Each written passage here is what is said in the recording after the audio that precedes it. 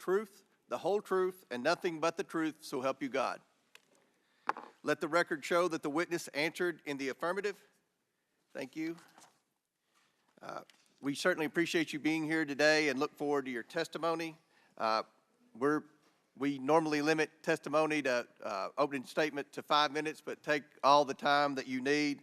Obviously, the rules that we will abide by, when you're finished with your statement, we will then turn to questions. Each member will have 5 minutes. And just a note to the members, I'm going to strictly adhere to the 5 minutes. Once 5 minutes is up, I will hit the gavel. If the director is in the process of answering a question, we'll certainly let her finish her answers, and then we will move on. We're going to have about 100% attendance here today, plus a few additional add-ons. So this will be a very lengthy hearing, and we want to make sure every member gets their 5 minutes uninterrupted to be able to ask these important questions in this very bipartisan hearing today. I now recognize Director Cheatle for your opening statement. Thank you. Good morning, Chairman Comer, Ranking Member Raskin, and distinguished members of the committee. My name is Kimberly Cheatle, and I am the Director of the United States Secret Service. I appreciate the opportunity to appear before you today. The assassination attempt of former President Donald Trump on July 13th is the most significant operational failure of the Secret Service in decades, and I am keeping him and his family in my thoughts. I would like to offer my sincerest condolences to the family of Corey Comparator, a former fire chief and a hero who was killed in this senseless shooting. I would also like to acknowledge those who were injured in Butler, David Dutch and James Copenhagen, and I wish them a speedy recovery. I would be remiss if I did not also extend my condolences on the passing of your colleague, Congresswoman Sheila Jackson Lee. Ms. Jackson Lee was always engaged in the oversight of the Secret Service, and her passing is a great loss to this body. The Secret Service's solemn mission is to protect our nation's leaders. On July 13th, we failed. As a director of the United States Secret Service, I take full responsibility for any security lapse of our agency. We are fully cooperating with ongoing investigations. We must learn what happened, and I will move heaven and earth to ensure that an incident like July 13th does not happen again. Let me state unequivocally, nothing I have said should be interpreted to place blame for this failure on our federal, state, or local law enforcement partners who supported the Secret Service in Butler. We could not do our job without them. We rely on the relationships built over years of working together to secure events and conduct investigations. Our agents, officers, and support personnel understand that every day we are expected to sacrifice our lives to execute a no-fail mission. As witnessed on July 13th, our special agents shielded former President Trump with their own bodies on stage while shots were being fired.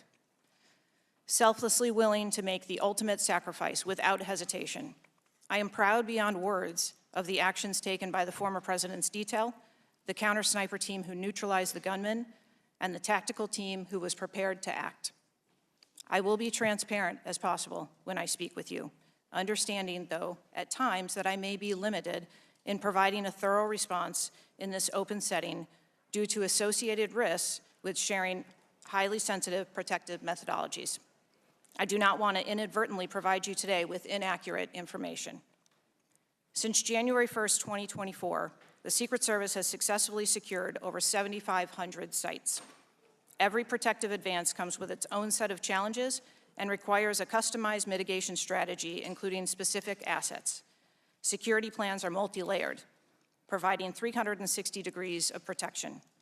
These layers include personnel, technical, and tactical assets, which are a force multiplier for our protective posture. During every advance, we attempt to strike a balance between enabling the protectee to be visible and our protective requirements to be secure. I know this because I have spent 29 years in this agency. I came up through the ranks. I've secured events for every president since President Clinton, supervised on Vice President Cheney's detail, led our training center, oversaw all of the investigations and protective visits in the state of Georgia, supervised on Vice President Biden's detail, and the agency's entire protective mission during the Trump administration. The comprehensive advance process involves collaborative planning between our Secret Service, the protectees' staff, local law enforcement partners, and the level of security provided for the former president increased well before the campaign and has been steadily increasing as threats evolve. The security plan included a full assessment of the Butler Farm showgrounds to identify security vulnerabilities and craft a security plan for the protectee, attendees, and the public. Immediately following the assassination attempt, I directed the activation of my crisis center. I assembled my executive team to begin surging more protective resources to the former president and to ensure the wellness of our people post-incident, all while securing an active crime scene. I immediately ordered a reevaluation of the Republican National Convention security plan, and I increased the security posture in the National Capital Region for all permanent protectees and sites. At the same time, I initiated a mission assurance investigation within our agency. I have instructed my team that all necessary resources will be dedicated to investigating these matters. We will not rest until we have explored every option, and we will leave no stone unturned. But I want to be clear, I am not waiting for these investigations to be completed prior to making changes. Over the past 2 weeks, we successfully led the planning and execution of the 75th NATO Summit and the Republican National Convention. Over the next few months, we will implement security plans for the Democratic National Convention, the United Nations General Assembly, and have already begun planning and coordinating the 2025 inauguration. It is now more important than ever for the men and women of the Secret Service to remain resilient and to focus on what is necessary to carry out our critical mission. Our agency needs to be adequately resourced in order to serve our current mission requirements and anticipate future requirements. The Secret Service currently protects 36 individuals on a daily basis, as well as world leaders who visit the United States, like Israeli Prime Minister Benjamin Netanyahu, who arrived in Washington, D.C. today. The coming years will bring an unprecedented heavy protection tempo. I have no doubt that the processes that I have implemented during my tenure as director, in addition to my nearly 30 years of experience in this agency, have positioned the Secret Service to be stronger. Our mission is not political. It is literally a matter of life and death, and the tragic events on July 13th remind us of that. I have full confidence in the men and women of the Secret Service. They are worthy of our support in executing our protective mission. I will now answer any questions that the committee may have. Thank you very much, Director Cheatle. We'll now begin our 5 minutes questions, and I will begin. Just for the record, the Secret Service has an annual budget of around $3.1 billion, and I believe around 8,000 employees. Is that correct? Yes, sir. Obviously, there were many security failures on the day of the attempted assassination and leading up to that day. Let's start with the building that the shooter used to shoot President Trump from. At any point Saturday, did the Secret Service have an agent on top of that roof? Sir, I'm sure, as you can imagine, that we are just 9 days out from this incident, and there's still an ongoing investigation. And so I want to make sure that any information that we are providing to you is factual. You can't, okay. Why did the Secret Service not, can you answer why the Secret Service didn't place a single agent on the roof? We are still looking into the advance process and the decisions that were made. Okay. Wasn't that building within the perimeter that should be secured? Do we agree with that? The building was outside of the perimeter on the day of the visit. But again, that is one of the things that during the investigation we want to take a look at and determine whether or not other decisions should have been made. One of the things that you said, I believe in an interview, that there wasn't an agent on the roof because it was a sloped roof. Is that normal, and do you fear that that immediately creates an opportunity for future would-be assassins to look for a slanted roof? I mean, this is a huge question that every American has. Why wasn't a Secret Service agent on the roof? And there have been reports that agents were supposed to be on the roof, but it was hot that day and they didn't want to be on the roof. Can you answer any of those questions, Director? So I appreciate you asking me that question, Chairman. I should have been more clear in my answer when I spoke about where we place personnel in that interview. What I can tell you is that there was a plan in place to provide overwatch and we are still looking into responsibilities and who was going to provide overwatch. But the Secret Service in general, not speaking specifically to this incident, when we are providing overwatch, whether that be through counter snipers or other technology, prefer to have sterile rooftops. Did the Secret Service use any drones for surveillance that day? So again, I'm not going to get into specifics of that day in itself, but there are times during a security plan that the Secret Service does deploy an asset like a drone. There were reports that the shooter used a drone just a few hours before the rally start time. Is that accurate? I have heard those same reports, and again, am waiting for the final report. Do you know, if you can't answer the question, that's your answer. But can you answer this? Do you know, I'm not asking yes or no, but do you know if the shooter used a drone before the shooting? That information has been passed to us from the FBI. How many Secret Service agents were assigned to President Trump on the day of the rally? Again, I'm not going to get into the specifics of the numbers of personnel that we had there, but we feel that there was a sufficient number of agents assigned. There are reports that several agents assigned to the rally on July 13th were temporary agents, agents not normally assigned to President Trump. Is that accurate? What I can tell you is that the agents that were assigned to former President Trump are Secret Service agents that provide close protection to him, and that was what was actual on that day. How many temporary agents were there that day? Quite frequently, sir, during campaign events, the Secret Service utilizes agents from HSI or the Department of Homeland Security. You don't know to how many? supplement you can't answer? our plan. Have the investigators reconstructed the shooter's precise movements over the past days, weeks, and months? So, again, We need to have confidence that if the FBI is leading this investigation, that they're leading a credible investigation, because there's some of us sitting up here today that don't have a lot of confidence in the FBI. So I will repeat the question. Have the investigators reconstructed the shooter's precise moments over the past days, weeks, and months? I understand your question, Chairman, and I share your concerns about wanting to make sure that we have factual information. The FBI is conducting a criminal investigation. The Secret Service is conducting an internal investigation. There are a number of OIG investigations, and there is the external investigation that the President Last question for me. Before July 13th, had the Trump detail requested additional resources? What I can tell you is that for the event on July 13th, the details that were the assets that were requested for that day were given. Okay. My time has expired. Chair now recognizes Ranking Member Raskin for 5 minutes. Thank you, Mr. Chairman. It's been reported that before former President Trump got up on the stage at around 6 p.m. on Saturday, July 13th, that the local police had identified and even photographed a man who was acting suspiciously. And this man, who turned out to be the gunman, had been flagged as a potential threat. Is that accurate?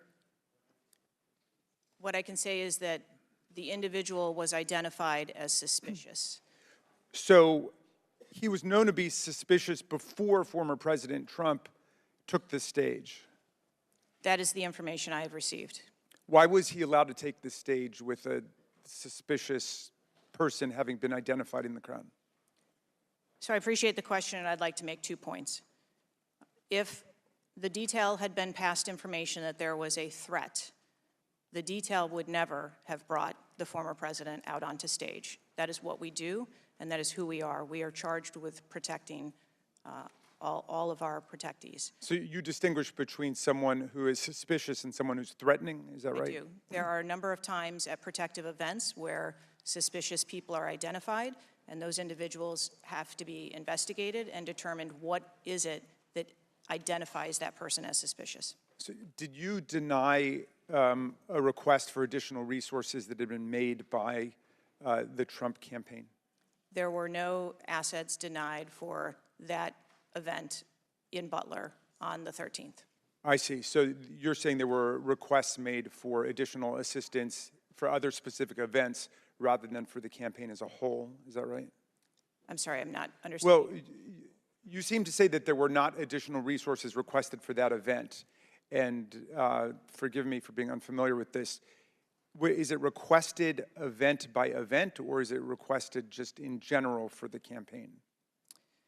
So if I can explain the advance process, when an event or a venue is identified by, in this case, campaign staff, then the campaign staff works together with Secret Service agents who go out and conduct an advance. Generally, that is a 5-day time period where those discussions are had about what the perimeter is going to look like, what the size of the event is, what the venue is, and then from there, there is a request made to mitigate potential risk and threat. And I'm saying that on that day, the requests that were pushed forward were granted. So the Secret Service did not know that the gunman actually had a weapon before President Trump was allowed to get up on the stage? To the best of our knowledge and the facts that we have at this point, that is correct. So can you answer this question, which I think is on the mind of most Americans thinking about this? How can a 20-year-old with his father's AR-15 assault weapon climb onto a roof with a direct 150-yard line of sight to the speaker's podium without the Secret Service or local police stopping him? So again, sir, I will say we are 9 days out from this event, and I would like to know those answers as well, which is why we are going through these investigations to be able to determine that fully. Okay. It's been reported that the shooter was not carrying a driver's license or any form of identification. They had no idea who he was, but then he was quickly identified, I think within 30 minutes, by using the serial number on the AR-15 under a tracing system that is now controversial. Some people say we should get rid of it. Some people want to keep it. But is that right, that the serial number was the key information which led to the identification of the shooter? That is my understanding, sir, yes. Okay. If an American citizen were just to stop you and say, Director Cheatle, we support your work to the tune of billions of dollars and thousands of employees, what went wrong? What would you say? Again, knowing that we're 9 days out, I would say, as I have said from the very outset, I accept responsibility for this tragedy. We are going to look into how this happened, and we are going to take corrective action to ensure that it never happens again. Well, I appreciate that, and I hope you will act with vigor and focus and intensity, and it seems you understand the gravity and solemnity of this to the American people. Millions and millions of Americans don't feel safe with all the AR-15s out there. We thought at least the President of the United States or a former President of the United States would be safe, but now that's not even clear. Mr. Chairman, I yield back to you. Gentleman yields back. Chair now recognizes the Chairman of the House Judiciary Committee, Mr. Jordan from Ohio. Thank you, Mr. Chairman. Director, were you guessing or lying? The day after President Trump is shot, Secret Service spokesman Anthony Guglielmi said, quote, the assertion that a member of the former president's security team requested additional security resources that the U.S. Secret Service or the Department of Homeland Security rebuffed is absolutely false. The next day, Secretary Mayorkas said that is an unequivocally false assertion. We had not received any request for additional security measures that were rebuffed. But 5 days later, the Washington Post said this: top officials repeatedly rejected requests from Donald Trump's security detail for more personnel. The next day, the New York Times said this: Mr. Guglielmi acknowledged that the Secret Service had turned down some requests for additional federal security assets for Mr. Trump's detail. So which is it? Because both statements can't be true. Were you guessing or lying when you said you didn't turn down requests from President Trump's detail? Neither, sir, and I appreciate the question. Well, what were you doing? Because those statements don't jive. So what I can tell you is that for the event in Butler, there were no requests that were denied. As far as requests... Well, maybe they got tired of asking. Maybe you turned them down so darn much, they said, not worth asking. How many times did you turn them down ahead of that? I think that it is important to distinguish between what some people may view as a denial of an asset or a request. Well, is Mr. Guglielmi your spokesperson? He said he acknowledged the Secret Service had turned down some requests. I'm asking how many? A denial of a request does not equal a vulnerability. Well, tell me what it is. There are a number of ways that threats and risks can be mitigated. with a number of different assets, whether that be through personnel, whether that be through technology, or other resources. Well, tell the committee which it was. They asked for additional help in some form or another. You told them no. How many times did you tell them no, and what did you tell them no to? Again, I cannot speak to specific incidents, but I can tell you in general terms, the Secret Service is judicious with their resources based on... What does some requests mean? How many times? Some indicate requests is plural. So more than once they asked for additional help and you turned them down. What did they ask for and how many times did you turn them down? Pretty basic questions. So again, without having all of the details in front of me, sir, what I can tell you is that there are times... You didn't get briefed on how many times you turned down the Trump detail when they asked for additional help? I'm sorry. You didn't get briefed on that before you came to this hearing, knowing you were going to get asked that question? What I can tell you is that in generic terms, when details make a request, there are times that there are alternate ways to cover off on that threat or that risk. But that's not what he said. He said they were denied certain requests, some requests. This is your spokesperson, not me talking. This is the Secret Service talking. And what a change from absolutely false, unequivocally false to, oh, by the way, there were some times where we didn't give them what they wanted. That's a huge change in 5 days. And the fact that you can't answer how many times you did that, that's pretty darn frustrating, not just for me, but for the country. I hear your frustration. Let me ask you this. Were any of those requests denied to President Trump's detail after you knew about the Iranian threat? What I can tell you, again, I don't know the specifics, is that there are times when we can fill a request. It doesn't necessarily have to be with a Secret Service asset or resource. We can fill that request with locally available assets. You spoke to anyone at the White House since July 13th? Yes, I have. Who'd you talk to? I have briefed the President and the Vice President. Talked to the First Lady? No, I have not. Talked to the White House staff? Anyone in the White House communications? No, I have not. Have you talked to the counter sniper who took the shot that took out the bad guy? Yes, I have. And can you tell us about that conversation? I would not want to reveal conversations that I've had with my employees. But that's exactly the kind of information the American people want to know. American people who pay your salary. I understand. This is an ongoing investigation, and Who's all doing the investigating at Secret Service? I know the Inspector General, but is there also an internal investigation in addition to the Inspector General? We are conducting a mission assurance investigation internally, yes. You know what it looks like, Director? It looks like you won't answer some pretty basic questions. It looks like you got a 9% raise and you cut corners when it came to protecting one of the most important individuals, most well-known individuals on the planet. A former president, likely the guy who's going to be the next president. It looks like you guys were cutting corners. That's what it looks like to me. Is that true? I am here today because I want to answer questions, but I also want to be cautious. You might want to, but you haven't answered, I don't think you've answered one question from the chairman, the ranking member, or me. Well, we got a lot of other people asking. We'll see if your record improves, but right now you haven't answered, I don't think, any questions. I yield back. Gentleman yields back. Chair now recognizes Ms. Norton from Washington, D.C. Thank you, Mr. Chairman. In the summer of 1963, as a law student, I traveled to the South to work in the civil rights movement. When I arrived in Jackson, Mississippi, I was met by a civil rights activist who showed me around town and tried to convince me to work in Jackson that summer. I recall talking with him and his wife about the raw atmosphere in Jackson. Later that day, he took me to the bus station for my trip to my assignment. That night, he was assassinated outside his home. His name was Medgar Evers. I condemn the political violence. It is a threat to democracy. I want to discuss one of the roots of political violence, guns. For years, Republicans, including a member of this committee, have introduced legislation and amendments to repeal or block the District of Columbia gun violence protection laws, including its bans on assault weapons and large capacity magazines. The shooter at the Trump rally used the mass shooter's gun of choice, an assault weapon, specifically an AR-15 style rifle, and presumably a large capacity magazine, which is defined in D.C. as a magazine that can hold more than 10 bullets.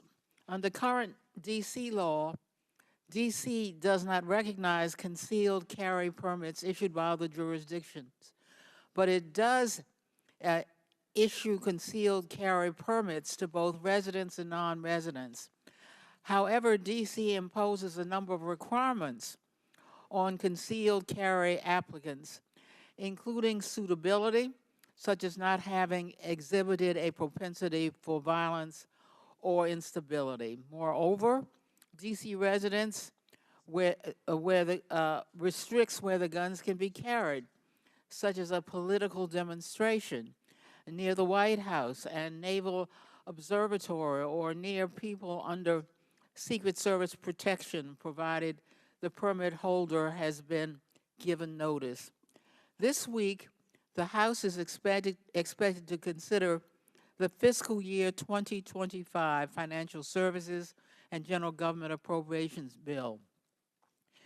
This Republican drafted bill would allow an individual with a permit to carry a concealed handgun issued by a state or territory to carry a concealed handgun in D.C., regardless of that jurisdiction's permit requirements. A Republican has filed an amendment to that provision to allow such an individual to carry a magazine of any size with that handgun. In short, the pending bill and amendment would allow any person with a carry permit issued by another jurisdiction to carry a concealed handgun with a magazine of any size in any location in the District of Columbia. The Secret Service is responsible for protecting a large number of people and facilities in D.C. Director Cheatle, would Secret Service protectees in D.C. be safer or less safe if people who have exhibited a propensity for violence or instability could carry a concealed handguns in D.C.? I think being a Secret Service agent and an officer or a law enforcement officer in any state is difficult. They are required to make decisions and snap judgments in the blink of an eye. And I think that the officers and the agents that work here in the D.C. area do a great job of monitoring the public and reacting to threats as appropriate when they arise. Would Secret Service protectees in D.C. be safer or less safe if people in D.C. could carry concealed handguns with large capacity magazines? I think, ma'am, that we work in parameters where we travel around North America, and the rules on open carry and concealed carry are different from state to state, and that is part of what the Secret Service takes into account when we develop a security plan. Obviously, anyone that comes into one of our protective sites, we would establish magnetometer support, metal detectors that personnel would have to process through, eliminating that potential. Would Secret Service protectees in D.C. be safer or less safe if more people could carry handguns in D.C.? I think, again, as I stated, ma'am, we want to make sure that we provide a safe environment for all of our protectees, and whatever measures we would need to put in place for a secure site, we would do so. I yield back. Gentlelady's time's expired. Chair now recognizes the chairman of the House Intelligence Committee, Mr. Turner from Ohio. Director Cheatle, your opening statement indicates that the Secret Service constructed a security plan for the site in Pennsylvania. I'm assuming that security plan would also include the security footprint for the site, but it also would be based upon a threat assessment for the risk threats associated with Donald Trump and the crowd in attendance. Would it not include a threat assessment? Yes, it would. So that threat assessment, as we know, basically would have started with, there's a generalized threat against Donald Trump because he is a presidential candidate. Then it would have gone to, he's a former president, and he gets security coverage just as Bush, Clinton, Carter, and Obama do. And then you also have the heightened political environment. Even for those, it's clear that the security footprint, that the threat assessment was insufficient, which permitted then a 20-year-old to actually enter with a weapon and shoot Donald Trump. But I want to ask you about two other aspects of the threat assessment. It is known and public that Iran is a threat risk for Donald Trump. They're a threat risk for John Bolton, former Secretary of State Pompeo, and Donald Trump, because they have indicated they want to assassinate them as a result of retaliation for the killing of Soleimani. That is both, for Iran, a generalized threat. They're targeting these individuals, but also most recently, a specific threat to Donald Trump himself. Now, I want to enter into the record by UC a Department of Justice Public Affairs release, a CNN article, an article from Fox News, and an article from CBS, all of which acknowledge Without objection to order. that this threat exists for Donald Trump from Iran, and that there are specific threats, most recently, that have been acknowledged. Director Cheatle, have you read the intelligence of the generalized threat to Donald Trump by Iran as a result of their desire to retaliate for the killing of Soleimani? I have. Have you read or been briefed about the intelligence of the specific recent threat to Donald Trump from Iran? Yes, I have. Director Wray, when we were getting our briefing, indicated that he thought the threat assessment should have included this threat from Iran. Is it your testimony today that the threat assessment, since you've read this intelligence, was sufficient to protect him from this threat from Iran? My testimony today is that the information that we had at the time was known. Was it sufficient? Director Cheatle, was it sufficient for the Iranian threat that you said you have read the intelligence briefings for? That information was passed to. Well, I'm not asking the bureaucratic issue of who did it get passed around to. Director Cheatle, was it sufficient for the specific and generalized threat to Donald Trump's life from Iran? Yes, I do believe it was. Director Cheatle, is an Iranian assassin more capable than a 20-year-old? Sir, I think we've acknowledged that there was gaps and a failure that day. When I raised this issue with Director Wray, he was incensed. He was shocked that the threat assessment of Iran did not seem to be, as we and I discussed, baked in to your security footprint and your threat assessment. And he went on to say that the generalized threat that he has told the whole country that we are under from a potential terrorist threat. He has said we're under the highest threat level since 9/11, that the lights are flashing red. And he has specifically indicated that people have crossed the southern border as a result of the Biden administration's policy, and that there are in our country today terrorists and individuals who are affiliated with terrorist groups and organizations. That would be a heightened threat environment, Director Cheatle, would it not? Yes. In his public statements, he has said he is making these statements because he wants people to take them into consideration in threat assessments, specifically. Now, that would be a threat not just to Donald Trump, but it would also be a threat to the crowd there, wouldn't it? Yes.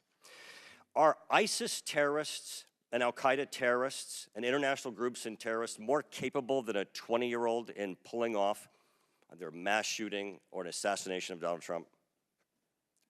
Sir, again, there was clearly a breakdown and a failure that day. Have you read the intelligence of the terrorists that are currently in the United States that Director Wray speaks, and those individuals that are here that are affiliated with terrorist groups and organizations that are in the process, as Director Wray said, of representing a significant threat of a terrorist attack occurring in the United States? I have read reports that apply specifically to the Secret Service's mission. Director Cheatle, because Donald Trump is alive, and thank God he is, you look incompetent. If Donald Trump had been killed, you would have looked culpable. There is no aspect of this that indicates that there has been any protection to Donald Trump. The threat was identified before he took the stage, and the shooter was only killed after Donald Trump himself was killed. Not only should you resign, if you refuse to do so, President Biden needs to fire you, because his life, Donald Trump's life, and all the other people which you protect are at risk because you have no concept of the aspect that the security footprint needs to be correlated to the threat. I yield back. Chair now recognizes Mr. Lynch from Massachusetts. Thank you, Mr. Chairman. Director Cheatle, there were multiple security failures at the former president's rally in Butler, Pennsylvania. First of all, there was a failure to isolate the podium from exposure to direct fire.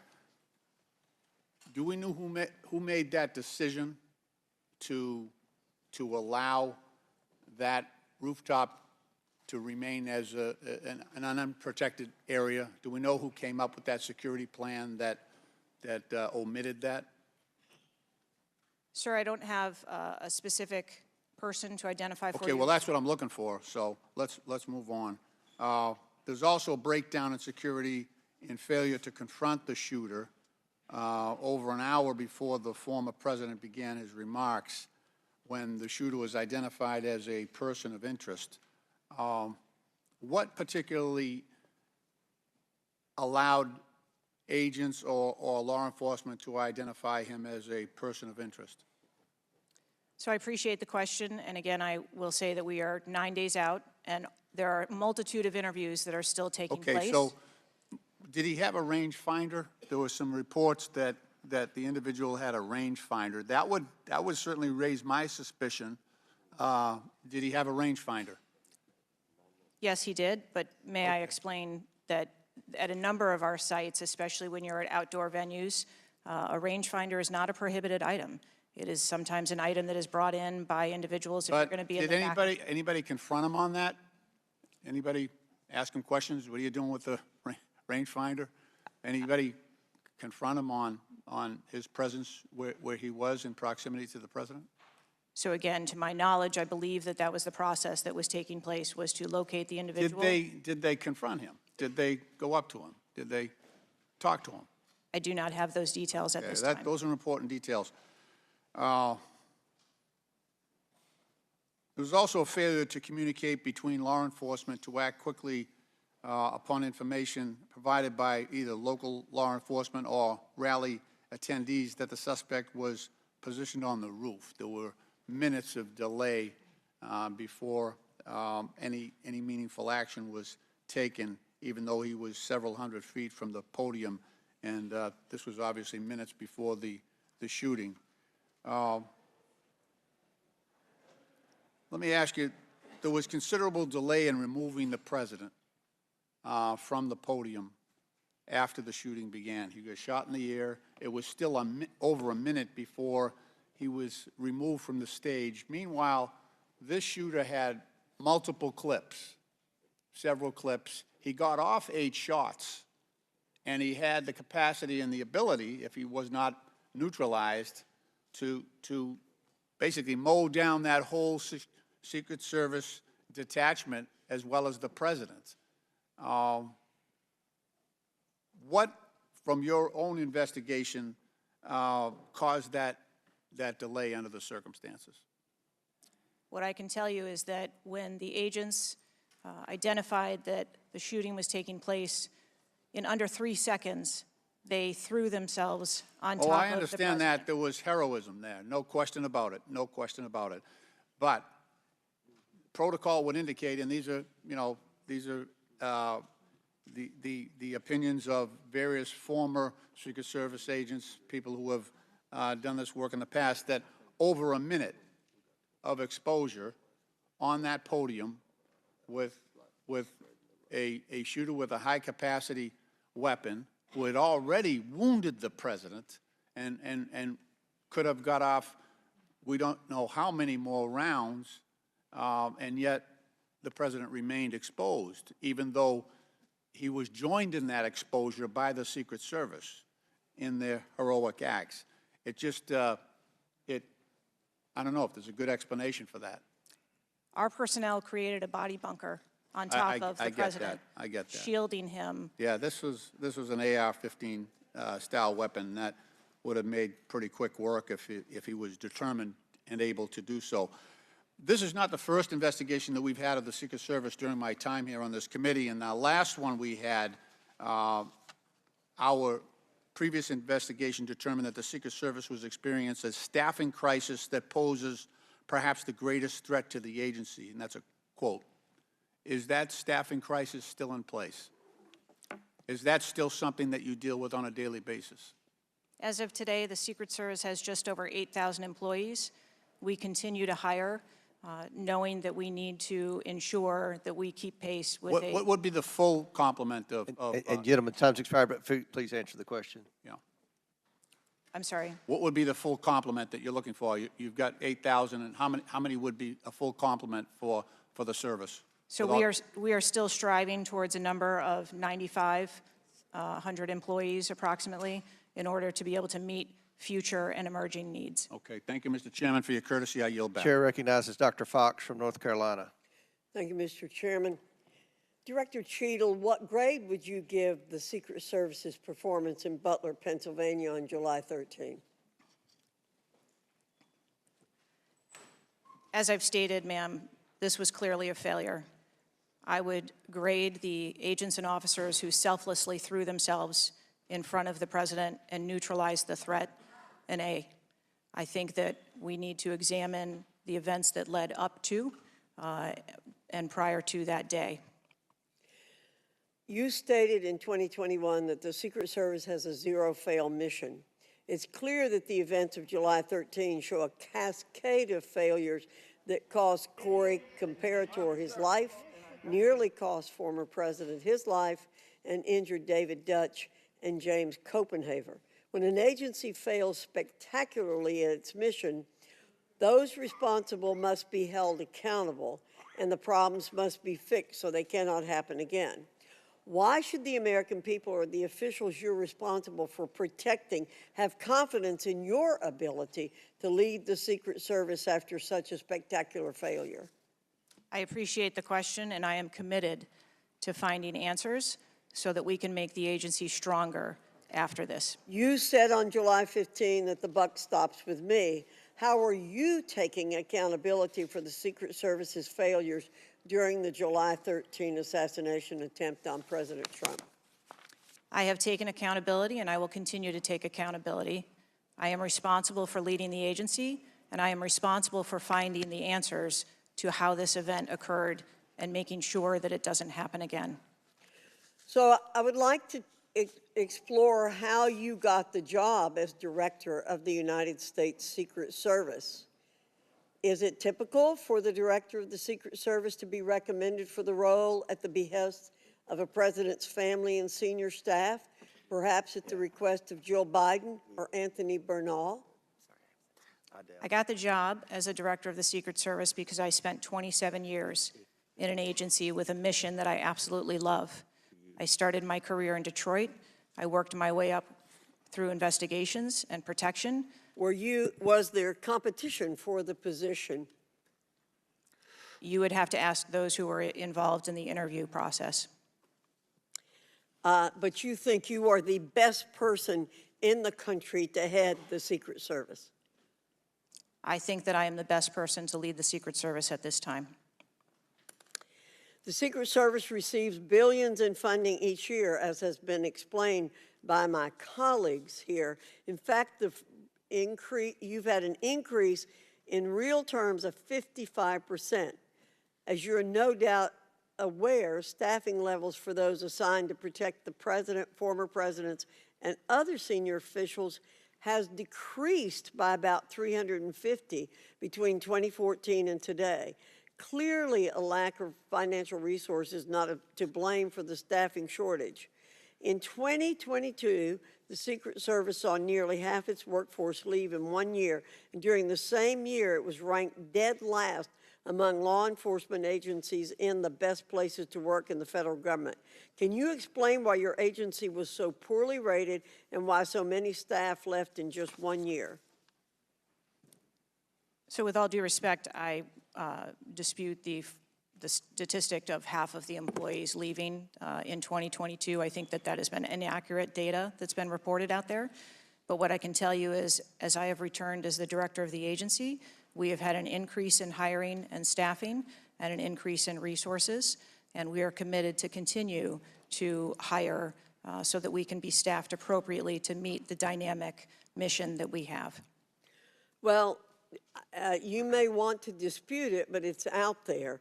My understanding, given the high-profile failures and rotten culture at the Secret Service during your nearly 2-year tenure, Why should the American people have any confidence in your ability to lead the Secret Service to perform its zero-fail mission to protect our senior leaders? The Secret Service has an incredible culture. Our men and women place service over self. They come in every day willing to risk their lives for our protective mission, and they work investigations that thwart people who would do harm to children, child exploiters. We have an incredible mission, and our culture is we will get the job done no matter what. Well, those on the front line certainly have a great culture, and they were willing to risk their lives for President Trump. But I'm not sure the leadership at the agency has this right kind of culture. I yield back, Mr. Chairman. Chair now recognizes Mr. Conley from Virginia. Thank you, Mr. Chairman.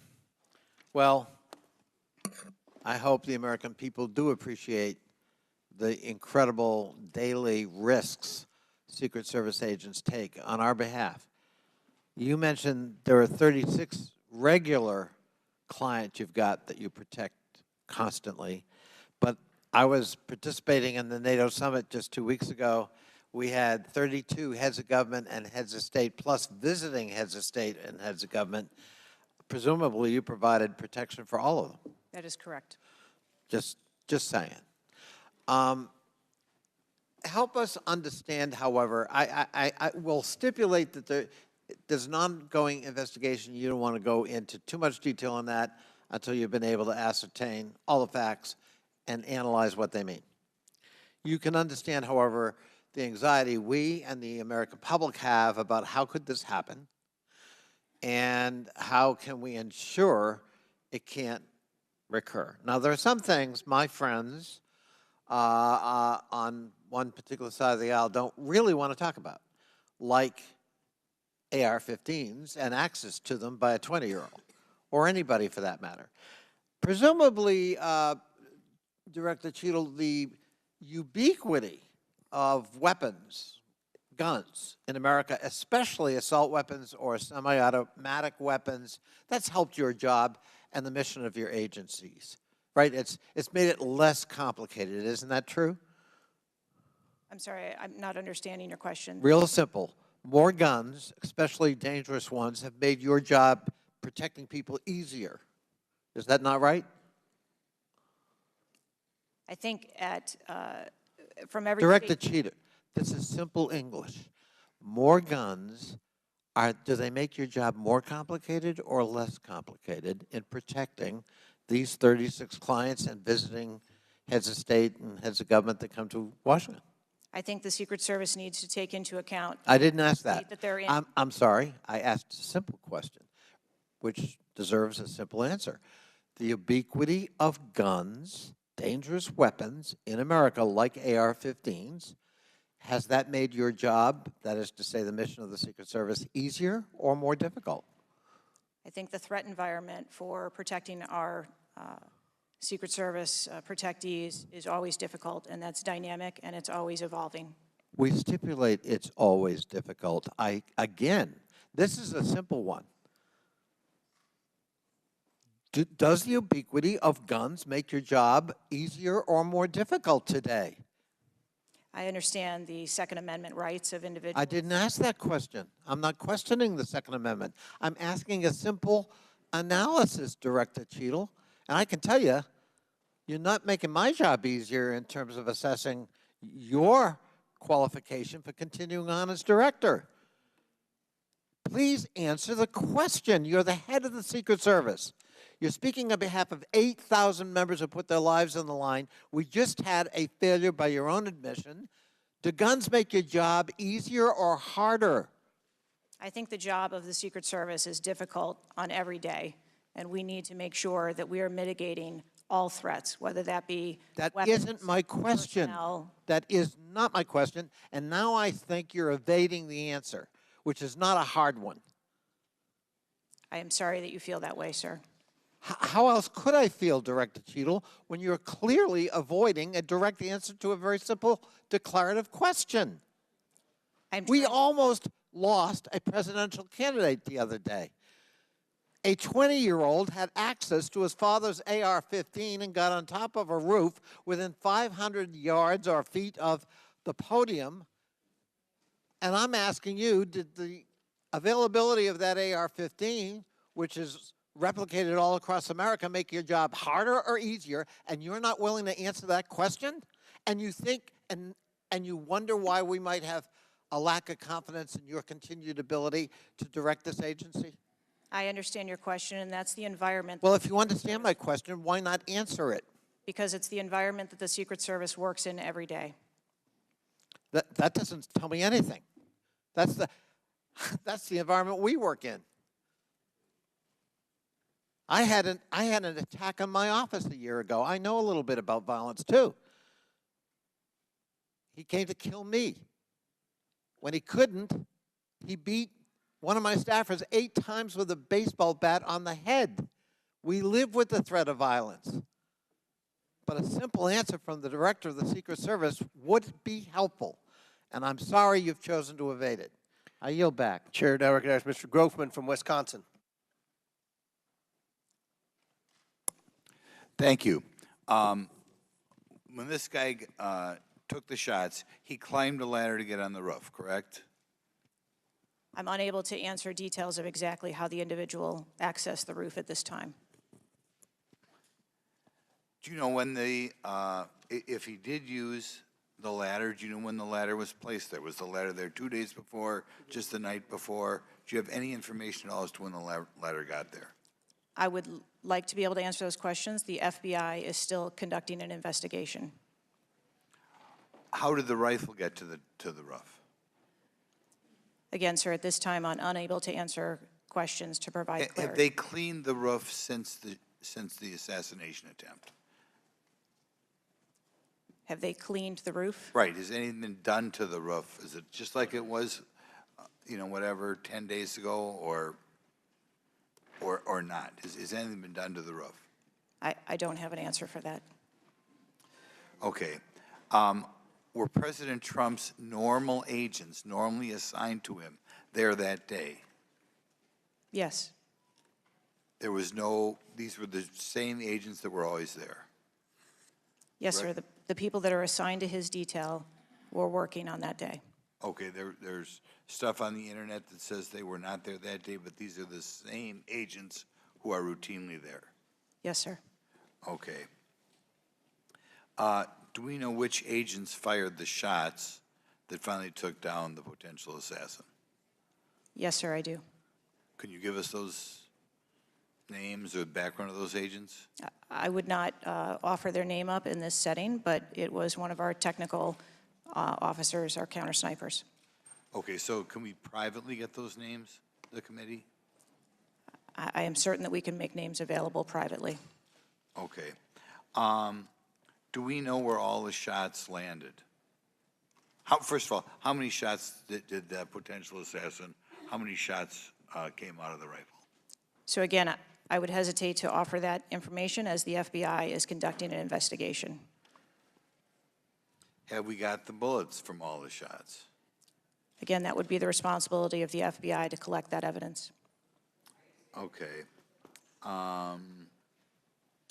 Do we have the correspondence from the shooter?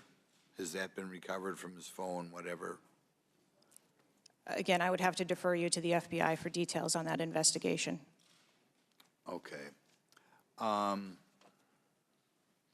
You've spent some time trying to change the makeup of the Secret Service. Okay, you feel there are, whatever, too high a percentage are men.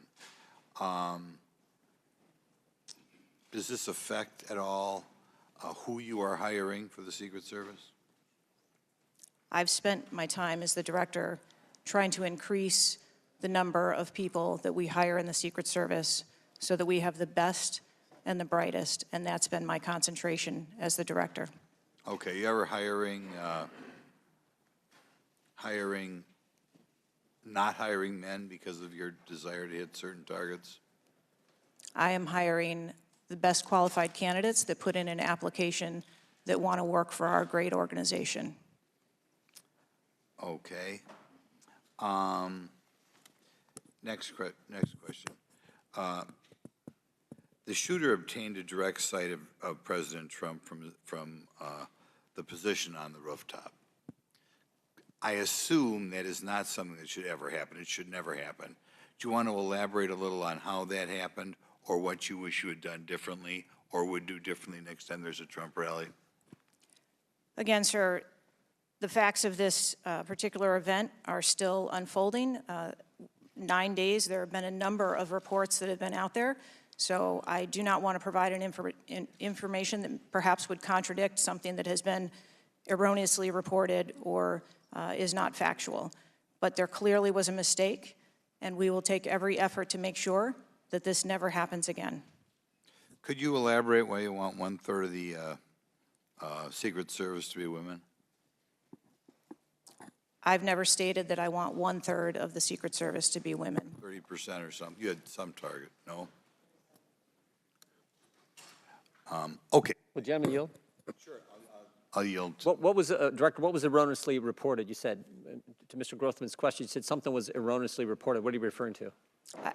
I'm referring to their... His question was in the context of the shooter using a ladder to get on the building. What was erroneously reported? Because you won't tell us anything, but you'll tell us something that wasn't reported accurately? I'm saying, sir, that there have been a number of reports that are out there that have been speculation, and until we have the actual facts, I don't want to report anything that would contradict speculation that has been out there. Thank you, gentlemen, for yielding. Chair recognizes Mr. Krishnamurti from Illinois. Thank you, Mr. Chair. Thank you, Mr. Ranking Member, for bringing us together this morning. One question I get asked a lot from my constituents is, what can Congress actually do to stop this from happening again? And I'd like to share a graphic from a very recent study conducted by Professor Robert Pape, a world-renowned expert in combating political violence. The graphic shows that 74% of Americans want this Congress to come together to denounce political violence of all stripes, and you can tell it's across party lines. I commend the chair and ranking member for putting out the statement the other day condemning political violence, and to further this effort, I'd like to ask all my colleagues to join Dr. Brad Wenstrup and me in introducing a resolution that we think can secure unanimous House passage in deploring and condemning political violence, and we will be circulating that resolution shortly. Director Cheatle, as you know, the shooter began shooting at 6:11 p.m. Eastern on July 13th. NBC reported that at 5:51 p.m., 20 minutes before the shooting began, the state police informed the Secret Service of their concern. Now, the rally was not paused at that point, correct? No. And according to NBC, just 2 minutes later, at 5:53 p.m., the Secret Service notified its snipers about the gunman. The rally wasn't paused at that point either, correct? No. Let me show you some video footage by rally goers. If you could play the video on the screen up here. This was taken 2 minutes before the shooting started. If you could turn up the volume. Criminals. We have criminals. We have drug dealers. We have people that should not be here. Right on the roof. It's much tougher than it happens. You went right on the roof, big guy. Up here. Ma'am, that doesn't look like suspicious behavior. That looks like threatening behavior to me. And the rally wasn't paused at that point either, correct? I can tell you, as I stated earlier, sir, that the moment that the shift surrounding the president were aware of an actual threat. That's a threat right there. The guy's on the roof and everybody's yelling at him. Yes. And directing the officer's attention to him. The rally was not paused at that point, correct? We are currently still combing through communications and when communications were passed. Well, I can point you to this communication. It's 2 minutes before the shots started ringing out. Director Cheatle, yes or no? Was there ever a moment where the Secret Service actually considered pausing the rally? The Secret Service would have paused the rally had they known or been So the told answer is there no. was an actual threat. The answer is no, correct? I can speak to you in generalities. No, I don't want I don't generalities. I know want all of the specifics. communications The that were- answer is no. You did not consider pausing the rally, correct? The people that are in charge of protecting the president on that day would never bring the former president out if there was a threat that had been identified. Well, they did, because we've now identified 3 points in the 20 minutes before the shooting that the threat emerged. Let me point you to something else, which is the building that the shooter was perched on, seen here. This building is called the AGR building. I'm sure that you're familiar with it. It's no more than 150 yards from the stage where Donald Trump stood, yet the security perimeter was drawn such that the AGR building was placed outside of it.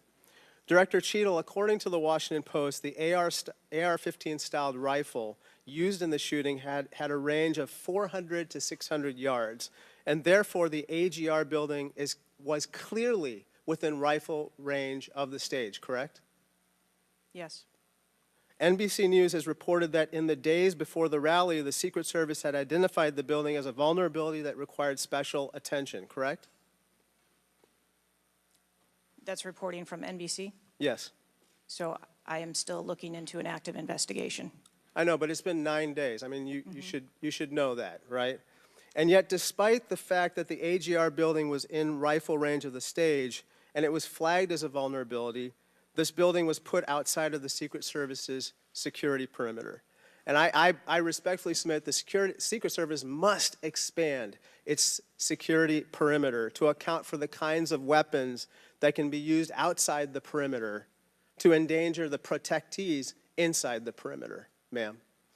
Let me turn your attention to some conspiracy theories that have been circulating and ask you to comment on them. First, you have not found evidence that the incident was a staged shooting, right?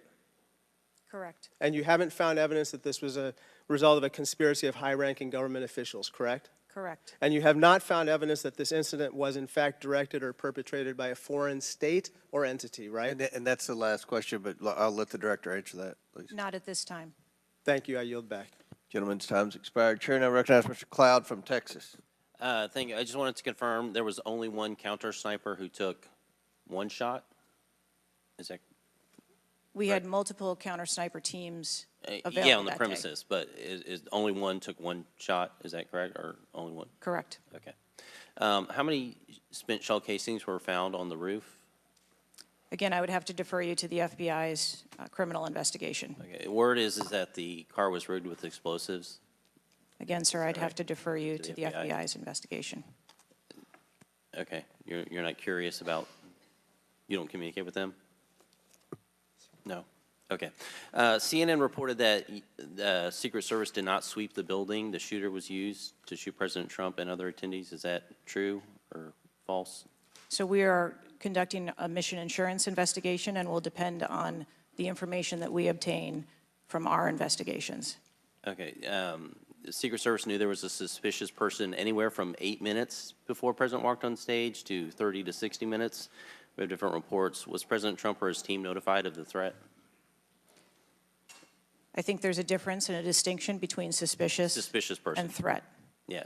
So we are going back and looking at communications to know when the information about a suspicious person was passed to Secret Service personnel. Okay, but was President Trump or his team notified? Again, we are going back and looking to make sure that we have the exact information of when those notifications were made and who those notifications were made to. Okay. I think it's troubling for a lot of us that the number one question everyone in America is wondering is why was the roof left open? And after 9 days, we should at least maybe have a little bit of that information. And when you come to this committee hearing and you don't have anything to say about that, it's very, very troubling. Did you review the security plan for this event? I personally do not review security plans for events that take place across the country. Any of them? We have a number of events that Who's take the place. top level official who reviews the security plans? There's a number of people that review security plans. Who's as they ultimately unfold. responsible for signing off on a security plan? It's a conjunction of personnel. There are people on the ground, there are supervisors on the detail, there are people at headquarters. So there's not one person who says, okay, this is good, it's copacetic, we're going for it? I think much in the way that we build our security plans, where they are multi-layered. No doubt there's teams working different aspects of it, but ultimately, isn't there an individual who signs off on the plan? Much like how we design our security plans. They're multi-layered. There are multiple layers. So there's of no people. accountability. There is accountability, sir. There's, this is whether it's the FBI or Fauci or anything, it's time after time after time, these multiple layers of accountability turn into layers of plausible deniability in agency after agency after agency. That's got to be fixed, because you keep coming here and expecting, yes, you're saying I'm responsible, but, and you're accountable for it, but then there's nothing. What do you mean by that? I mean, you're saying you're going to keep your job, right? I assure you, sir, that if we determine through the course of our investigation that someone or people need to be held accountable, we will do so. What level of, if President Biden, God forbid, had been shot and killed, would you think that was worthy of resignation? I would do the same thing that I'm doing here, where I would want to make sure that we are conducting an investigation, that there is continuity in that investigation, and that we could find the answers You do not to think what the happened. assassination of somebody under your details worthy of resignation? I think that this event was tragic and deserves answers. The thing that you've said so far is that you want to make sure that this never happens again. The thing is, everyone in America knows that's not the job description that you're tasked with. The job description you're tasked with is to make sure it never happens, period. One of your goals in the strategic plan is to champion diversity, equity, inclusion, and accessibility. You've accomplished the accessibility part. What standards, do you keep the same standards for all applicants and all, or does every Secret Service agent meet the same qualifications, or do you have different standards for different people? Yes, sir. Everyone who moves through the application process has to meet the same standards to become a special agent. Okay. The trouble I think we're having with right now, so far you gave a lame excuse for sloped roof. You said that local law enforcement's job was to cover up the building before backtracking on that. We were told that President Trump's team did not ask for security before you backtracked on that. You haven't provided the audio recording that this committee, the chairman, requested that was due Thursday. You didn't give us an advance copy of your opening statement, but yet there was reporting on it somewhere else. There seems to be more information from YouTube videos than you're able to provide for us, and it begs the question to anyone, you're in charge of the investigation of your own failure. So how is anybody in America supposed to be able to trust the results of that investigation as being anything transparent and genuine? That's the last question, but please feel free to answer the question, Director. Sir, I've been a Secret Service agent for nearly 30 years. I have led with integrity, and I follow our core values of duty, justice, honor, loyalty, and courage. And I am doing that in this case, and I assure this committee that I will provide answers when we have a full and complete report, in addition to cooperating with all of the other investigations that are ongoing. Chair now recognizes Mr. Khanna from California. Thank you, Mr. Chair. I want to thank the chair and the ranking member for convening this hearing on a bipartisan basis. I join them in condemning the horrific assassination attempt on the former president. I am relieved for the sake of the country that he wasn't seriously hurt and that he survived, and my thoughts with him and his family during such a traumatic event. I also want to express condolences to Corey Comprator's family and recognize his heroism in saving his daughter's lives, and to the victims of that awful event. Now, Director Cheatle, would you agree that this is the most serious security lapse since President Reagan was shot in 1981 of the Secret Service? Yes, sir, I would. And, you know, do you know what Stuart Knight did when he was in charge at the time of the Secret Service? Do you know what he did afterwards? He remained on duty. He resigned. He resigned. And Stuart Knight was not a Democratic appointee or a Republican appointee. Look, I'm not questioning your judgment. I just don't think this is partisan. If you have an assassination attempt on a president, a former president, or a candidate, you need to resign. That's what Stuart Knight did. He was a Republican appointee, and he took responsibility. And I think you need to reflect, this is not a question of you, it's a question of the American people. You cannot go leading a Secret Service agency when there is an assassination attempt on a presidential candidate. I would say that about anyone who is running. And so I guess my question to you is, what's the difference between your position and what Stuart Knight did? What I will tell you, sir, is that I am dedicated to finding the answers to what happened. And like every Secret Service agent, we don't shirk our responsibilities. I will remain on and be responsible to the agency, to this committee, to the former president, and to the American public. But is there a reason you wouldn't just do what Stuart Knight did after the Reagan assassination attempt? I believe that I provided an answer. There's nothing more that you have to say? I mean, do you really believe at this moment, given how divided the country is and the questions asked, that your service in this role is the best for the nation? I mean, I'm not saying you can't do public service again, you can't do something else again. Do you really genuinely in your heart believe that you being in this role is what's right for America at this moment? I mean, do you think there are people who are Trump supporters who have confidence in you? The one thing that we've got to have agencies in this country that transcend politics, that have the confidence of independents, Democrats, Republicans, progressives, conservatives. Do you really believe that the majority of this country has confidence in you right now? I believe that the country deserves answers, and I am committed to finding those answers and providing those answers. Well, look, I believe, Director Cheatle, that you should resign. I think there are colleagues on both sides of the aisle who believe that, and I hope you'll consider it. I yield back.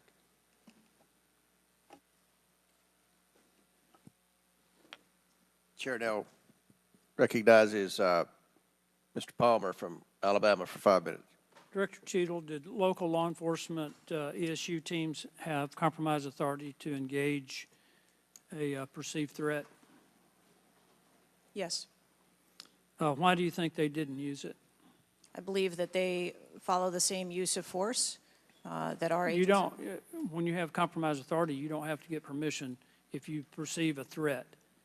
And there were not just the ESU units, but there were local law enforcement that had line of sight on the shooter before the shots were taken.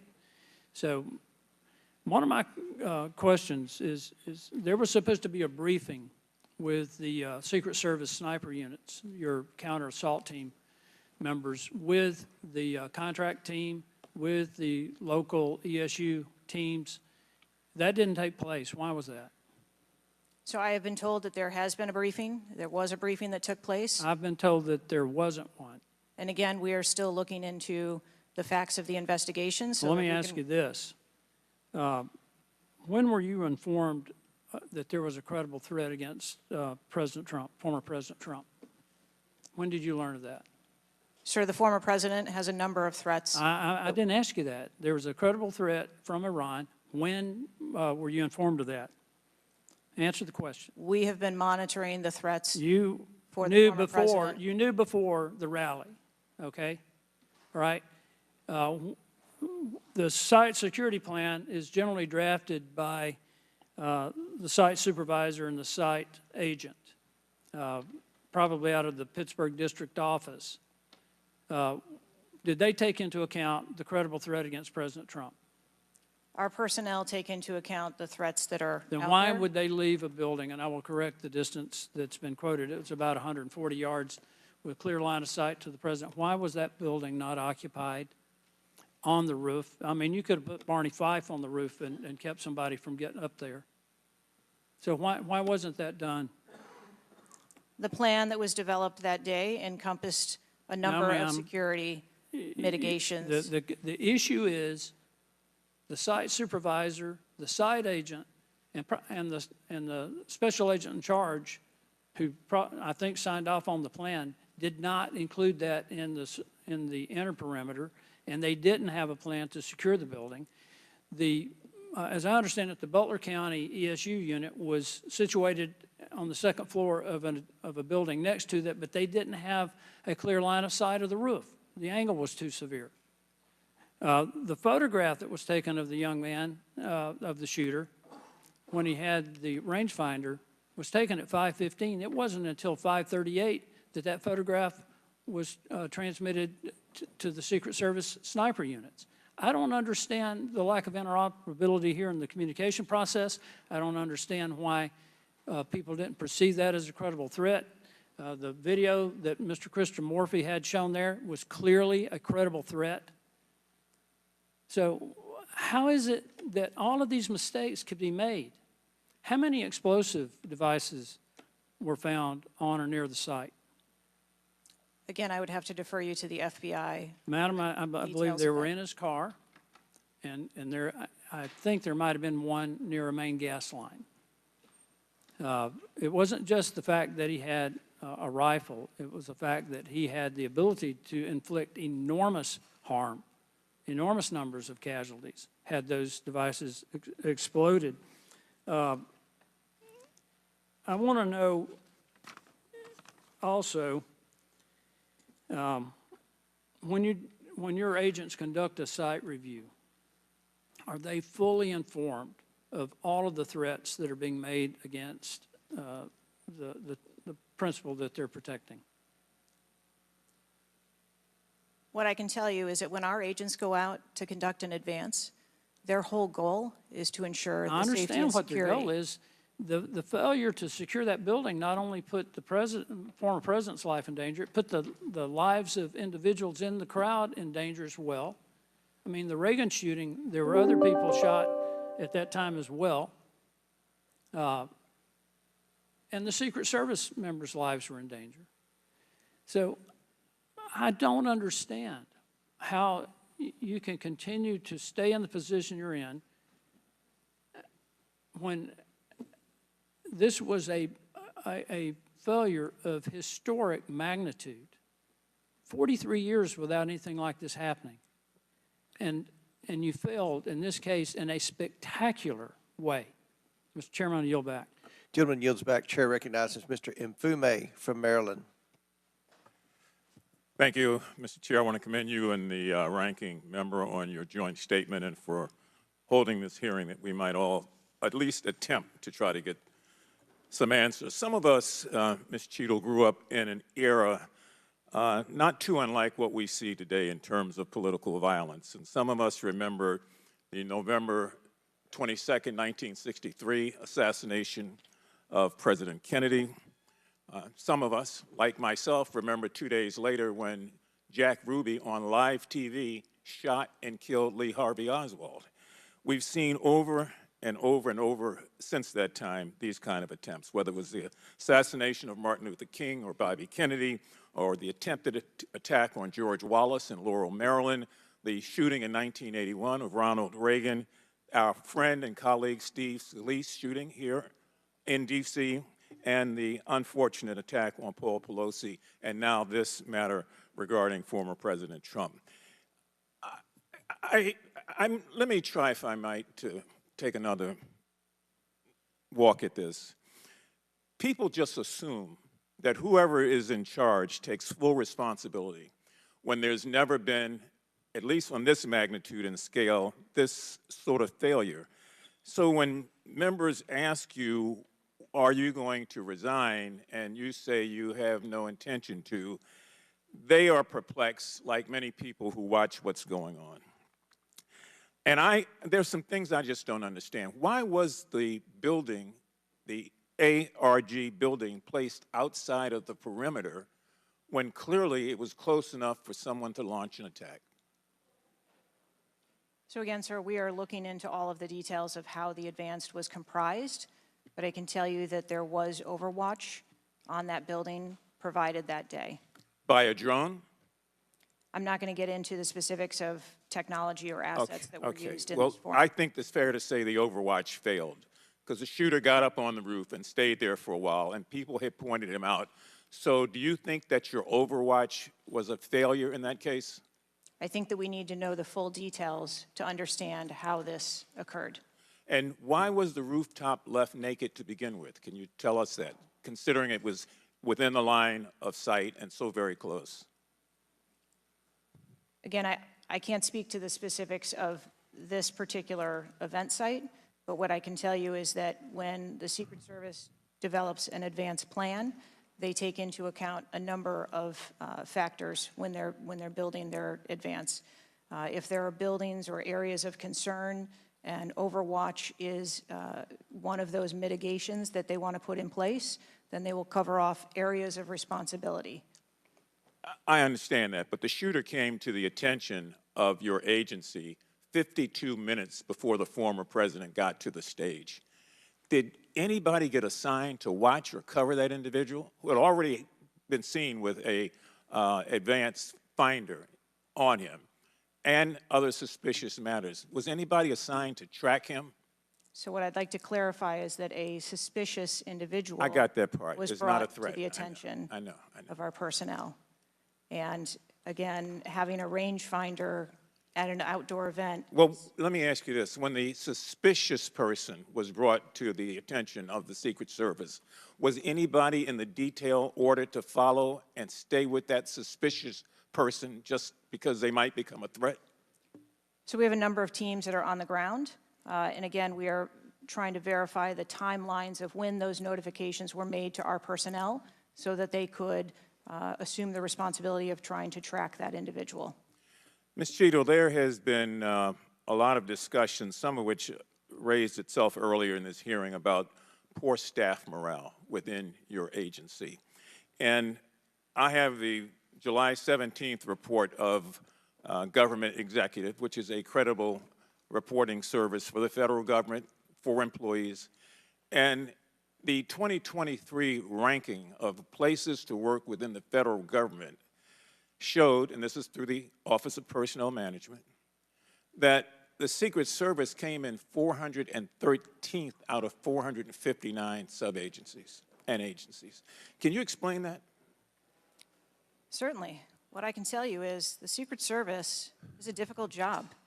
It challenges our employees daily. It's holidays, it's weekends, it's no leave periods. But, Madam, people come to work knowing that. You do explain that when you hire somebody. They know that. It's the same with other agencies. They miss holidays, they come to work at odd hours.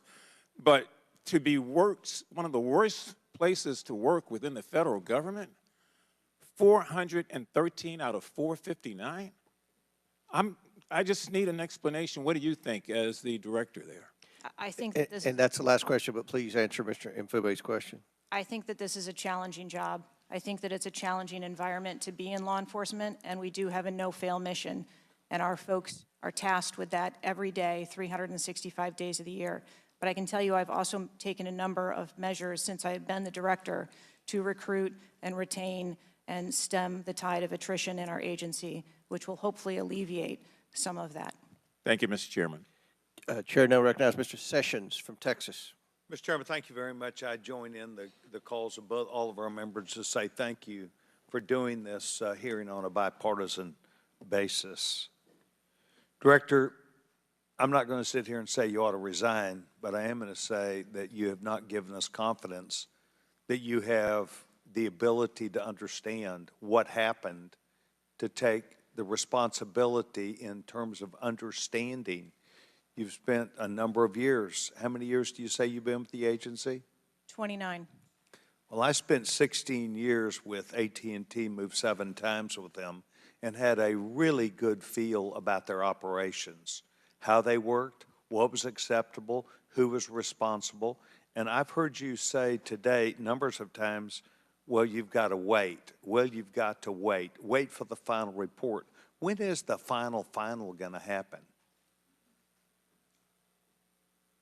I mean, how long do we have to wait before you can give us credible answers? You've been there 28 years. You've had a few days to be able to draw your own analysis of this. You should understand the entire process. You talked about being on the team, perhaps in Georgia. You have talked about your experience in this. You've talked about the professional nature of the agency. That I don't doubt.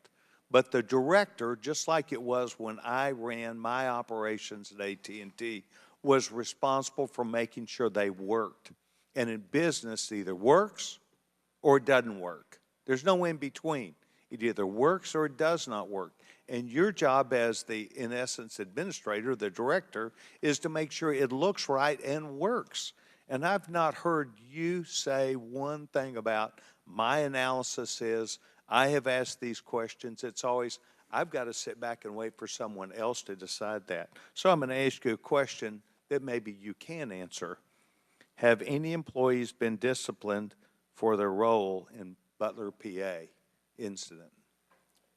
No, sir, not at this time. I am asking those questions. So no employee has been disciplined and no employee has been placed in any position that would place their job in jeopardy nor their standing in the agency. We are still in the process of That's interviewing not what people. I asked. You're the person that runs the place. You're the person that knows right from wrong, good from bad. You've had a number of days, and now you come before this committee knowing you're going to be before us, and you've got to slough it off to someone else.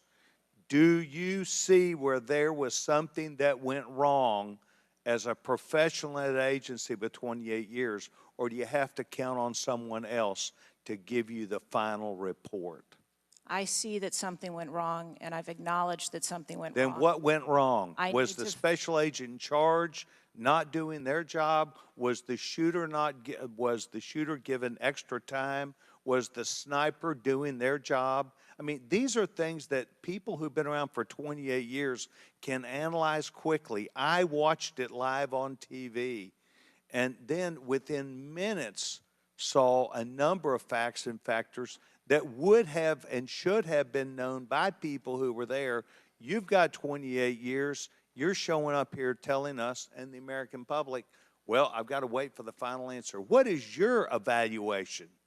I'm asking those same questions. Well, no, you're before the And I committee.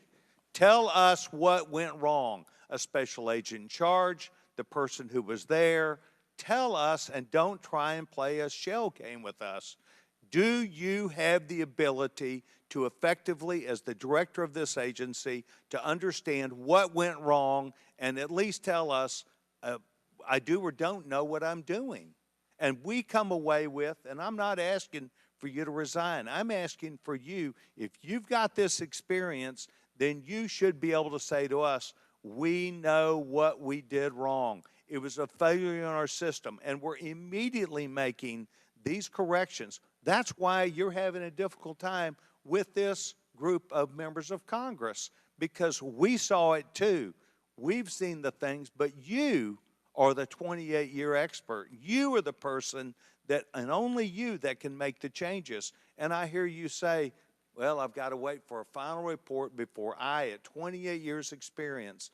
That is why we think what you're doing, the answers you're giving us are not correct, and you are not using your professional expertise.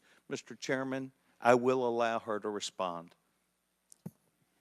I am asking those same questions, sir, and I assure you, when I have a full and complete report of exactly what happened, there will be accountability, and we will make changes.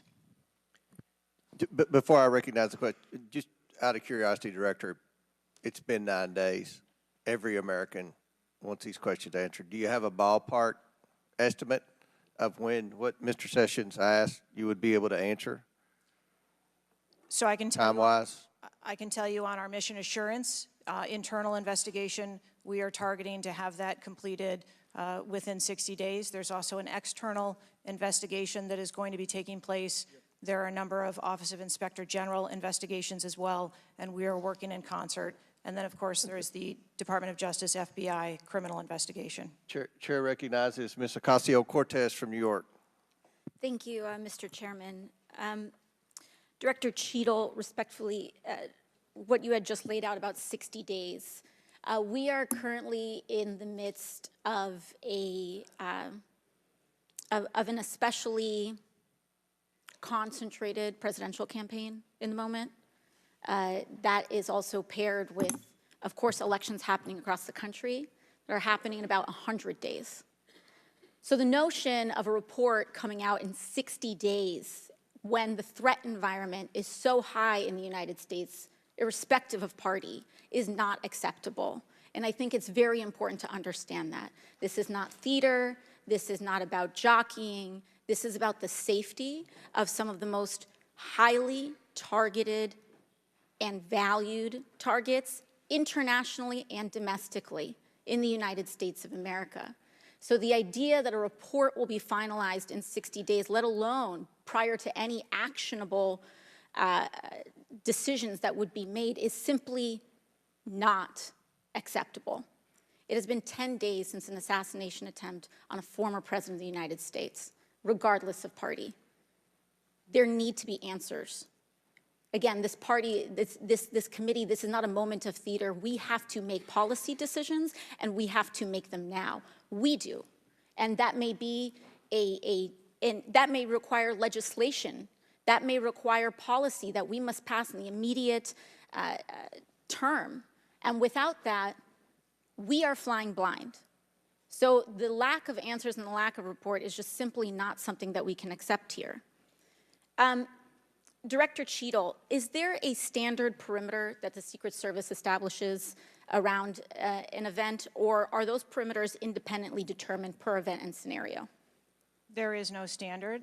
Every event and every venue is different and treated as such. So each event has a different perimeter that is established depending on the logistics of that event. Now, you established earlier that the building upon which the shooter operated from was outside of that established perimeter, correct, for the Butler, Pennsylvania event? It was outside of our secure perimeter, yes. Now, that building was, I believe, 500. How far away was that building from the president? It was approximately 200 yards. 200 yards. Now, the individual used an AR-15 in order to act out his assassination attempt. An AR-15 has a range of about 400 to 600 yards. My question is, why does the Secret Service perimeter, why is the Secret Service protective perimeter shorter than one of the most popular semi-automatic weapons in the United States? There are a number of weapons out there with a number of ranges. Again, an advance was completed. The determination of the perimeter, I'm not going to speak to specifics, but there are a number of factors that are taken into account when we determine our perimeter. Some of it has to do with terrain, some of it has to do with buildings, some of it has to do with assets and resources that are available. And so what I'm hearing is that a perimeter was not established outdoors in an outdoor venue that would prevent an AR-15, which is one of the most common weapons used in mass shootings, from being able to be within the range of Secret Service protection. A perimeter was established, and even though there were buildings that were outside of that perimeter, it wasn't just that building, there were a number of buildings in the area, and there was overwatch that was created to help mitigate some of those buildings. Respectfully, Dr. Cheatle, as well, as a person who has experienced an enormous amount of threat incidents, including incidents that have never been reported publicly, there is a common pattern that happens here, whether it's Secret Service, FBI, Capitol Police, local departments. After a critical security failure, we often hear there will be an independent investigation. That independent investigation gets set up. Usually the expectation is between 2 to 3 months after the incident, and then nothing really occurs from there. The report is usually not satisfactory to the questions that are usually being raised here, and most importantly, corrective action is rarely taken. If I were to state anything that I think is profoundly important, is that we need to have answers to the public.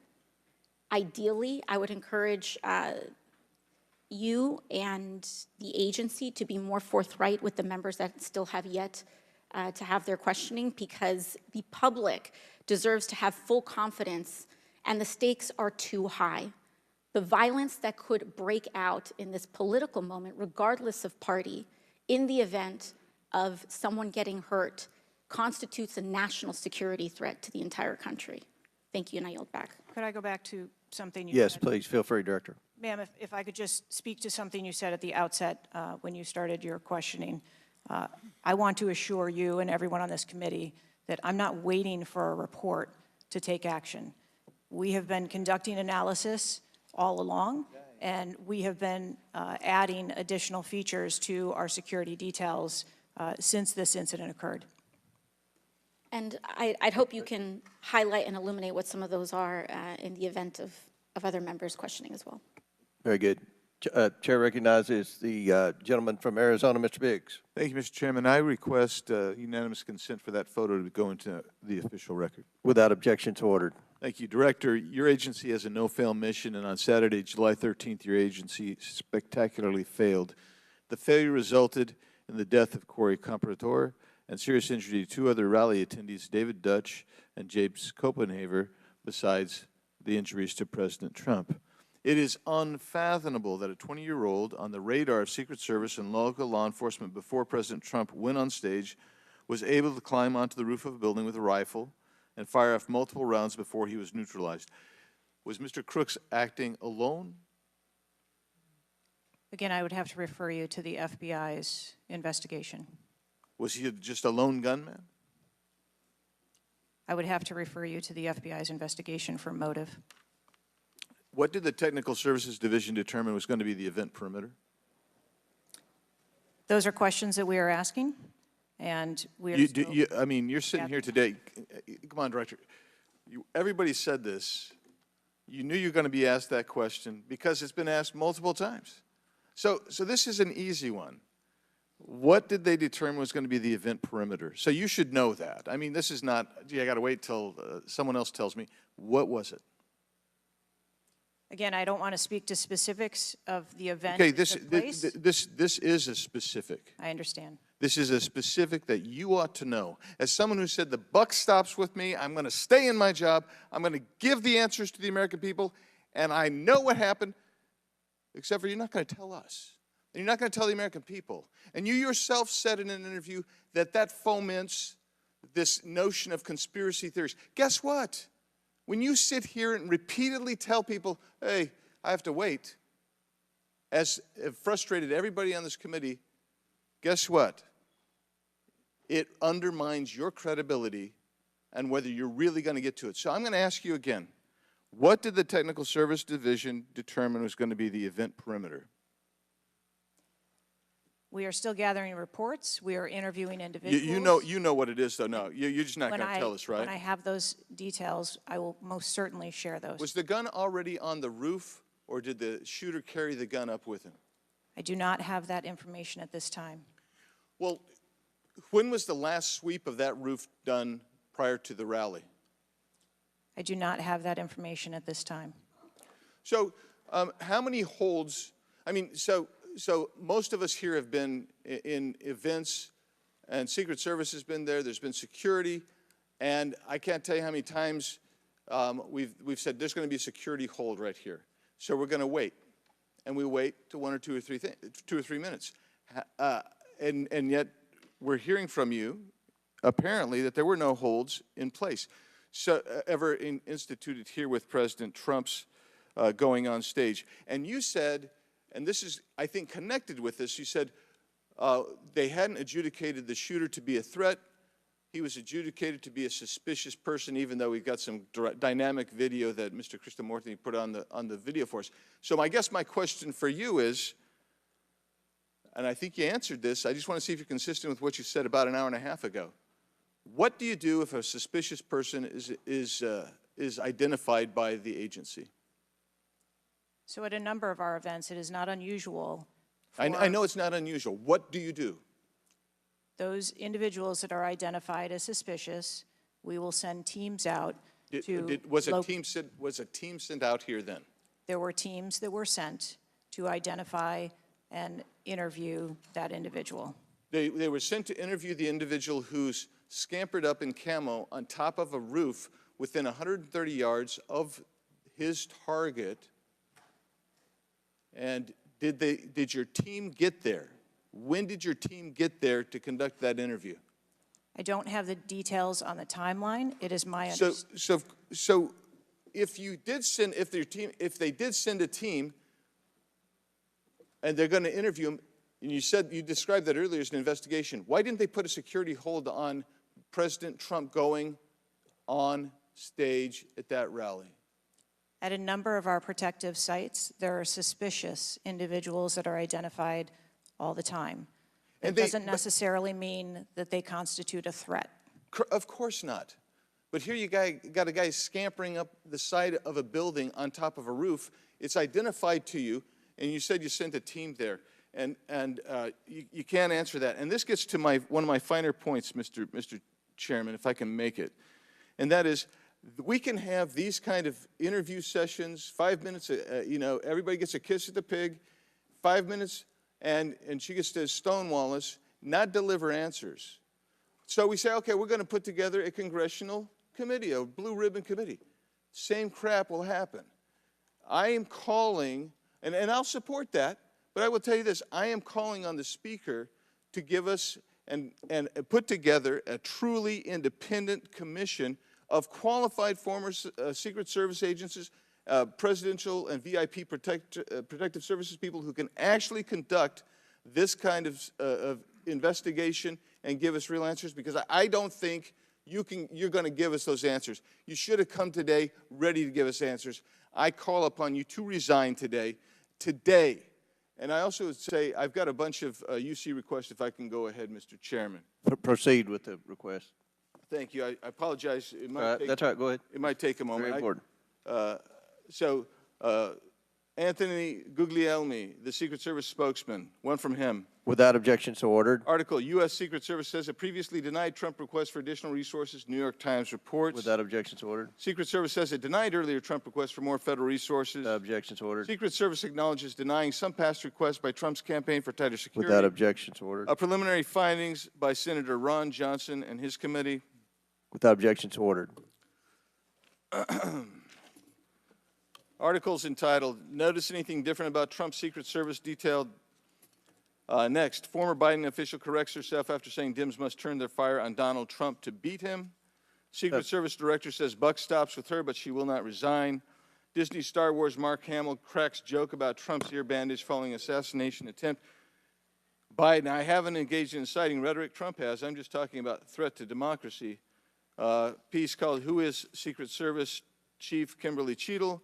Charlemagne the God says Trump solely responsible for violent rhetoric that led to attempt on his life. Video actress Amanda Seales pushes conspiracy theory Donald Trump assassination trip was staged. Report, Secret Service identified rooftop as a potential vulnerability days before the rally. Watch, BlackRock removes ad showing former President Donald Trump's would-be assassin.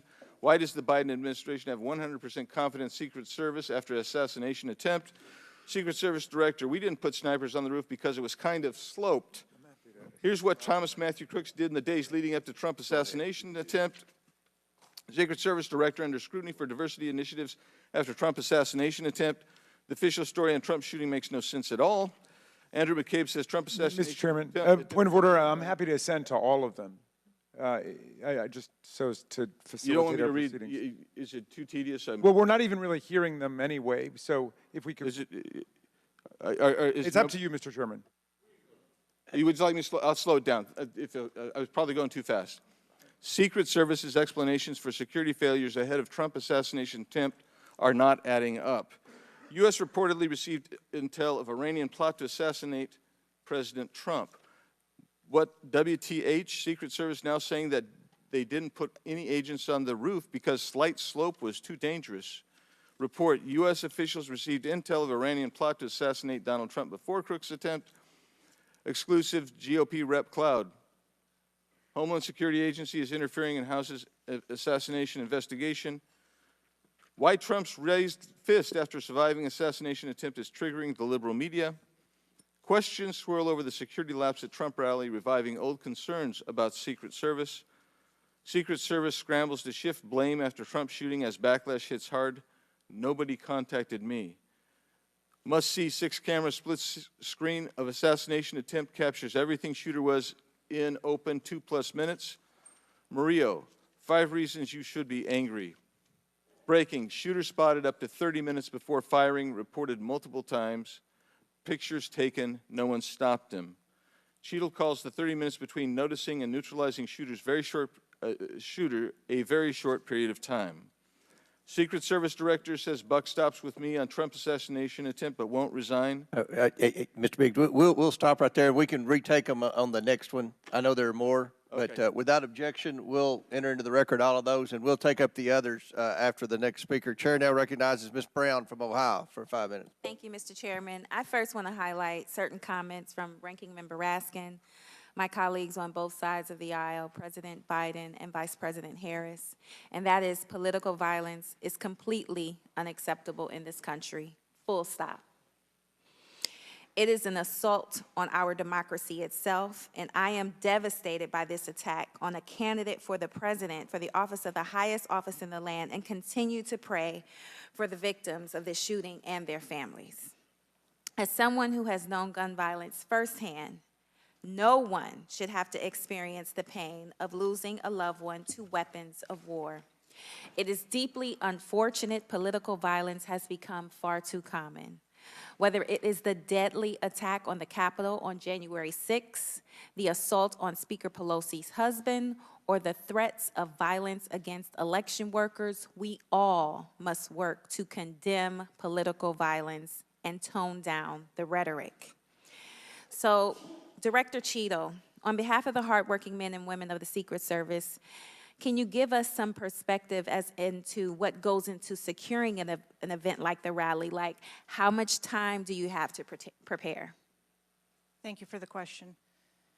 Generally, when we receive notification that there's going to be an event taking place at a venue, the advance team assignments are made, and there is a 5-day process to conduct walkthroughs, coordinate with staff, local staff, and whether it be campaign staff or the protectee staff, and then with local law enforcement on where the perimeter is going to be, the size and the scope of the event, how many attendees there are going to be, if it's an indoor rally, outdoor rally, what sort of assets are available locally, what sort of assets the Secret Service can bring to bear, and what the scope of the event that the staff is trying to accomplish. So to that point, how many agents were recommended or requested as opposed to how many were assigned?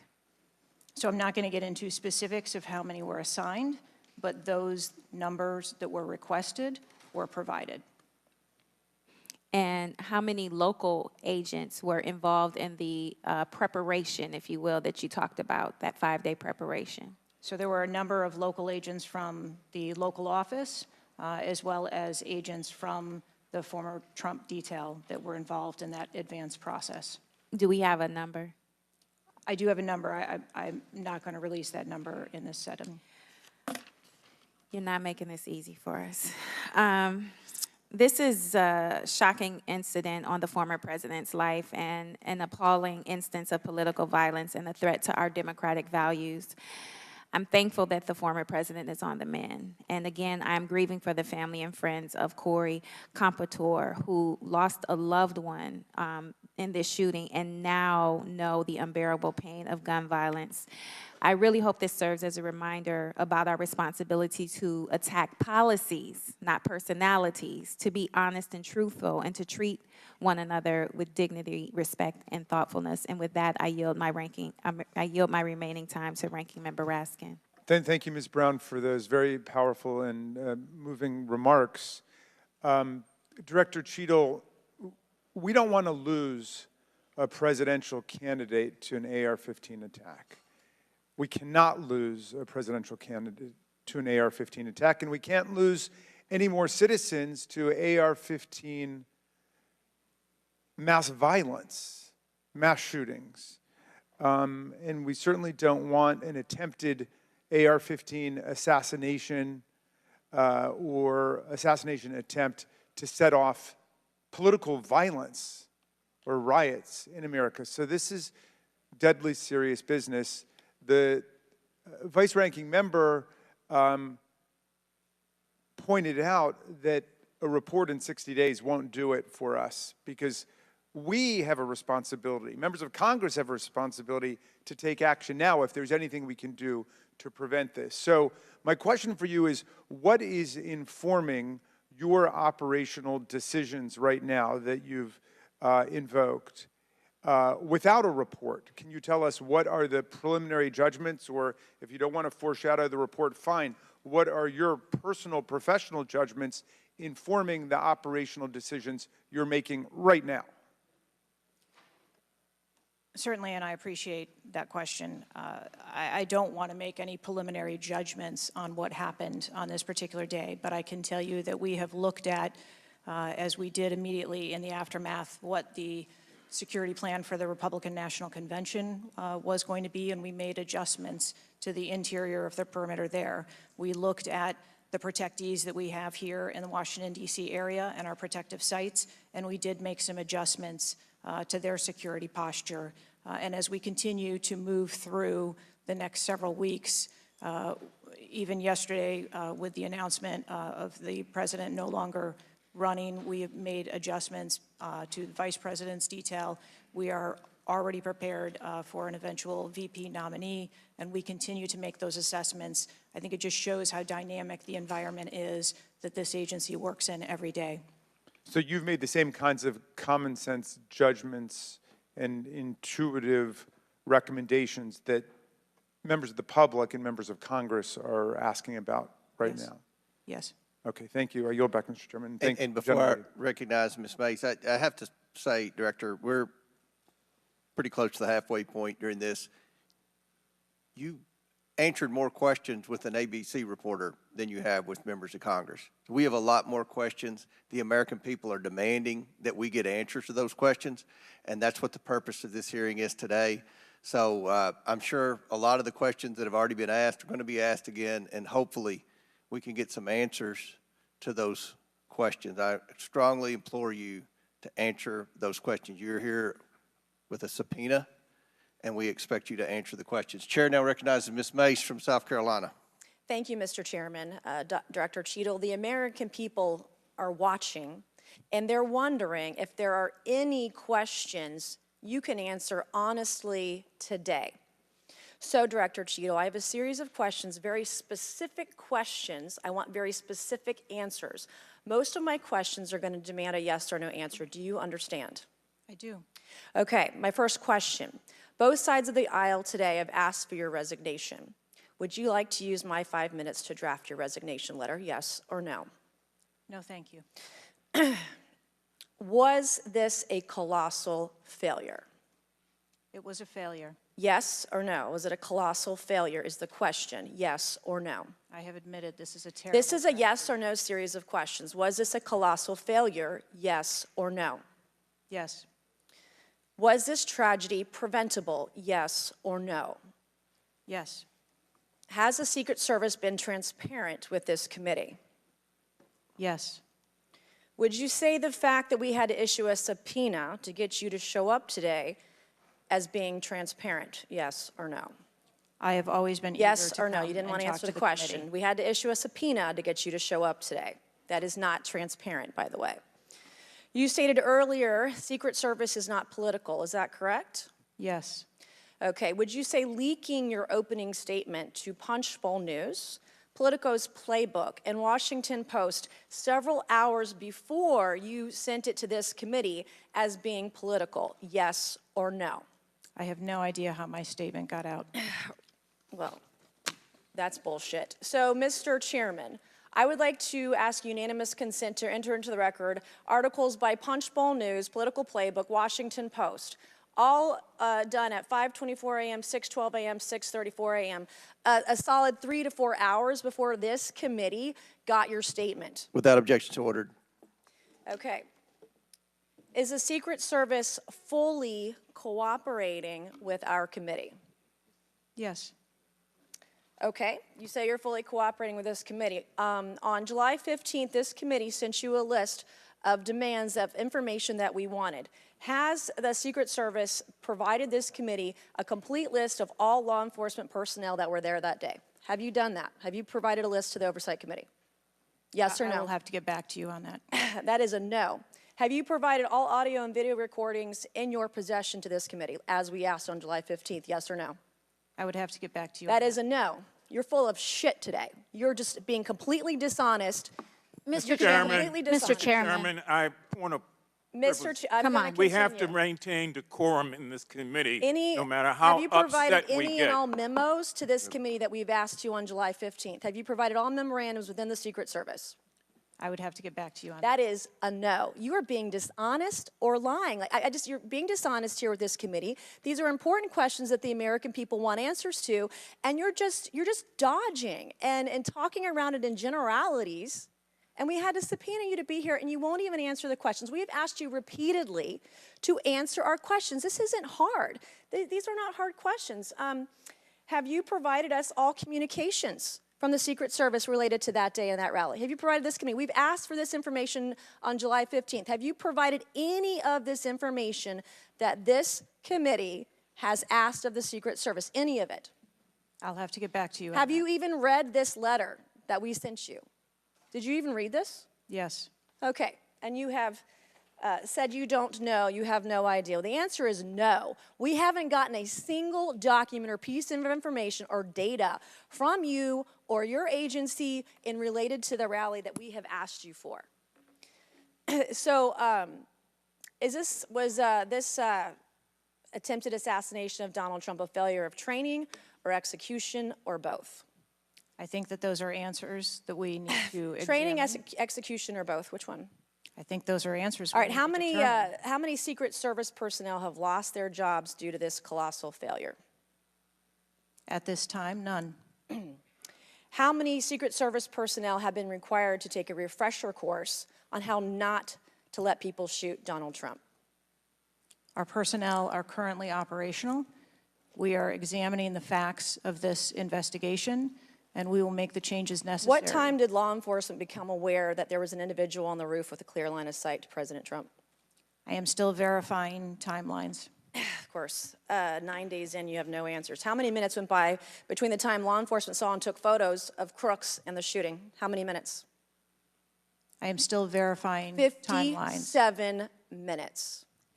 Thank you, Mr. Chairman, and I yield back. Gentlelady yields back. Before I recognize Ms. Stansberry, I believe I want to recognize Mr. Mfume for a unanimous consent. Yeah, thank you, Mr. Chairman. I beg your indulgence. I meant to do this earlier. I'd like to have unanimous consent that it be submitted for the record. The 2023 ranking of best and worst workplaces in the federal government, compiled by the Office of Personnel Management, which shows the United States Secret Service coming in, again, as I said earlier, 413th out of 459 sub-agencies, and this appears in the July 17th edition of Government Executive. Without objections ordered. Chair now recognizes Ms. Stansberry from New Mexico. Thank you, Mr. Chairman. You know, I want to start by just saying that part of why you have bipartisan agreement here on the dais about the severity and importance of this hearing is because this is not just a single shooting. This is about national security and the security of our democracy. It's not just one operational failure. This is about our public officials safe, and what does that signal to our country and to the world about American security and the ability of our officials to do their job safely? So I want to start by saying thank you to all of our brave men and women who are in the uniform, whether it's the Secret Service or local law enforcement, who put their lives on the line. I think obviously we honor their service, but this is really about operational failures and what it means for our country at large. And I also want to reaffirm that we must condemn unequivocally political violence of any kind, not just political violence, and that it cannot be tolerated in this democracy. And also to offer my prayers for the slain Fire Chief Corey Comprator, and also prayers for those who've been injured. Now, I think, you know, the tone of this hearing is, how is it that a 20-year-old young man with a gun that was legally purchased by his father could, on the day of a rally, go to a gun shop, legally purchase ammunition, show up to a secured site, and then not only attempt an assassination of a political figure, but kill and injure 2 others? How could this happen? I'm not asking yet. I think we've had a lot of testimony here today. I want to talk a little bit about the timeline. Now, here's what we know, and I know, Director, you were also on the call that we had a few days ago with the FBI and other law enforcement, so I respect that you are not able to share, based on your testimony, some of the details that are currently being investigated, but I know you were on the call because I heard you on the call and you heard them too. So I'm going to lay out the timeline a little bit. On July 3rd, the rally was announced that it was going to be in Butler. On July 6th, 3 days later, we know that the shooter searched for dates for Trump and DNC events. On July 7th, so this is 4 days after the announcement, the shooter went to the site. He actually physically went to the site. On July 12th, the shooter went to a gun range where he and his dad regularly go and practiced shooting. And the next day, on July 13th, he went to the site again before the rally began. We know that he then went and searched online for a gun store, where he went and he purchased 50 rounds of ammunition, went home, got his father's AR, which was legally purchased, and returned to the venue. At 5 p.m. that evening, this is more than an hour before Donald Trump actually took the stage that evening, local law enforcement were made aware that there was a suspicious man. In fact, at 5:20, local law enforcement flagged that he had a rangefinder, and they radioed their concerns and sent around pictures of the individual. At 5:40, 20 minutes before local law enforcement actually identified the shooter, and at 5:51, Secret Service was notified of the suspicious person by the state police, and 1 minute later, they distributed that information. That was before Donald Trump even took the stage. That was 11 minutes before he took the stage. So the Secret Service was aware that there was a suspicious person. At 6:03, he took the stage. At 6:09, rallygoers, as was shown in the video, identified this gentleman climbing on the roof. At 6:11, 3 shots were heard, 3 rounds of shots, and of course, the president and the other victims were shot. This shooter was a 20-year-old young man, no criminal record, legally purchased gun and ammunition, who for days in the lead up to this shooting was searching mass shooters. He even had a picture of a mass shooter on his cell phone the day of the shooting. He searched for explosives. He searched high-level officials. So the American people want to know, how did a 20-year-old young man with access to a military-style weapon actually bring it onto an unsecured perimeter, who for days had been planning a mass shooting event? And I think that, Madam Director, with all due respect, the answers that we've received here in this hearing today are completely unsatisfactory.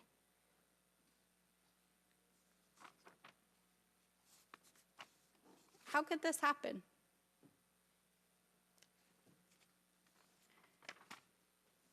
We need answers.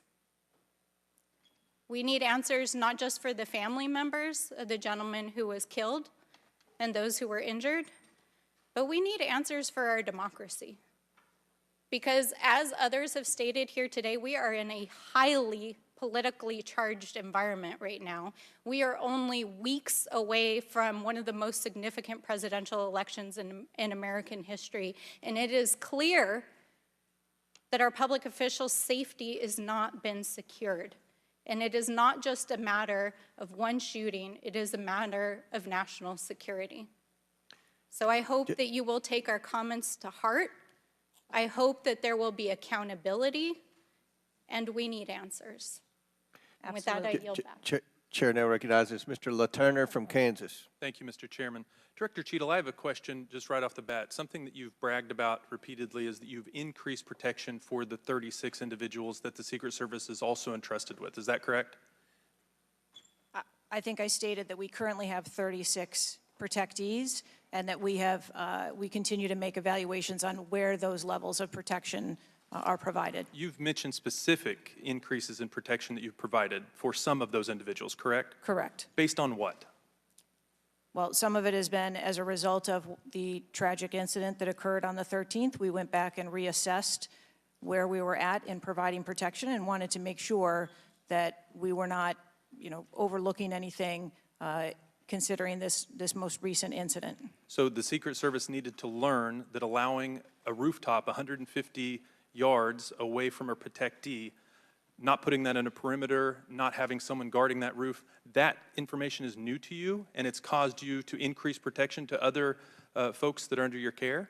I think it is prudent, after any incident that occurs, to go back and take a look at your current practices and see if there is anything that needs to be done differently. It's inconsistent because what you said earlier to Mr. Turner was that the protection that you were offering to President Trump was in line with the current threats, him being a former president, him being a nominee of a major political party, the threats from Iran, the protection that you're providing him was adequate. Do you stand by that statement? Yes. Okay. Do you think it's a problem that the Americans' trust in the federal government is an all-time low? Do you think that's a problem? I think that it's unfortunate. I don't know why you're quibbling with my word. Is it a problem or is it not? I think the American public deserves to have trust in their federal government. Okay. I don't know why you're being difficult. It's a simple question. Are you concerned about the increasing prevalence of conspiracy theories going on out there right now? Yes. I am too. You've been incredibly inconsistent with your answers before this committee today and what you were willing to reveal. You've acknowledged that the shooter was identified with a rangefinder, that President Trump's detail was sufficient for the threats he faced from Iran, that certain details were erroneously reported, in your words, but you haven't been willing to provide any information about the decision to place the building in question outside the perimeter, the explosives placed in the shooter's vehicle, the use of a drone by the shooter, or when exactly the Secret Service identified the shooter as a threat rather than merely suspicious. What is your standard today for what you are willing to answer and what you are not? Because you've been inconsistent. I'm certain that you can understand that some of the information that's been provided to you thus far has come from the FBI's investigation and has come from information that we have released. I want to make sure that information that is being provided to this committee is consistent and is factual. But the question about the drone that the chairman asked at the beginning of the hearing, he said, do you know this information? And you acknowledge that, yes, you do know the information, you just don't want to tell us. I guess my question is that if you wanted to wait till the end of the investigation to draw conclusions, which you've acknowledged you're not, you're drawing conclusions right now and making changes. But if that was your standard, that you want to wait till the end of the investigation to draw conclusions, okay, at least you would be consistent in that. But what we're wanting to know today, and what would dispel some of the conspiracy theories out there, what would increase trust with the American people, is for you to let facts out, for you to tell us what you know. And I want to understand from you, why is that a problem? Why is it inconsistent with a quality investigation to release to the American people today at least the information that you know for sure? Because you certainly know for sure more information than you're willing to give us today. I have released that there was a failure and that there are gaps that we need to make sure that they don't happen again. That's not acceptable. That's not enough. That doesn't quell any conspiracy theories out there. In your 27 years of experience, would you have been concerned about an elevated location within 150 yards of a protectee that did not have a Secret Service presence? Just based on your experience. What I can tell you is that every site and every venue No. I'm asking for your experience. Looking at this situation, would that have been of concern to you? Or would you have agreed that it's fine, it doesn't need to be covered? What I have explained today You're is not that going to answer. there was... Is it true that at 5:45 p.m., approximately 18 minutes before President Trump took the stage, the Beaver County Emergency Services Unit noticed the shooter on the roof and photographed him? Is that a fact or not? That is the information that I have from the FBI's report, yes. You haven't been willing to share whether or when this was communicated to the Secret Service, so I'd like to get into the difference between suspicious activity and threatening activity. Is it suspicious or threatening if an individual is seen around the perimeter with a rangefinder? Is that just suspicious?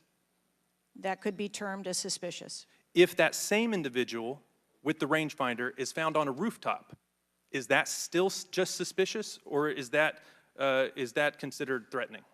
That could be termed still as suspicious. All right, my time is over. Mr. Chairman, I yield back.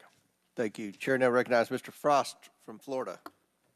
Thank you so much, Mr. Chair. And obviously, you want to start by stressing that political violence is always unacceptable and acknowledging that this is still an ongoing investigation. But oversight hearings like this are essential components of an investigation, and I want to thank the Chair for pulling this together. Madam Director, I appreciate you for being here. The events of July 13th raised serious questions about the efficacy and thoroughness of the security protocols in place. The gravity of the fact that an unsophisticated gunman was able to secure his perch and take a shot at a former president despite multiple layers of security and intelligence are not lost on me. Before I came to Congress, I used to work advance for a major political candidate and have interacted with many different law enforcement agencies on large political events like the one that just happened. How many times was the Secret Service alerted about a suspicious person at the July 13th campaign event prior to the first shot being shot?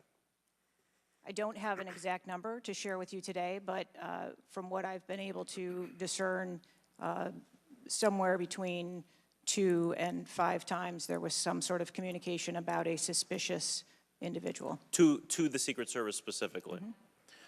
According to reports, the shooter was photographed twice by security officers prior to the shooting. A police officer saw the shooter on the ground and reported him with a photograph as a suspicious person. Multiple local law enforcement officers identified the shooter, radioed that he was acting suspiciously near the event's magnetometers. A local law enforcement tactical team saw the shooter on a roof and notified other security services and also photographed him. One police officer who photographed the shooter saw him scoping out the roof and carrying a rangefinder. My question is, and you've answered this, but why, or you haven't answered this, why wasn't the event paused right then? Again, I'm not clear on the timeline of when the Secret Service shift and the counter sniper were notified. But earlier, Madam Director, earlier you said that the Secret Service would have paused the rally if they identified a threat. Correct. So why wasn't it paused? Because I have to assume that they did not know that there was a threat when they brought the president out on the stage. I feel like this is a breakdown in communication between local law enforcement, you all, and other actors at the rally. And again, as someone who's worked on these, I understand that there's multiple people with multiple decision, with the ability to make different decisions on the ground. I've taken over the last week, I've spoken with a lot of folks in local law enforcement in my district and across the country that I've worked with before, and other people have brought up concerns around being able to communicate with with Secret Service during these big events and having their flags taken seriously. I do believe that if Secret Service believed that there was a legitimate threat, that they would have paused the rally. My concern is before that something was flagged and it wasn't taken as seriously as it should have been taken. So I think this shows an issue with communication, and I want to know, Madam Director, what you intend to do to fix that, not in 60 days, but now. We are in the middle of a presidential election, obviously a former president who had an assassination attempt, another rally goer who was killed due to this gun violence. We now have a presumptive nominee of the Democratic Party who's also historic, first black woman to be running for president. And so I am worried about everybody's life. What do you all intend to do to fix this communication breakdown and making sure that you actually take what local law enforcement, local folks are saying more seriously? We take what local law enforcement relays to us seriously. Let me just be clear on that. As far as the communication. But not this time. We always trust our law enforcement partners and have a great relationship with them. We are looking at whether or not there was a communication breakdown. If that was the case, we will take steps to ensure that we correct that because, to your point, we cannot have a communication breakdown. Madam Director, does you mentioned that the perimeter of the event did not include the rooftop where the shooter was. Does your responsibility and the Secret Service's responsibility to protect a principal stop at the perimeter of an event? Our responsibility is to ensure the safety and security of the event itself and the protectee who is attending that event and the personnel who are protecting. So you would say the fact that the rooftop was outside the perimeter is not an excuse for what happened, saying that it was outside the perimeter of the event? I am not offering that as an excuse. Okay. Thank you. I yield back. Gentleman yields back. Chair now recognizes Mr. Fallon from Texas. How did a 20-year-old loner with a week's notice pick the absolute best location to assassinate President Trump when the entire Secret Service missed it? Director Cheatle, in your leadership, your agency got outsmarted and outmaneuvered by a 20-year-old. How can we have any confidence that you could stop a trained professionals from a nefarious nation state? Those are absolutely questions that we need to have I know they're answers questions, to. but you know, the fact of the matter is we can't have that confidence. Director, do you have the ability personally, and do you have the authority to beef up security of any of your protectees? Yes, I do. Okay. So were you also aware there was a credible threat President Trump was facing? He was facing a heightened security threat to a foreign adversary? Yes. Okay. So given that there was an increased threat to President Trump's life, was he provided a full security complement akin to what a sitting U.S. president would receive? He was provided a full complement of security based on the threat assessment that we had. That's not my question. And the venue. My question is, if he'd been the sitting president, would he have had the same security he had on July 13th, or would have been beefed up? There is a difference between the sitting president So your answer is he didn't? and continuity of government and the responsibility So he that we did have. not. Okay, there wasn't a CAT team, a full CAT team on site. There wasn't counter-surveillance teams on site. But this is the thing.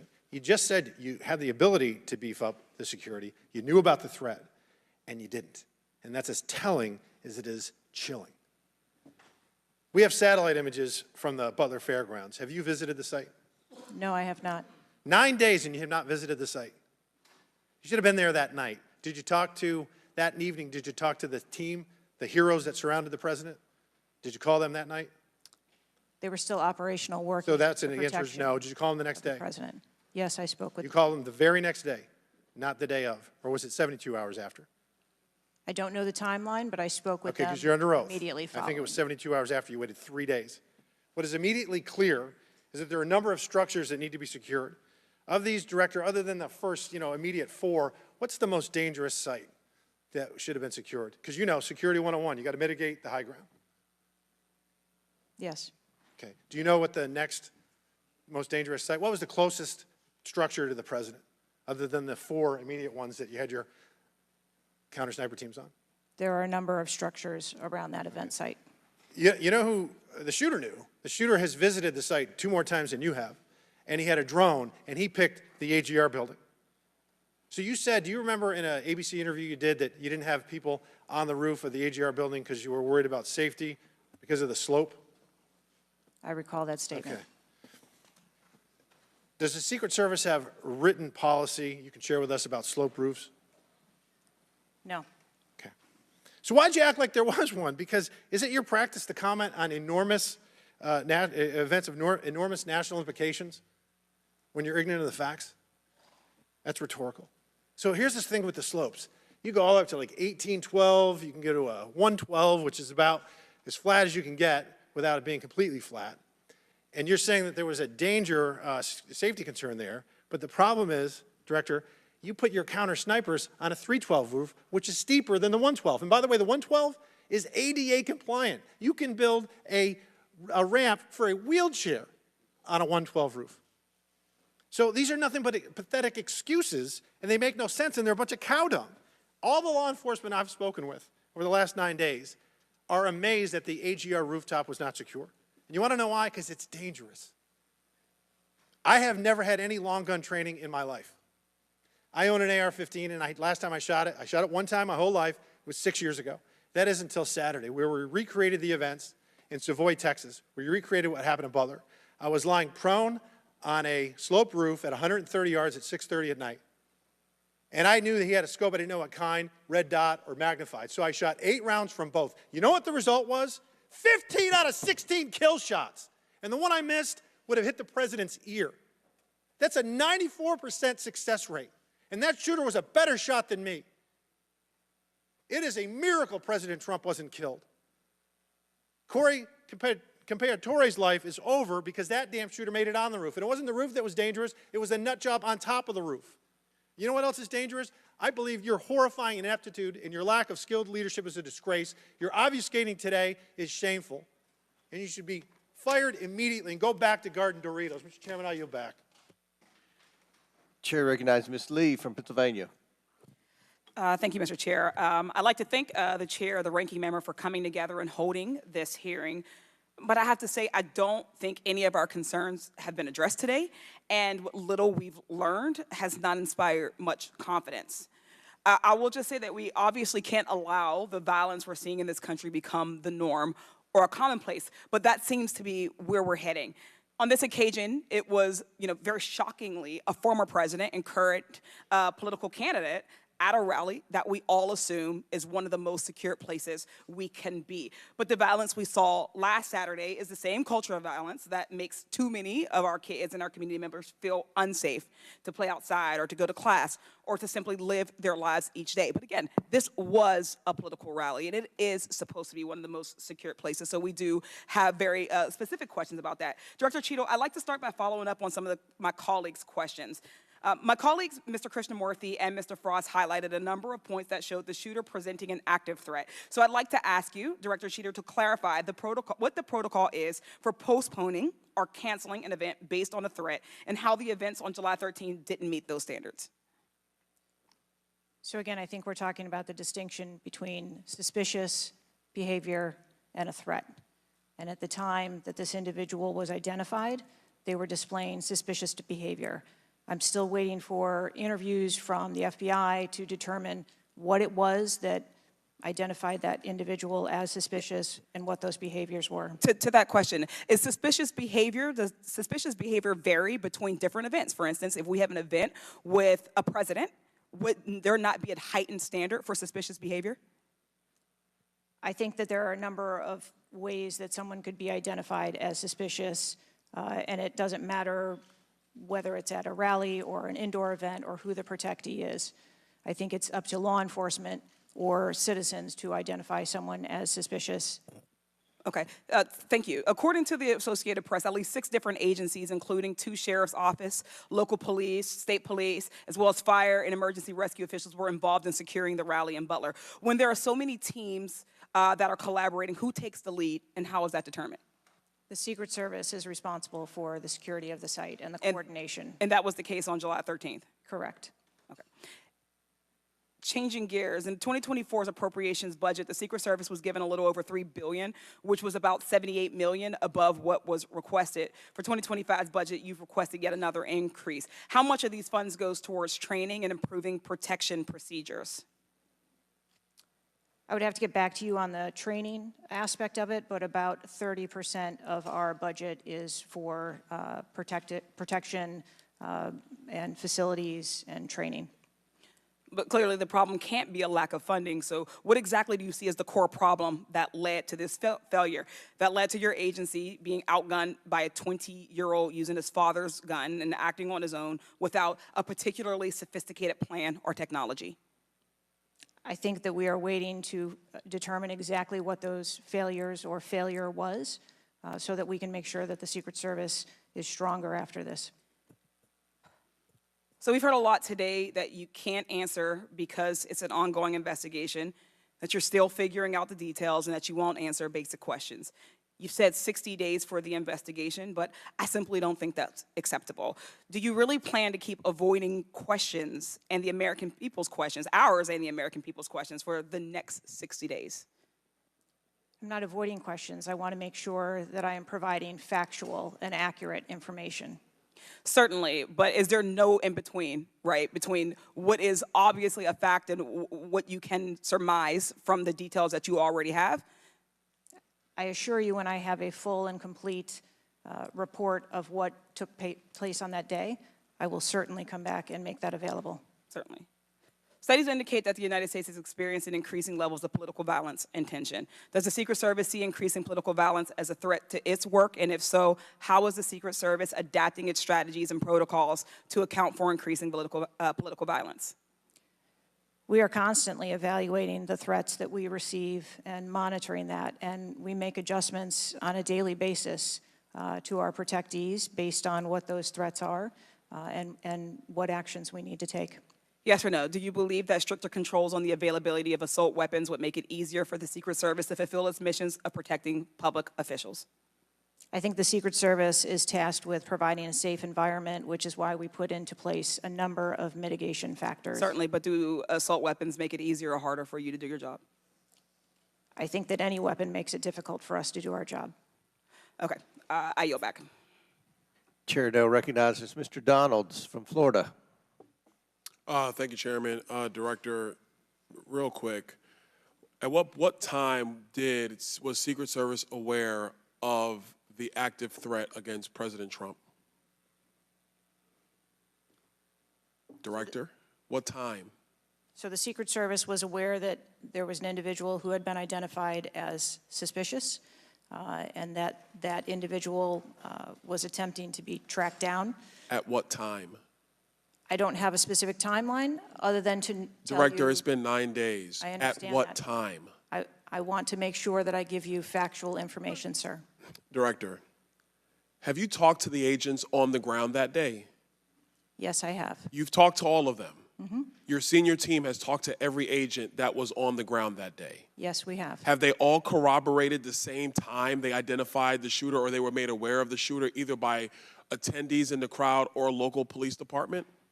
There are a number of reports of when those times were made. Was it those 5 minutes notifications. before the first shot rang out?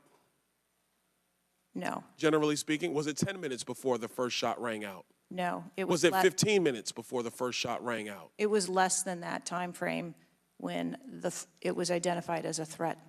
How many days before the shooting took place did Secret Service actually do their advance work to secure the facility that the rally was going to be held at?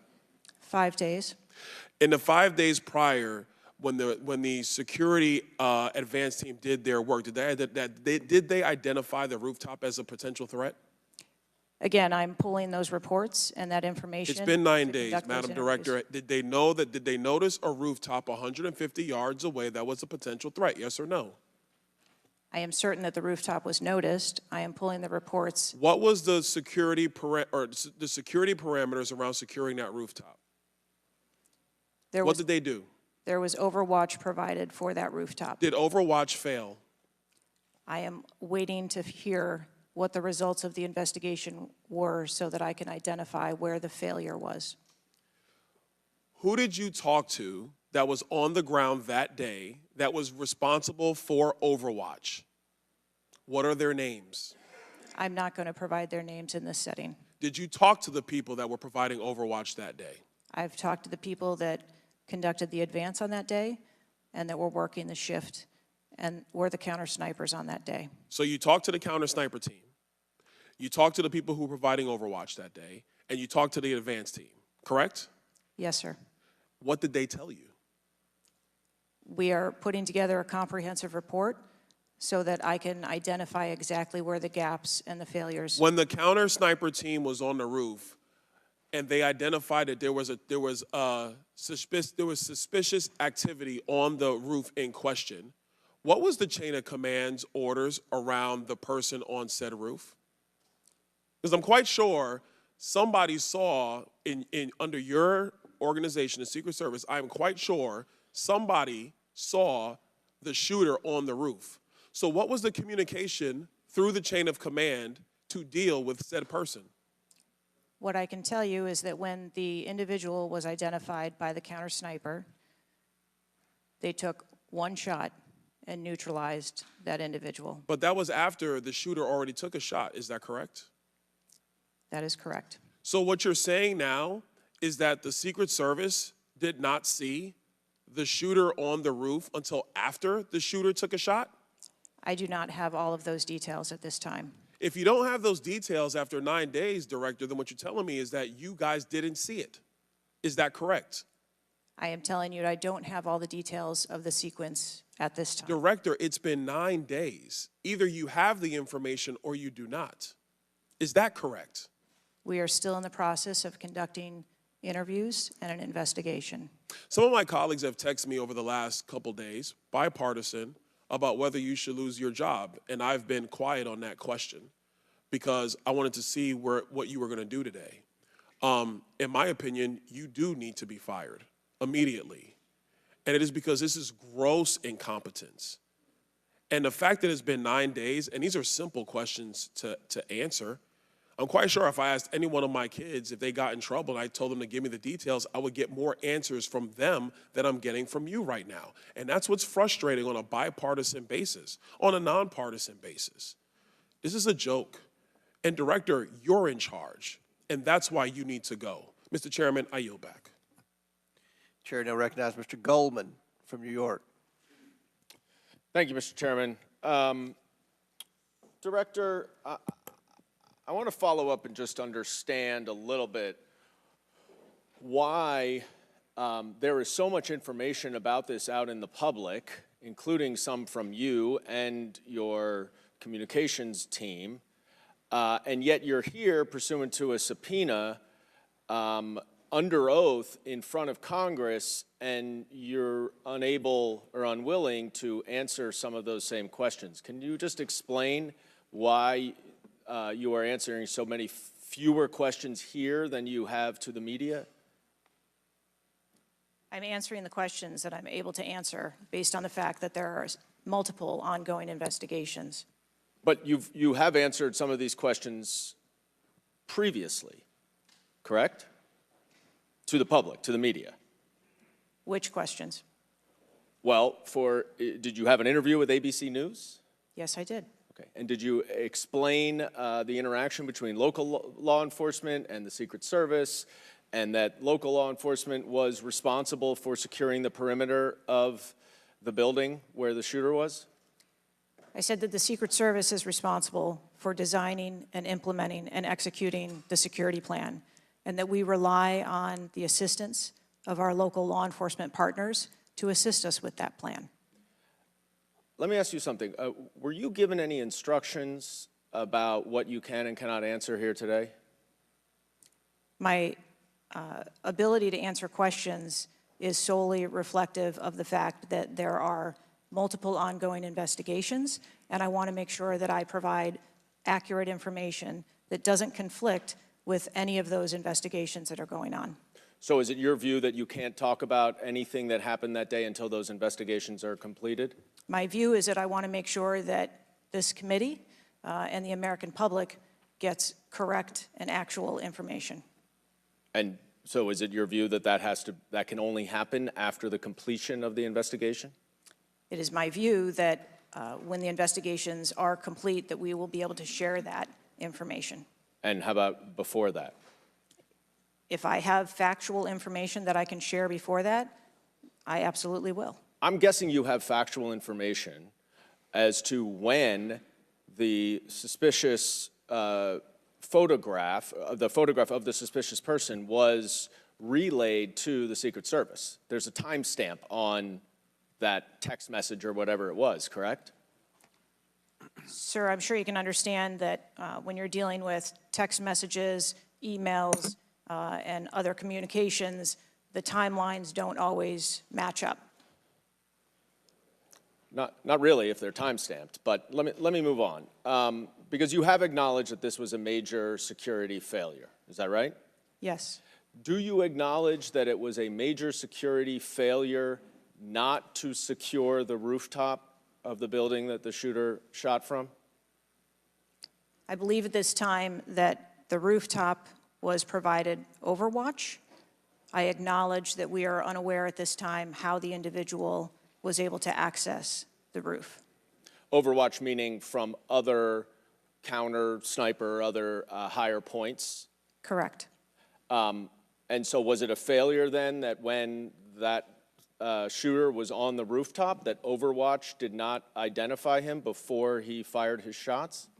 I don't have the timeline of how the individual accessed the roof, where they accessed the roof, or how long they were on the roof. Let me ask a couple things quickly. You have testified here about all the resources that the Secret Service needed to deploy to protect the NATO summit and all of the leaders here, is that right? Yes. Did you have to rely more on local law enforcement because of the NATO summit for this event? The Secret Service routinely works with local law enforcement at every event. It doesn't matter whether it is a NATO summit, NSSE, the RNC in No, but that's not my question. obviously there's a natural give and take as to, I'm sure, how many agents you deploy and how much you rely on local law enforcement. Did you have to rely more on local law enforcement because there were fewer Secret Service assets available because of the NATO summit? No. I hope we get answers before the completion. I don't like the fact that the media has received far more answers than Congress has. If this is a function of getting your ducks in a row, I assume you have access to a lot of these reports and a lot of this information, and you should have come prepared here today. And I would just want to flag, Mr. Chairman, before I yield back, that I want to just point out one thing that my colleague from Texas was talking about. When he said he recreated the shooting twice with an AR-15, and he had a 94% success rate, 15 out of 16 shots. I don't know why that doesn't convince him that we should get rid of AR-15s, but clearly we need to do something about the prevalence of AR-15s and weapons of war on our streets. And I yield back. Chair now recognize Mr. Perry from Pennsylvania. Thank you, Chairman. Director, I guess 60 days is the time of the investigation. Is that the information that you've put out, or where did that come from, 60 days? Or is that just information that the committee members are talking about? I stated that earlier today. I've asked Okay, my 60 team. days. So are you receiving regular updates? You're in charge of the Secret Service. This is about your organization, what happened 9 days ago. Are you receiving regular updates from the FBI on their investigation? Yes, I am. So you know some things are true, some things are probably not true. We want to talk to you about the things that we're hearing about and find out if they're true. You've been in contact with the FBI, then you're getting updates on a daily basis, right? Yes. Based on what you said. Okay, so, and are you confident that the person in question, Mr. Crooks, was the only person firing that day against the president or the crowd? Is he the only one? I'm not asking you yet if he acted alone, but is he the only one, or can you say that with certainty to the American people? That is the information I have at this time, yes. Okay, does it appear he acted alone? That's the information we have at this time. Okay, now let's talk about the fact that he was noticed as a person of interest, of concern, suspicion, as you say. Your PI team, how do they stay in, there's a sea of people. How does the PI team get to that individual that's in question in the sea of people? How's that individual tracked? Our protective intelligence teams that work at our sites are paired up with a local police counterpart, and so they work in conjunction together. So they just follow them around, or let me ask you this. Looking at the site, you have multiple perimeters, right? You have the secure perimeter, the inside perimeter, you have multiple perimeters. Was the AGR so-called building the highest location affecting the site of the rally? Was it the highest location? I believe the highest location at the site was where our counter snipers were. What about the water positioned. tower adjacent? What about how high is the water tower? I don't have the height on the water tower. Okay, seems like water towers are pretty high, at least in the photo. It looks like there might actually be a building right behind the AGR building that is even higher than the building that Crooks fired from. You're familiar with cover, concealment, and defilade, right? You're familiar with those terms? Yes. So how would your sniper team or your PI team track the individual and give vectors to Secret Service on the PI team to get to that individual to question him? And how would you cover the defilade, the cover and concealment of low areas that you can't see from where your sniper team immediately adjacent to the president were sighted? How would you do that if you're not up on the high ground? So when our counter sniper teams go out and conduct an advance, they have a methodology and provide a grid system that our response teams are able to vector in if they see something that is troubling. So when Mr. Jordan asked about the assets that were requested, let me just ask you about assets requested.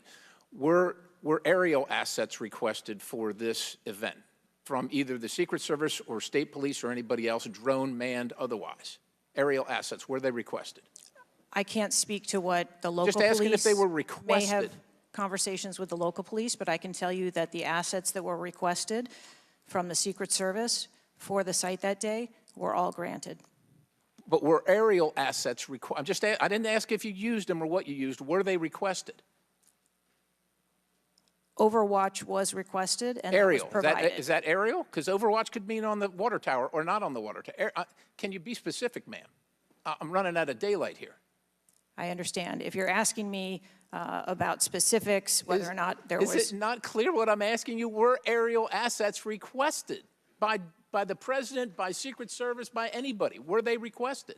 The Secret Service, we felt that we had a good plan in place. Okay, fair enough. How about K-9 assets with bomb sniffing or explosive sniffing capabilities?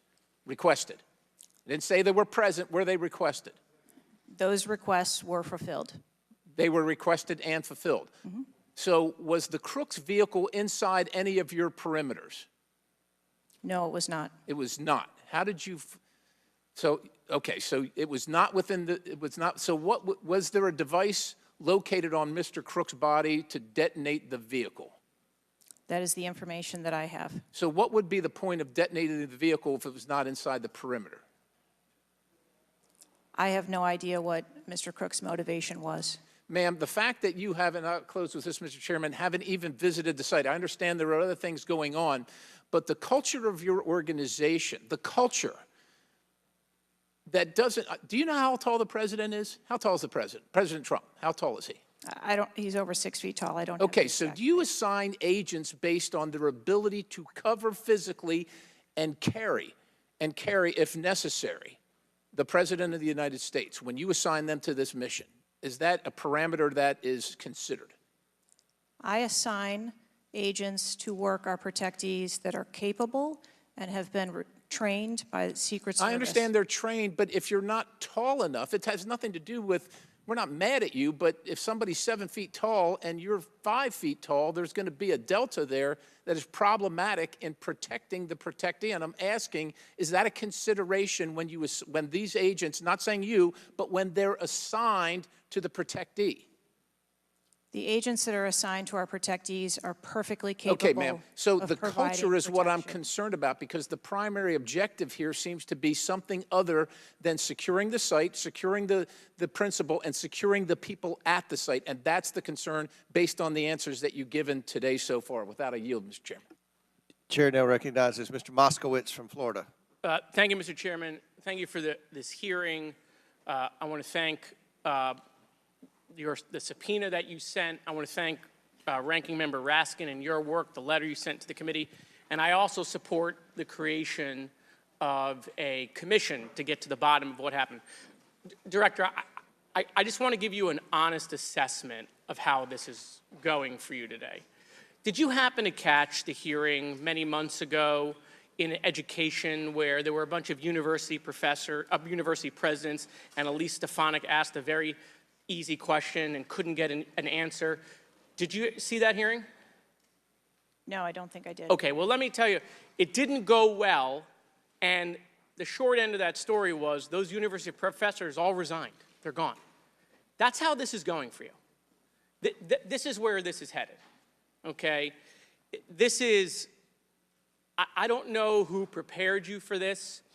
I don't know how many times you've testified in front of Congress. But a president was almost assassinated live on television, not just for Americans, but for the world to see. And this being your first opportunity, I understand there's an ongoing investigation. I understand there's things that you can not talk about. But the idea that we're getting less than you did on television is something that Democrats, Independents, or Republicans are going to find unacceptable.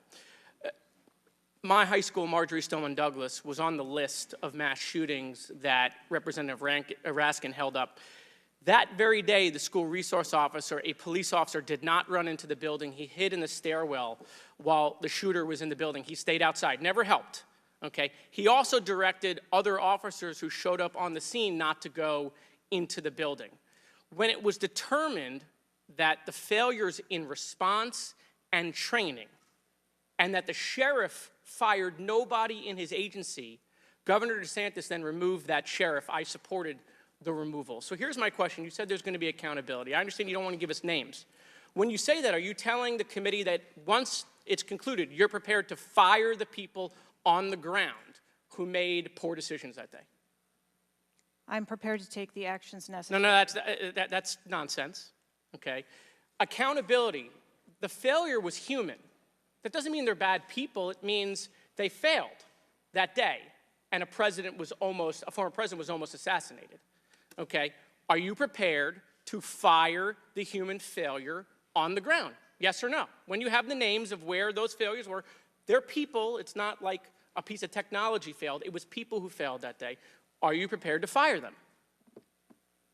I don't have an answer as to whether it Well, was then how can there be people- accountability if you're not prepared to fire someone? And the reason why your name is going to be the person who's held accountable, the reason why members in this committee are calling for resignation, and I join in that, or for the president to fire you, is because you're saying there's going to be accountability, but you can't commit that people are going to get fired. Let me ask this question a different way. If Trump had been assassinated that day, if the gunman had succeeded, okay, would you have come and tendered your resignation? I would still be sitting here because I would want to ensure the integrity of the investigation. Totally that would move understand. forward. That's a fair answer that you would have set up that process. But would you have had the honor to come in front of the committee and say, a former president was assassinated on my watch, there should be new leadership? I think that I have admitted that there was No, that's what I'm asking. grave Would you have failure tendered your resignation if he had been killed? that occurred on my watch, and I am accountable for that. Okay, but would you have tendered your resignation if he had been killed? I think that I've admitted that I've taken accountability and will take responsibility. Okay. Well, let me ask I want to follow up on Representative Connolly's question, in which he asked about guns, and you were not willing to commit that makes your job harder. This is not about the Second Amendment. If there were over 400 million guns on the streets, if all of those guns were machine guns, would that make your job harder to protect people? Again, I think weapons that are out there. If all of make our those job- guns were rocket-propelled grenades, would that make your job harder? Yes, sir. Yes. Okay, thank you. Perfect. This is not a trick question. Thank you. Okay. I won't ask the other 15 things I was going to do. I was going to do drone strikes, but it's okay. So that's all we were asking. It creates a challenging environment. It has nothing to do with the Second Amendment or people's rights, but it does make your job harder. So credit to Representative Connolly for asking that question. One last thing, Mr. Chairman, and I'll conclude. You know, there was a question asked, is an Iranian assassin more capable than a 20-year-old? And I have been tough on Iran. I probably have more resolutions on Iran than almost anyone in Congress. But I can tell you it isn't Iranians walking into schools and grocery stores and movie theaters and churches. It is 20-year-olds, right? And some of them are mentally unstable. And they have access to guns. And they're domestic terrorists. Someone talked about Christopher Wray. Christopher Wray has talked about domestic terrorism. And so, yes, we collectively come together on foreign threats, and I am not at all debasing the fact that there are foreign threats here and abroad, but there are domestic threats, and we have to get to the bottom of how we stop domestic terrorism, because it was a 20-year-old who walked into my high school and killed 17 people. He was plenty capable, and he was an Iranian. Thank you. Chair now recognizes Mr. Timmons from South Carolina. Thank you, Mr. Chairman. Director Cheatle, we've asked you a lot of questions and haven't really got a lot of straight answers. I have intentionally created a line of questioning that I think that you can answer. So the first question is, do you agree that the allocation of Secret Service resources should correspond with the risk profile of any given event? A higher degree of risk at one event should get more resources. Is that fair? That is fair. Okay. And when two events occur at the same time in the same geographic vicinity, that the risk profile of each event should be taken into account, and whichever event is greater risk should receive greater resources. That is correct. Okay, so I'm going to go over the Trump event. So this was publicly announced July 3rd, Butler, Pennsylvania. The venue is an outdoor fairground, open air, no existing security. The crowd size was expected to be tens of thousands. It ended up being over 20,000. There were general and specific threats from foreign adversaries. As the chairman of intelligence remarked, Iran has said they want revenge, as well as when President Trump was in office, he made a lot of people mad, terrorists to be included all over the world. And, President Trump is the former president and the future president. So I would say that that is a fairly high-risk event. Would you agree? Yes. Okay, let's conversely, the First Lady had an event at a casino in Pittsburgh, just a few dozen miles away. It was a dinner for the Italian Sons and Daughters of America. It was publicly announced on July 10th. What's interesting is that the casino is actually extremely secure. They already have magnetometers existing prior to this event even being announced. It was in a ballroom. And the size of the crowd, a mere 400. There were no specific threats. There may have been general threats. And the asset is the First Lady. Those seem like there's a huge disparity relative to risk. Would you agree? Yes. Okay, thank you. Multiple whistleblowers and various media outlets have reported that the Pittsburgh field office of the Secret Service allocated 12 additional post standers to the First Lady's event and 3 additional post standers to the Trump rally. Is that correct? There were no assets that were diverted from the First So Lady's no. This is a very visit. simple question. I'm not asking if anyone was diverted. Did the First Lady's event that was relatively secure, especially compared to Trump's rally, get 12 assets? And did the First Lady's event get 12 assets and Trump's get 3 from the Pittsburgh field office? That's a yes or no question. If you don't know, don't answer it. I mean, if you don't know, don't The answer number of it. personnel that were allocated to both of those events were comparable to the risk at both of those events. Wow. Really? So you think that the Pittsburgh casino, 400-person in a ballroom with ingress, egress through probably a very well-guarded parking garage was 4 times more dangerous than a 20,000-person rally on an open field with the former president and future president? You think that that's 4 times more dangerous, the casino event? I didn't say that at all. Well, they got 4 times the resources from the Pittsburgh field office, who was likely in charge of the final walkthrough for both events. I mean, we've continually highlighted the failures of the Secret Service at the Trump rally.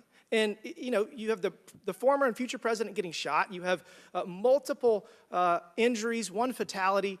And I would have to think that if we had 9 more post standards, 9 more individuals that have the training and the integration into the Secret Service defense of Trump at that rally, that I have a feeling that Crooks would have had somebody come say hello to him before he fired a bunch of shots. Do you think that's possibly true? There were significantly more assets and resources available at the former president's event than there were at the First Who Lady's made the event. decision to deploy 12 post standards to the casino where the First Lady was having a 400-person dinner and only 3 people from the Pittsburgh field office to the 20,000-person plus Trump rally? Who made that decision? There were additional Secret Service resources available at the former President Trump's event. Who made that the day. decision to deploy 12 to the First Lady's event and 3 to the Trump event?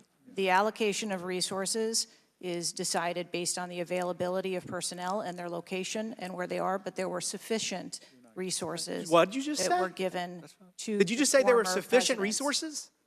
President Trump event got that shot. day. Someone got killed. There were not sufficient resources, clearly. There was and a it gap. doesn't take 27 years of experience to know that. And whoever made that decision, it probably wasn't you, needs to be fired. And then you need to resign because this is absolutely unacceptable and you've lost the trust of the American people. With that, Mr. Chairman, I yield back. Gentleman yields back. Chair now recognizes Ms. Tlaib from Michigan.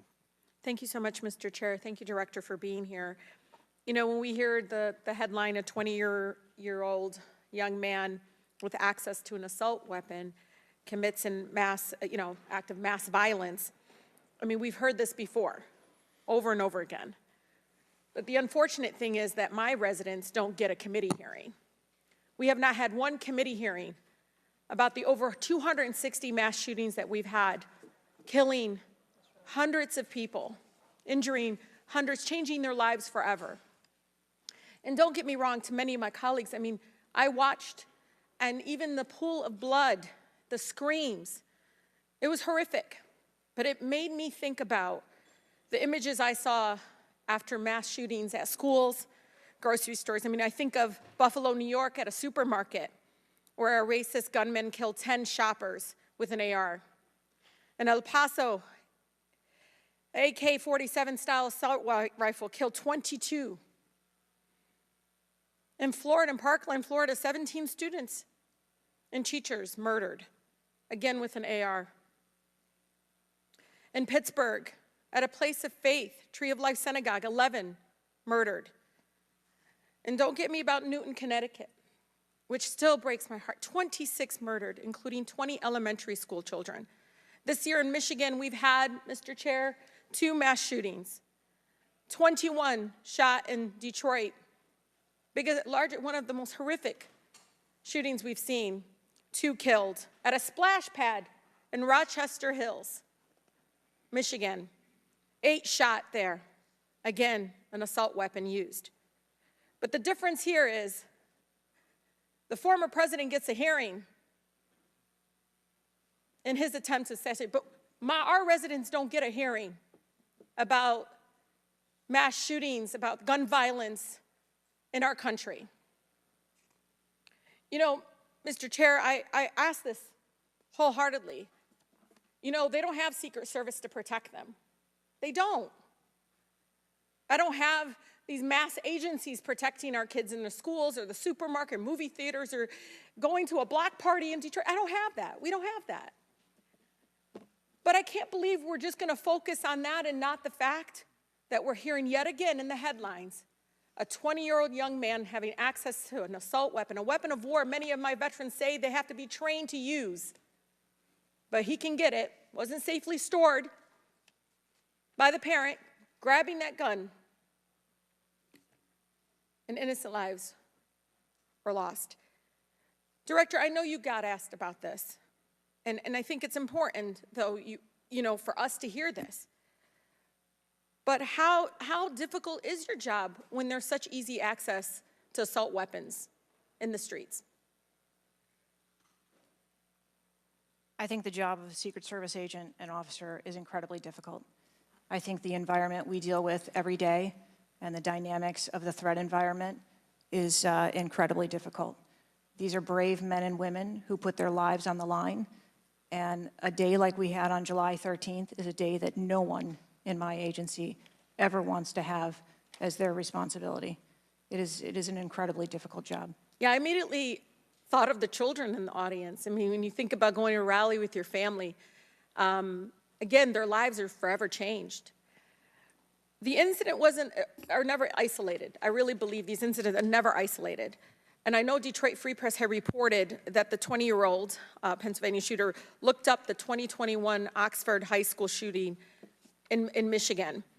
Can you comment on what information this shooter was looking up in regarding the tragedy of Oxford High School, where it took 4 of our high school youth there? I'm sorry, I'm not able to. The FBI has those details. So you can't even tell us, I mean, was he looking at the type of weapon? How many? Yeah, unfortunately, I don't have those details. Do you have, I mean, did they share that with you, though? I don't have the full content of what his searches were. I think that they are still in the process of examining all of his devices. Okay. Again, you know, again, the impact, I want to be really serious about this. The impact on our families is more than just this political rally, Mr. Chair. We have to talk about this. Even if we're in disagreement, let's talk about it, because I've seen statistics that show that we could be saving lives now if we ban these weapons of war from from being able to buy it at the local store down the street. I mean, we just can't continue to allow this to happen. And unfortunately, my residents are not former presidents of the United States. They don't get a hearing. They don't get Secret Service, any of that. And even among those that are expressing the failed in the system, they just deserve better. They truly do. Thank you, and I yield. Chair now recognizes Mr. Burchett from Tennessee.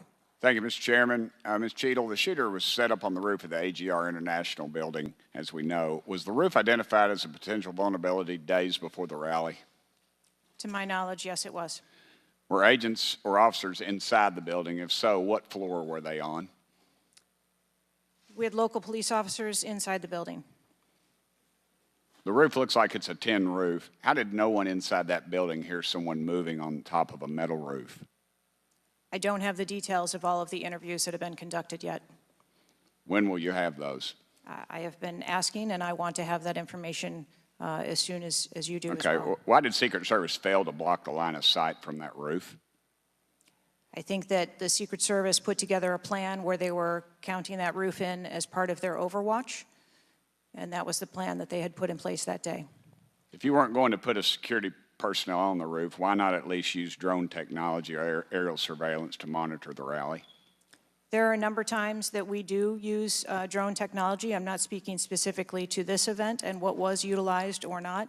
There are times when drone technology is available and helpful at events, and there are times when it is not appropriate. Do y'all use Signal? Do you personally use Signal to communicate with any official from the White House? Signal on your phone? Oh, on occasion, I'm sure that there are people that use Signal, yes. Okay. Do you use it to speak with the White House? Use Signal? No, I do not. Okay. When was Thomas Crooks first identified as a person of interest? Let me help you. At 5:10, he was spotted with a rangefinder at 5:51. And when did Secret Service notice him? Again, I don't have those specific timelines, but it was a relatively short period of time. Let me help you. 5:52. Ms. Cheatle, why was President Trump allowed on stage 10 minutes after the Secret Service spotted a suspicious individual? That seems to me to be the worst thing of all. Of all the breakdown and all this communication, all the BS you've been feeding us here today or not feeding us, that seems to be the question. So as I've stated before, there are a number of events where suspicious people may be identified. That doesn't necessarily... Ma'am, I submit to you, you got a guy who's going to be the next president of the United States. He's on stage. I've been to these events. We've all been to these events. A car backfires, and there's a 15-minute dadgum wait. That's not acceptable. Did the Secret Service tell President Trump they'd spotted a suspicious individual before he was shot? I am unclear as to what the communication was with the former president at that time. I'll take that as a no. Did y'all deny President Trump's request for more security, yes or no? And when was the most recent request for additional security? The rally request for security, all of those requests were fulfilled. And were there any personnel redirected to Jill Biden's rally? No. Who made the decision on the direction of agents at either one of those rallies? I'm unclear as to your question on the direction of the agents. I said, who directed those agents to be at Ms. Biden's rally or President Trump's rally? The specific agents. So there is a methodology in which agents are available for assignments, and they are assigned based on either geographic location or logistics or flight. Ma'am, I appreciate all that, but that methodology about got President Trump killed. Was the security detail guarding President Trump a temporary detail? The personnel who are assigned to the former president's detail are assigned to him. Why was there a different detail on the opening night of the convention than the detail that was guarding him in Pennsylvania? The president has a very large permanent protective detail assigned to him. They work shift work, and so it could be that people you saw at the rally were not working the same shift the day that he was. I can assure you, ma'am, somebody that's a lot shorter than the president was not at the convention, and the people that were cowering down behind the mass of agents that were on top of the president were not in the convention hall. At least I didn't see them. You can't seem to answer a single question about an ongoing investigation, ma'am, and you don't know when the information will be released publicly. Are you waiting for the administration to sign off? No, I am waiting for the results of the investigation, at which time. Okay. Let me ask you one more question. You found explosives in the shooter's possession. Is that correct? The FBI found explosives. Do we know who directed this young man how to make those explosives? I believe that the FBI is still looking into that on their investigation. Ms. Cheatle, you said that the buck stops with me, and I agree. I don't think you should resign. I think you should have been fired. Ma'am, you are a DEI horror story. I've told my daughter multiple times, my wife and my daughter, we talk to her all the time about how she's going to succeed in life. She'll succeed in life by achieving. Ma'am, you have not achieved today. You've let the American public down. If it was up to me, you'd be gone. Thank you, Mr. Speaker, Mr. Chairman. Chair now recognizes Mr. Crockett from Texas. Thank you so much, Mr. Chair. And let me just pick up where my colleague from Tennessee left off. Director Cheatle, was the incident on July 13th due to DEI, or rather systemic failures in communication and potentially safety protocols? The incident on the 13th has nothing to do with DEI. The incident on the 13th has to do with a failure or a gap either in planning or communication.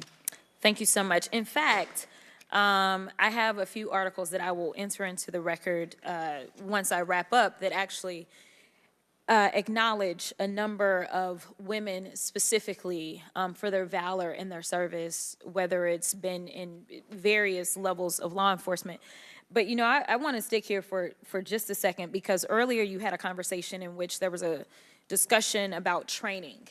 And I want to talk about training, and I want to talk about the fact that there's been a little bit of dancing around as it relates to this being a suspicious person and this being a situation that was perceived to be a threat. And it seems as if there's a different analysis that takes place. One of my questions has to do with if you have any bias training that your officers undergo. And the reason that I ask that, because as a civil rights lawyer, I have learned so many times in having to deal with law enforcement that there usually is not a perception of a threat when it is a young white male, even if they are carrying a long gun. Yet a lot of times, at least in this country, when it comes to law enforcement, there is a perceived threat just by somebody having a little bit more melanin in their skin. So I'm curious to know, because a lot of times, one of the things that we have consistently pushed for on my side of things, and when I say my side, is once we are looking at a tragedy in which law enforcement made an error, is the bias training and whether or not our officers are getting it. So I'm curious to know, in some of the training that you talk about that is part of your budget, has bias training been part of that? Yes, it is. Okay, thank you. I know that today is a rough day, and on that day in Pennsylvania, it was a rough day. And the reality is that I understand it, and you may or may not know the answer to this question. In the space in which this event took place, it was an open carry space. Is that correct? That is correct. Okay. So I hail from the state of Texas, and interestingly enough, I was serving in the state house right after there was a mass shooting in El Paso. We had an opportunity to do right by our citizens in Texas, but we did not. Instead, they passed permitless carry. And what my colleagues kept trying to get you to answer, because we want to come up with solutions, we don't want to keep pointing the finger. And right now, you've got a bunch of fingers that are pointed at you.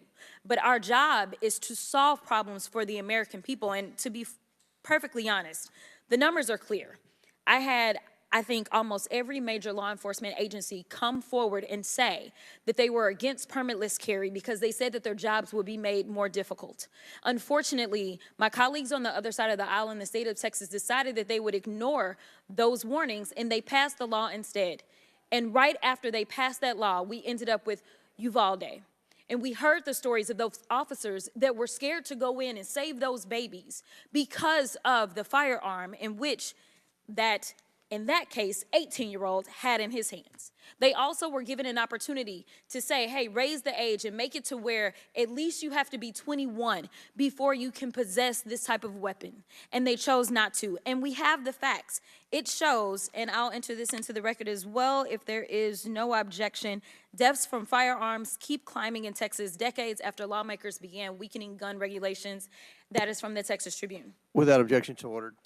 Thank you so much. The last thing that I'm just going to make a point of saying is that we all care about this issue because we know that there has been a spike in violence, political violence in this country. Are you aware of the fact that the numbers are higher right now? Yes. Okay. In addition to that, and I'm going to point a little blame at ourselves, because right now you got all the fingers pointed at you. But the reality is that we have a number of congressional members that are consistently engaging in violent rhetoric, and it needs to be toned down.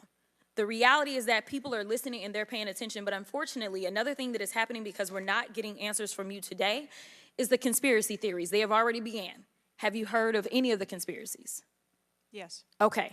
The problem with these conspiracies is that when people believe that, say, the President of the United States ordered a hit, or they believe it was an inside job, or whatever conspiracies they believe because they don't have any facts in front of them, that potentially incites the next level of violence at the next event in retaliation for this. So we are only begging for your job as it relates to being the director, as well as the men and women that you are protecting as their director, that you keep them safe by making sure that the American people have the information that they need so that they can feel as if Secret Service is on the side of the American people. And ma'am, I don't doubt that Secret Service is on the side of the American people. But right now, so long as these conspiracy theories continue to fester, it is going to make your job that much harder. Thank you so much, and I yield. Chair now recognizes Ms. Marjorie Taylor Greene from Georgia. Thank you, Mr. Chairman. Ms. Cheatle, I'd like to remind you that you're under oath. The site team has a senior supervisor, an advanced team, a protective intelligence team, a counter sniper element, and detail. Who was the agent in charge? How long has she been the agent in charge? And what is her Secret Service background? So I'm not going to provide a name. Why not? You're here to answer our In this questions. forum, I'm not going to provide names of. You stated in your testimony, you said, I am here today to answer your questions. That is correct. Answer the question. I'm not going to provide names of our personnel. To Why this not? committee today. The American people are demanding these answers from you today, Ms. Cheatle. I will do the best to provide you accurate information based on the facts that I have at this time. You're not answering our questions. The advance element coordinates with other intel or law enforcement partners, identifies threats and weaknesses at the sites and movements. We'd like a copy of the advance report. Have you brought it here with you today? We will comply with the request for the documentation that has been requested. When will that be, Ms. Cheatle? Because you should have brought it today. I am certain that our personnel are working on obtaining all of that documentation. I don't believe you, and neither do the people watching this hearing. You're not doing well, as Mr. Moskowitz informed you. You've been sitting here for over 3 hours, and I have you know the entire country is demanding you resign and demanding that you be fired if you do not resign. Things are not going well for you. You need to answer the questions. Was there a protective intelligence team, and what technical resources were utilized for that event, specifically drone or helicopter assets? There were a number of technical assets that were deployed for that event, and there was a protective intelligence team that was assigned to that event. Why was Crooks able to fly a drone over the entire area the day of the rally and the day of his assassination attempt? To my knowledge, he did not fly the drone over the entire area. How did he fly a drone over the area, period? Any part of the area? Again, I would have to go back and check the timeline of when that took place and when the event. Why didn't you bring the timeline with you today to answer our questions? I don't have all of the answers on the timelines based on the criminal investigation. Were you not prepared today to answer our questions?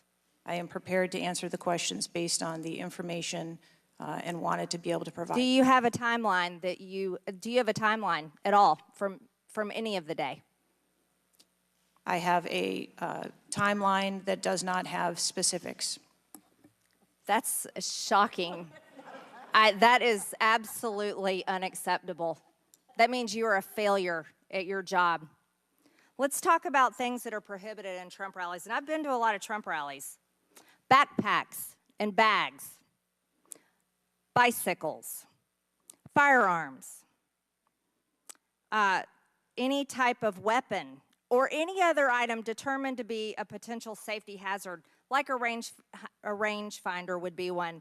At 5:10, Crooks is first observed by one of the snipers, AGR Sniper 1, at the building. 5:10, President Trump was shot in the face at 6:11 p.m.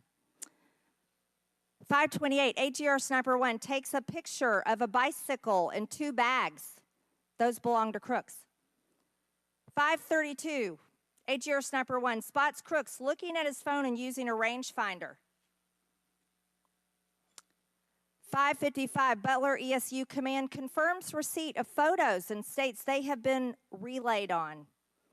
6:05 p.m., AGR Sniper 1 later communicates that Crooks is seen moving northeast in direction of Sheets and that Crooks has a backpack. 2 minutes before the shooting, while President Trump has been allowed to take the stage, people see Crooks laying on his stomach in a sniper position on the roof, and they're yelling he has a gun, and they are trying to alert law enforcement and Secret Service. Why was Crooks not shot by the snipers? Why was he allowed to be there? As soon as the individual was identified as a threat, they were... No. What do you consider to be a threat? A man with a gun laying in a sniper position, a man that had a backpack, a man that had a bicycle, a man that had a rangefinder. At what point is he determined a threat? An individual with a backpack is not a threat. An individual with a rangefinder is not a threat. What about a man laying on a building that has direct line of sight of President Trump with a gun that people are screaming and pointing out? Is that a threat, Ms. Cheatle? Once that individual was identified, they were neutralized. No, they were neutralized. Crooks was neutralized after he shot President Trump in the face, Ms. Cheatle. Is he only a threat once he fires the weapon? As soon as the counter sniper identified that individual, they were able to neutralize them. How were people in the crowd? Okay, then let's just take it this way. People under your command did not consider him to be a threat, yet people in the crowd knew he had a gun and considered him to be a threat. That means that you are a complete failure as the director of the Secret Service, that people under your command don't perceive a man laying on a roof with direct line to the president with a gun. They don't perceive that to be a threat, yet the people in the crowd do. How is that possible? That's the last question, but please answer the question, Ms. Director. I'm not certain at this time how the information from the people in the crowd was relayed to any law enforcement personnel. No, you knew, that everyone knew. The people there knew that there was a danger. They knew there was a threat to President Trump, and it was allowed to happen. Was there a stand-down order, Ms. Cheatle? No. Was there a conspiracy to kill President Trump? Absolutely not. Then how did this happen? And why are you still sitting here not turning in your letter of resignation? Last question, but please answer, and then I'll recognize Ms. Presley. Please answer that question. Director. That is what we are investigating to determine. We're waiting for your letter. We are waiting for your letter of resignation, and you really need to consider doing that before you leave today. Thank you. Chair now recognizes Ms. Presley from Massachusetts. Thank you. No one, absolutely no one should fear for their life at a political rally, in a classroom, in a faith house, or in their home. We must do something about political violence in all its forms and gun violence in all of its forms. Now, Director Cheatle, you have noted that numerous investigations are ongoing related to the Secret Service response and that we can expect a report in the next 60 days. With the election nearly 100 days away, that is an unacceptable timeline, and it makes people less safe. It also allows my colleagues across the aisle, Republicans, additional time to spread dangerous misinformation, which also puts people in harm's way. Some Republicans have exploited this moment to continue to attack progress towards racial justice and gender equity in America. Disappointing, but not surprising. I hesitate to repeat their racist and sexist tropes, but in summary, Republicans have wrongfully and shamefully stated that hiring women and people of color hindered the response to the shooting. Now, this is part and parcel of Republican strategy to constantly attack necessary diversity, equity, and inclusion efforts, to undermine the contributions that women, people of color, the disability community, and others make to this country each and every day. And it is disgraceful. In the wake of gun violence and tragic loss of life, Republicans are ignoring solutions like gun safety reform and instead trotting out sexist tropes. Can't say I'm surprised. I ask unanimous consent to enter into the record reporting from CNN titled "Right-Wing Media Figures Blame Women in Secret Service and DEI for security failure in Trump shooting. Without objection to ordered. This article quotes members of Congress and others that plainly accuse DEI and the hiring of women as a liability for the Secret Service. Women have been an integral part of the agency since 1971 and are held to the same standards as their male counterparts. To use them as a scapegoat during a time of crisis is shameful and it is dangerously divisive. In fact, based on recent publicly available demographic data of the agency, the largest demographic groups among special agents are white and male. But to right-wing extremists, the truth doesn't matter. The lies they tell to advance their anti-diversity agenda, which is a key theme throughout Project 2025, will only make the American public less safe and more divided. And every day, Director Cheatle, that you fail to give us answers, they are given more oxygen to make their baseless claims that women and people of color are responsible for tragic events. And that is dangerous too. Thank you. And I yield my remaining time to Ranking Member Raskin. Thank you to the distinguished gentlelady from Massachusetts, and thank you for those trenchant insights. I wanted to make the point that you were making and several of other members were making to bring it into sharp relief here. The very same day that Donald Trump narrowly escaped an assassination attempt, but an honored firefighter was gunned down and killed and other people were injured. There was another mass shooting that day, just several hours later in Birmingham, Alabama. 4 people killed and 10 wounded in a nightclub shooting. And you might think, oh, that's some kind of freakish coincidence. Not at all. We have more than one mass shooting a day in America. They are so commonplace now that they are barely reported in the national news. It's, of course, local news in Birmingham, Alabama, that 4 people were killed and 10 other people were shot and seriously wounded, being treated at the hospital. These things are a nightmare for the families of the victims who've been killed, for the families who have to take care of people who've been seriously injured and wounded. They are a major financial drain, publicly and privately, and yet we allow AR-15s to be purchased with abandon, promiscuously, all over the country. People can just go out and get an assault weapon. And the distinguished gentlelady from Michigan was right. We have a hearing when it affects the President of the United States, but on all the other days of the year, we don't have a hearing about it. And I think it is because of an honest disagreement we have about the Second Amendment. There are some people who think the Second Amendment means you've got the right to arm yourself with whatever weaponry you need to overthrow the government of the United States, and we reject that as a false interpretation of the Second Amendment and a false interpretation of the Constitution.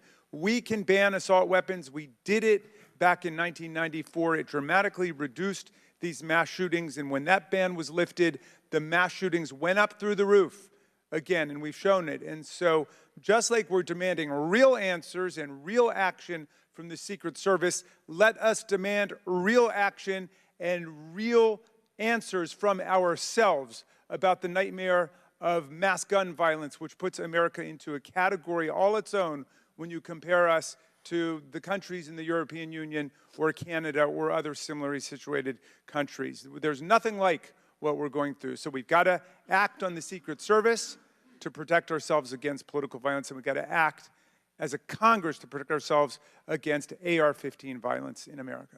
Chair recognizes Ms. McClain from Michigan. Thank you, Mr. Chairman. And first of all, I want to thank the Secret Service agents, those who work tirelessly to protect our president, and specifically those agents who did not hesitate to jump in front of President Trump. And my heart goes out to the family of the Comptoir family and the people at the rally who are still recovering. On the other hand, the Secret Service has a leadership problem, and it falls on you. And although I appreciate your hollow words that the buck stops here, I was actually hoping for some answers. Director Cheatle, you must answer to the American people if you want to stay in charge. It's really, really simple. You want to keep your job, right? Absolutely. Okay.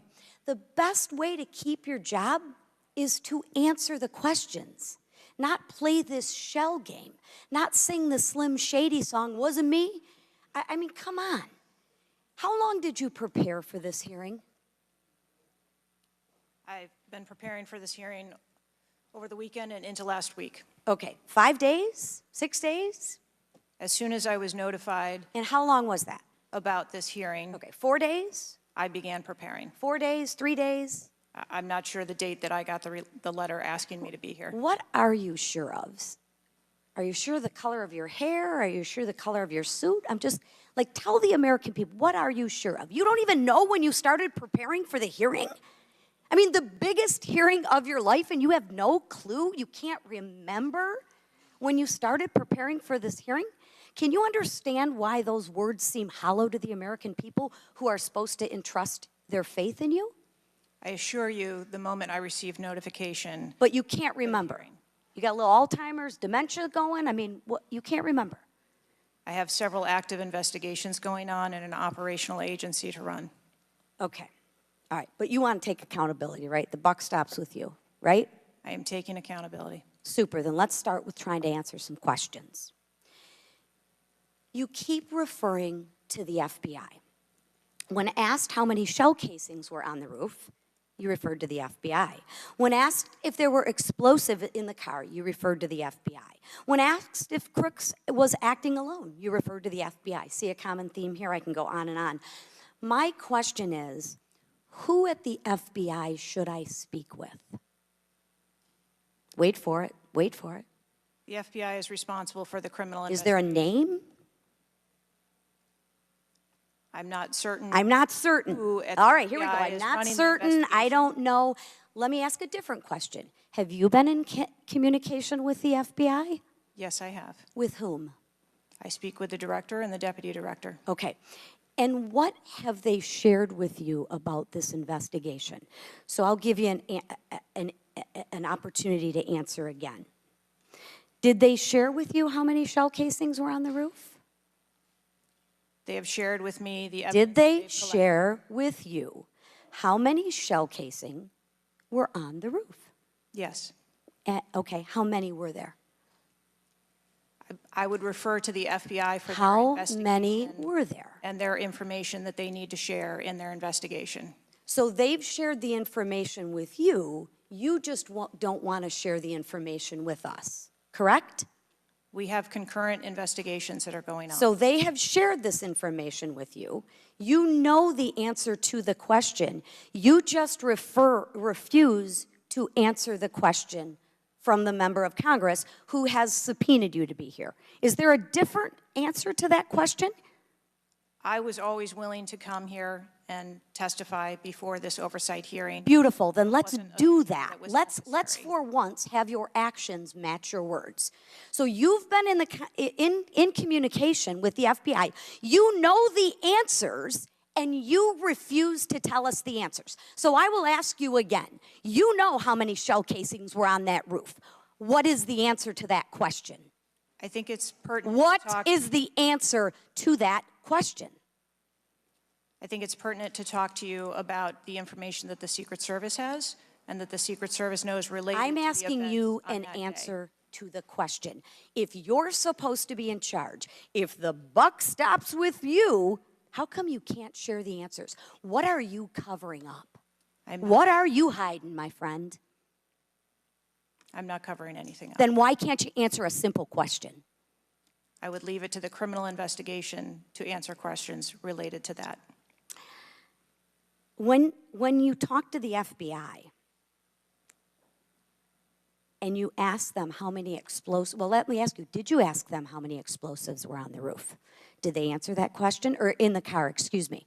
Did they answer that question for you? Yes. Yes. So you know the answer to that question that my colleagues have asked you.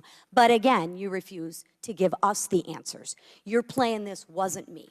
Well, I submit to you, if you can't, and it's not a can't, It's a won't. It's not a can't. It's not a I don't know. It's a I choose not to answer the question.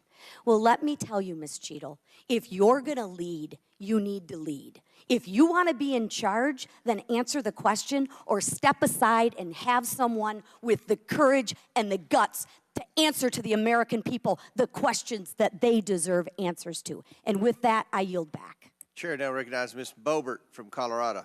Thank you, Mr. Chairman. I'm going to continue down that vein. You have been here sitting today, Director Cheatle, definitively able to dismiss erroneous information and speculation. However, you are refusing to answer questions that we now know that you have the information for. You are saying that you are wanting to answer questions that the Secret Service has information to. Well, ma'am, you are the Secret Service. You are the director. You have said that you are the best for the job. So, I'm going to ask you some questions now knowing that you do have answers from the FBI, whom you have been passing the buck to this entire day. And I'll start with something that, you know, maybe the FBI doesn't know because it has to do with you personally. You said you spoke with President Trump after the assassination attempt. And I want to know, did you apologize to him directly for nearly having President Trump killed? Yes, I did. I appreciate that. I appreciate that you recognize that this was your failure. Now, since the assassination attempt, you are under oath, reminding you, have you communicated with anyone at the White House on an encrypted messaging app like Signal? Yes or no? No, I have not. Are you willing to surrender your personal phone for analysis? If I am required to do so. Okay. I will look into making that request because I would like to see your personal phone to see if you're communicating over encrypted messaging apps. Have you ever turned down enhanced security requests from Donald Trump's detail, his special agent in charge, Sean Curran? Have you ever turned that down? No, I have not. Have there been, has your team, has the Secret Service? Maybe not you personally.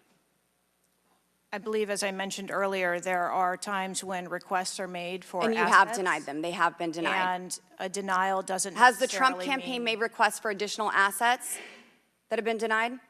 Denial doesn't mean vulnerability. Have there been additional requests for enhanced security at Mar-a-Lago? We have made a number of enhancements to. You confirmed that there were bomb-sniffing dogs that were provided. You failed to confirm if there were aerial security surveillance assets that were provided. So yes or no, was that provided? At the rally? At the rally, yes, ma'am. We had Overwatch provided at the rally. You've confirmed that the assassin was identified as suspicious 57 minutes prior to the shooting. Was the suspicious individual ever approached by an agent? Was any contact ever made with him? Not to my knowledge. Is that the standard protocol for someone who is identified as suspicious?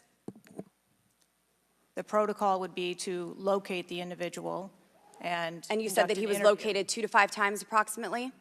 No, I said that the information was passed potentially somewhere between 2 to 5 And he was times. never located by an agent? To my knowledge, that individual was not located by an agent. We have dozens of rally goers who have identified him and not one agent on the ground. There are many, many, many agents on the ground, local law enforcement, Secret Service. No one was able to identify him and have sights on and see him. What I'm saying is that the agents that were on the ground at the time, I have no knowledge that they were able to interview him or locate him. Thank you. Was there a local law enforcement officer who approached the roof and saw the shooter and saw that he was present on the roof? That is the information that has been shared with me. Have you spoke to that local law enforcement officer? No, I have not. Are you going to? It is part of a criminal investigation that the FBI is interviewing those individuals. Were agents stationed on the water tower? No. Why? That would not be something that would be included in a security plan. Has the man who is reported to have been present wearing a gray suit who allegedly requested a photo of the dead body of the assassin on top of the AGR roof been identified? I don't have that information. Is that something that you've heard of? No. Were ATF agents present at the rally? To attend or to work? To work. Not to my knowledge. How long did the counter sniper have Crooks in his sights before the shooter opened fire on President Trump? I don't have that specific timeline. Will you be able to tell us if he communicated with other agents on what he was seeing through his sights? Once I have that information, absolutely. Because we need to know why he waited for multiple rounds to be fired at President Trump before the threat was neutralized. We need to know if he was given an order to hold fire. Now, it's, you've excused the roof of being unmanned because of the slope of the roof. Do you continue to assert the slope of the roof as a credible reason for leaving this position undefended? First, I'll go back and correct that there was no order to hold fire. Our agents and officers have the ability to neutralize a threat at the time that they see it. I'm sorry, you don't know the communication that was taking place or how long he had him in his sights because you haven't spoke to him, but you do know that there was no order to hold fire. I can tell you the way that our personnel are trained. They are trained on the use of force scale that when they see a threat, they are authorized to neutralize that threat. There is no, they don't have to ask for permission. You excuse the roof being unmanned because of the slope. Do you stand by that assertion? The roof was not covered with an individual on it because there was overwatch provided. Apparently not. No, there was no overwatch provided. This is very evident. President Trump was shot. A man died. There was no oversight provided. I find this rather maddening, especially now knowing that you do have answers from the FBI, who you have been passing the buck to this entire hearing, not answering a congressional hearing, members of Congress, while you are under oath and under a subpoena. I find it maddening that the director, that our country has come centimeters away from oblivion under your watch. You have answers. You are refusing to give those to us, directing us to the FBI, and this entire thing is a waste of time. You are responsible for the loss of a life and the shooting that took place on President Trump. You do need to resign. This is bipartisan. You need to be fired. You do not need to hold this position. You are not the best for this job. I am over my time, but I cannot tolerate your watch any longer, and I'm going to continue to call daily for you to be removed from your position, ma'am. Chair recognizes Mr. Fry from South Carolina. Thank you, Mr. Chairman. Director Cheatle, how long have you been with the Secret Service? 29 years, right? That's correct. And how long have you been director of the Secret Service? Just under 2 years. During your tenure as director under the Secret Service, I know we're here today to talk about the assassination attempt on President Trump, but how many other security lapses have occurred with protectees under your watch? I don't have a specific number, but there have been some lapses. There have been other lapses. Was one of them Jake Sullivan? Yes, sir. What happened there? There was an individual who was able to access Mr. Sullivan's residence. His residence? A protectee, somebody was able to break into his house. And what happened? Did anyone get fired because of that? There were individuals who have been reassigned. Reassigned. What other steps have taken? What I'm seeing. What other incidents have occurred other than Jake Sullivan?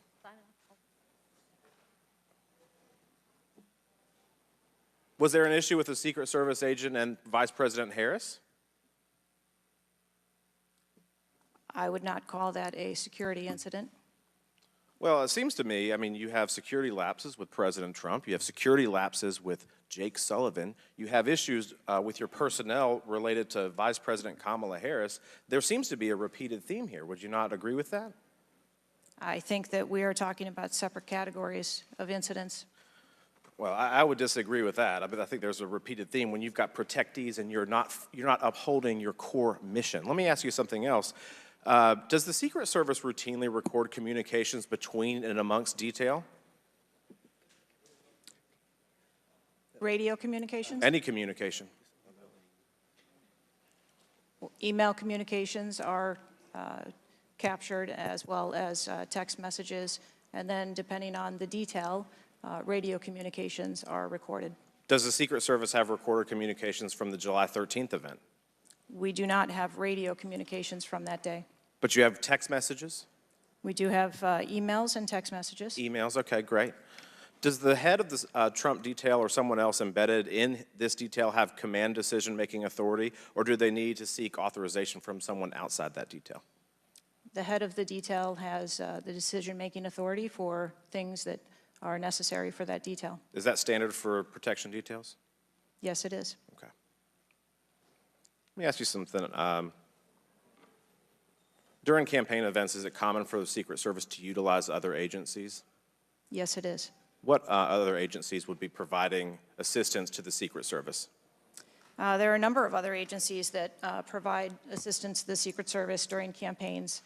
We utilize personnel from the Department of Homeland Security. We utilize personnel from the Department of Defense, and we utilize local law enforcement partners. Are you on the same radios? Do you provide the radios to all the assets that are taking part in protection of an event?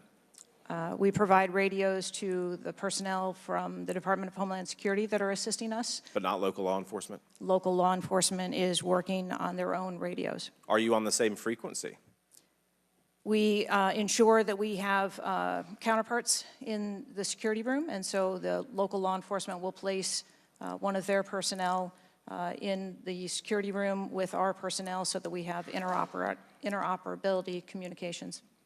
Let me ask you something just about the timeline, because I think this is really interesting that we can't nail that down. I mean, I think there are lay people out there with more knowledge about the timeline than you seem to come before a subpoena in front of Congress.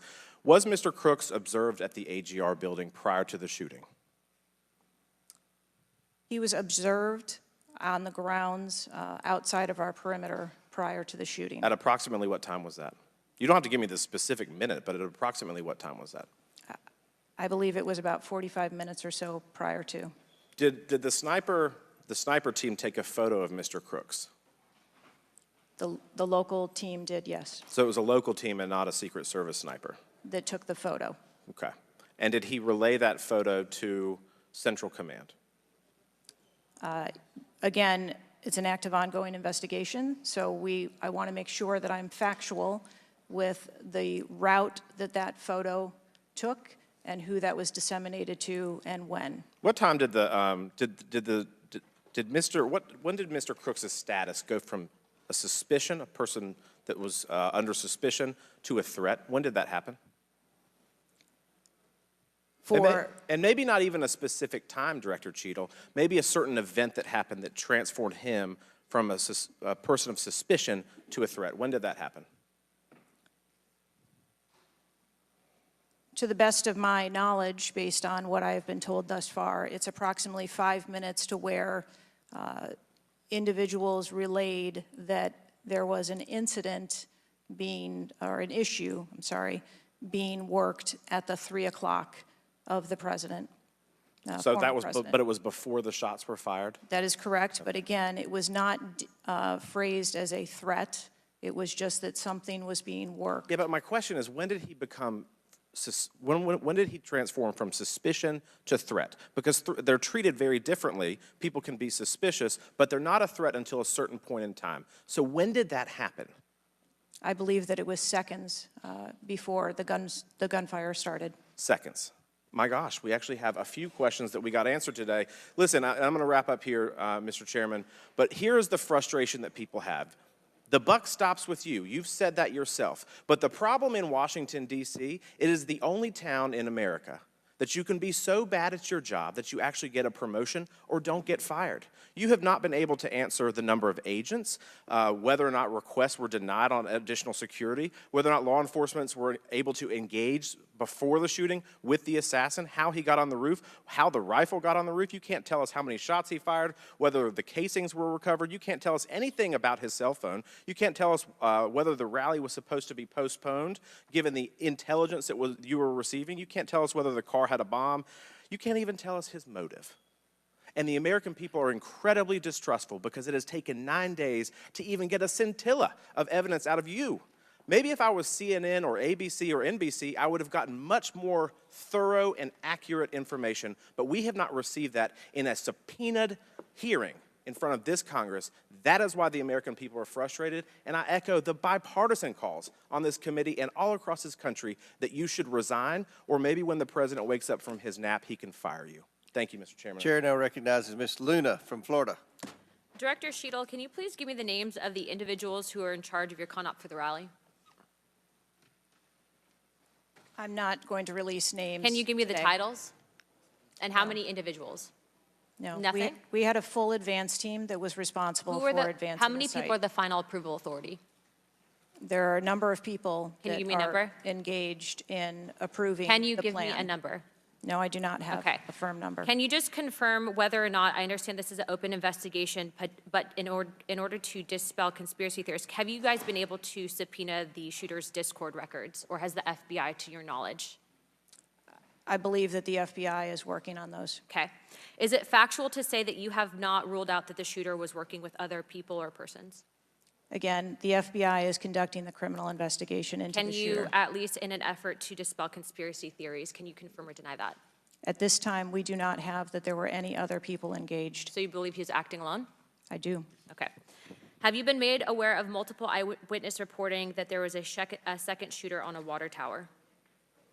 I do not have any information related to any second shooter. Okay, the reason I asked that is because according to testimony from multiple witnesses, they did report that. And again, to my understanding, there were over 40 sniper teams that were briefed by the Butler ESU. And I want to make sure that people are aware, if you're saying that there's not another shooter, that we are able to clear that information, because from this whole entire briefing, it doesn't seem like much information has been able to get out to the American people. So I'm trying to dispel rumors, as I'm sure you understand. Was it true that Secret Service was present at the Butler ESU briefing? There was a briefing between the counter sniper teams that were working on the ground. Was Secret Service present?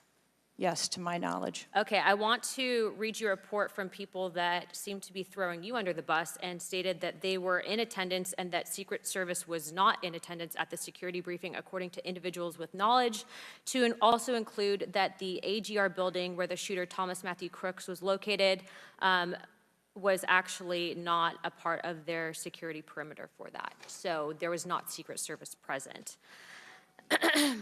It seems as though that when you were asked earlier from Rep. Krishnamurthy about whether or not Secret Service was aware of a threat, you had said no, they were unaware of a threat.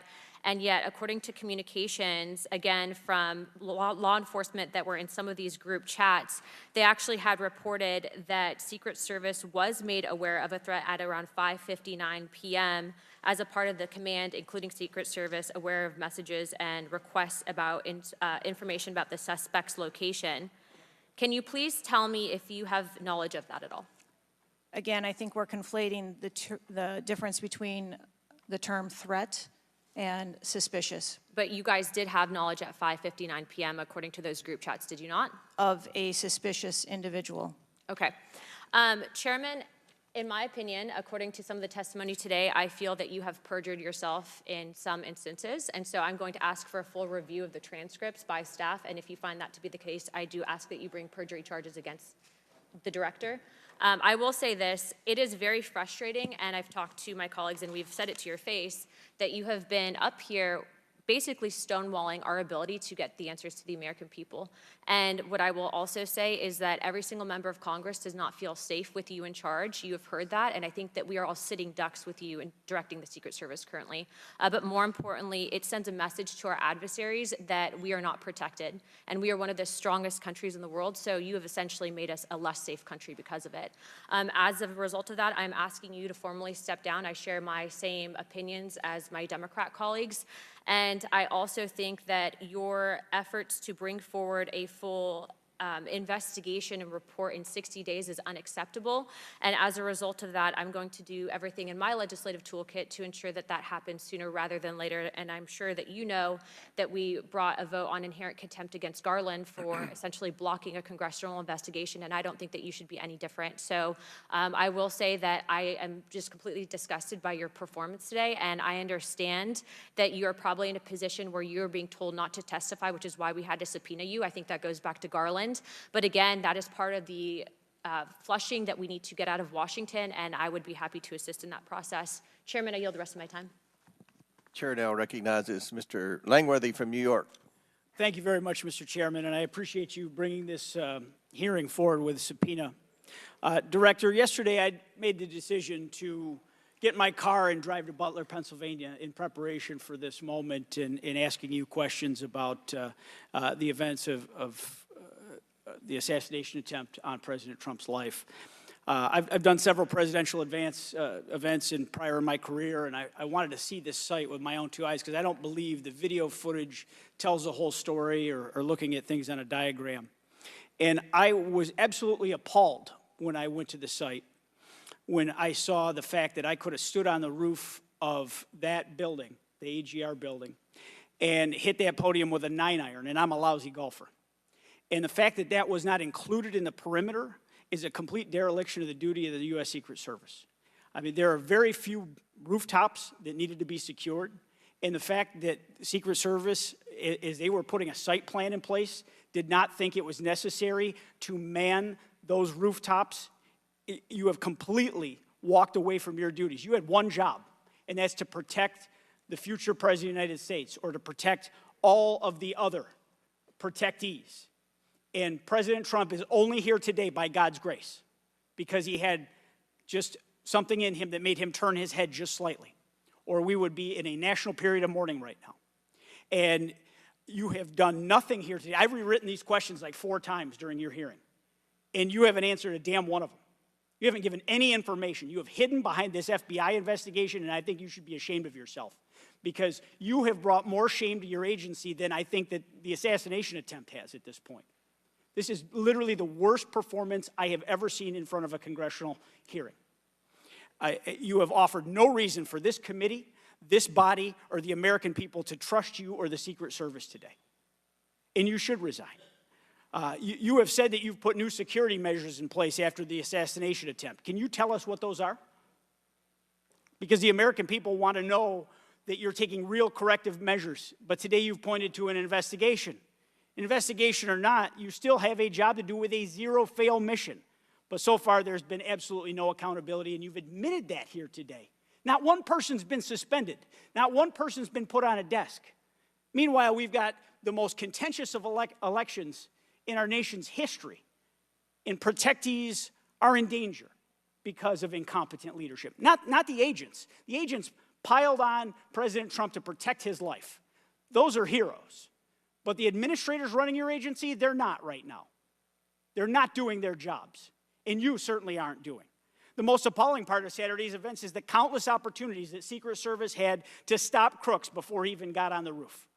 At 3 o'clock, Crooks raised suspicion by entering the rally with a rangefinder. At 5:45, a cop with a Beaver County Emergency Services unit saw Crooks eyeballing the roof at the AGR International Building. And then at 5:55, Secret Service was warned of a suspicious person and identifies Crooks as a threat. This was all before shots were fired 15 minutes later. Director, yes or no, did local law enforcement alert the Secret Service about Crooks' presence at the rally? Yes, they did. The shooter came to attention of law enforcement almost an hour before President Trump went on stage. Law enforcement alerted the Secret Service of the shooter. Over and over, you've said there's a difference between a suspicious individual and a threatening individual. Can you explain what the shooter needed to exemplify to be called a threat? So I'm not clear as to what identified him as suspicious to the individuals who originally clarified him that way. For the Secret Service, for an individual to be determined to be a threat, that individual would have to be seen with a weapon or capable of doing some sort of harm to our protectees. I mean, Director, an individual walking into a rally with a rangefinder, scoping out an unprotected rooftop, and he reportedly flew a drone over hours before. It sounds like a lot more than suspicious, especially at a presidential rally. Your operational lapses, your resource management, and poor judgment nearly resulted in the assassination of President Trump. I mean, the dereliction of duty here is just appalling. The fact that you haven't visited Butler is just maddening to me. You're not taking this job seriously. Many people here have called for your resignation. I've introduced a resolution here into this body that hopefully will get a vote this week calling on the president to fire you, ma'am. You have not done your job. You have put two black eyes on your agency, and you need to go. Mr. Chairman, I yield back. Gentleman yields back. Chair now recognizes Mr. Burleson from Missouri. Director Cheatle, I just want to kind of get an idea of what you can answer, because outside of what the FBI is responsible for, you have full responsibility for the Department of Secret Service. So the question is, what is the mission? What is who defines the mission? Our mission of the Secret Service is to protect the president, the vice president, their immediate families, presidential candidates, the former presidents, and those by executive order, and we also have an investigative mission. And those are well defined? Yes, they Everyone within the agency understands the mission? Yes, they do. What about protocols and standards? Who defines the protocols and standards? We have a number of protocols and policies in place for the various missions that we have. So would it be safe to say that you failed the mission, the ultimate mission? I have stated repeatedly here today that there was a failure. What about specific failures within protocols and guidelines within the agency?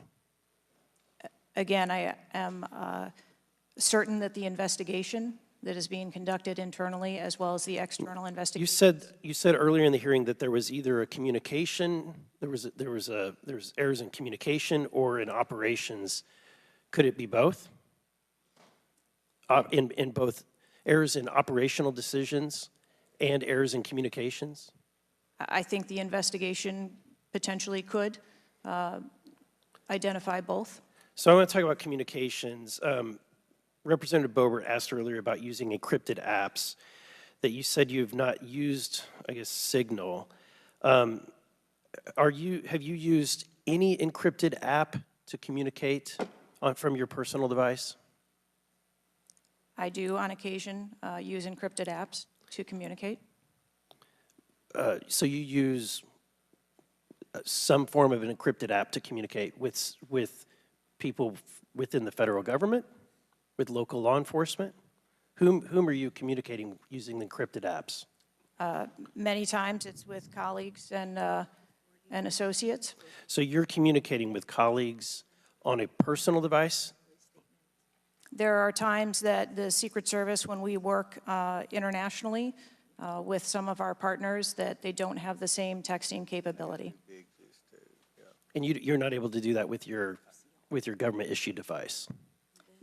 Recently, we have been able to install some of those apps on government devices. Okay.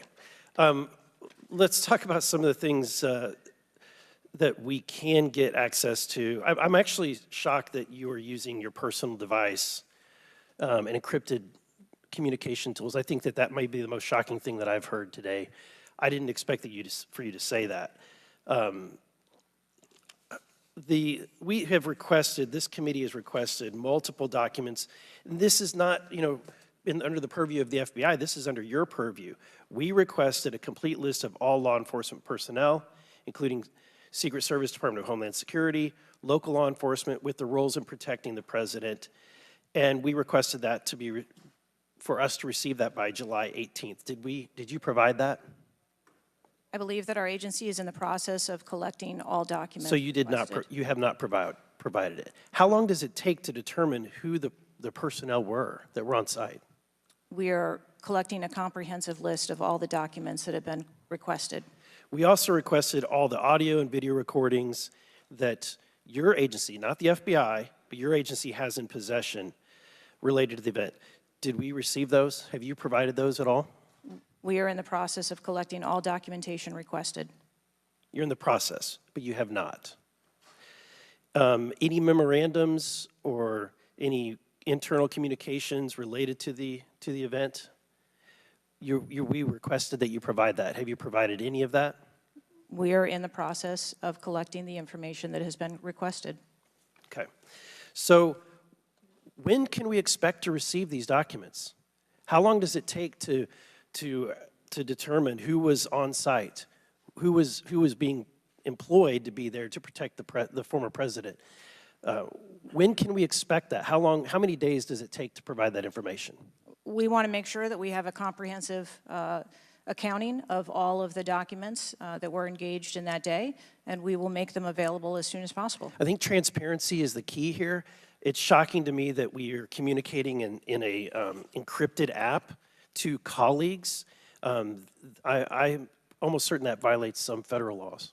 I would like to clarify, you didn't ask me whether my communications were government work related or whether they were personally related. You're communicating with colleagues. I don't communicate government business with colleagues on a personal device. I communicate on my work device. Are you using an encrypted device on your work device? I am not.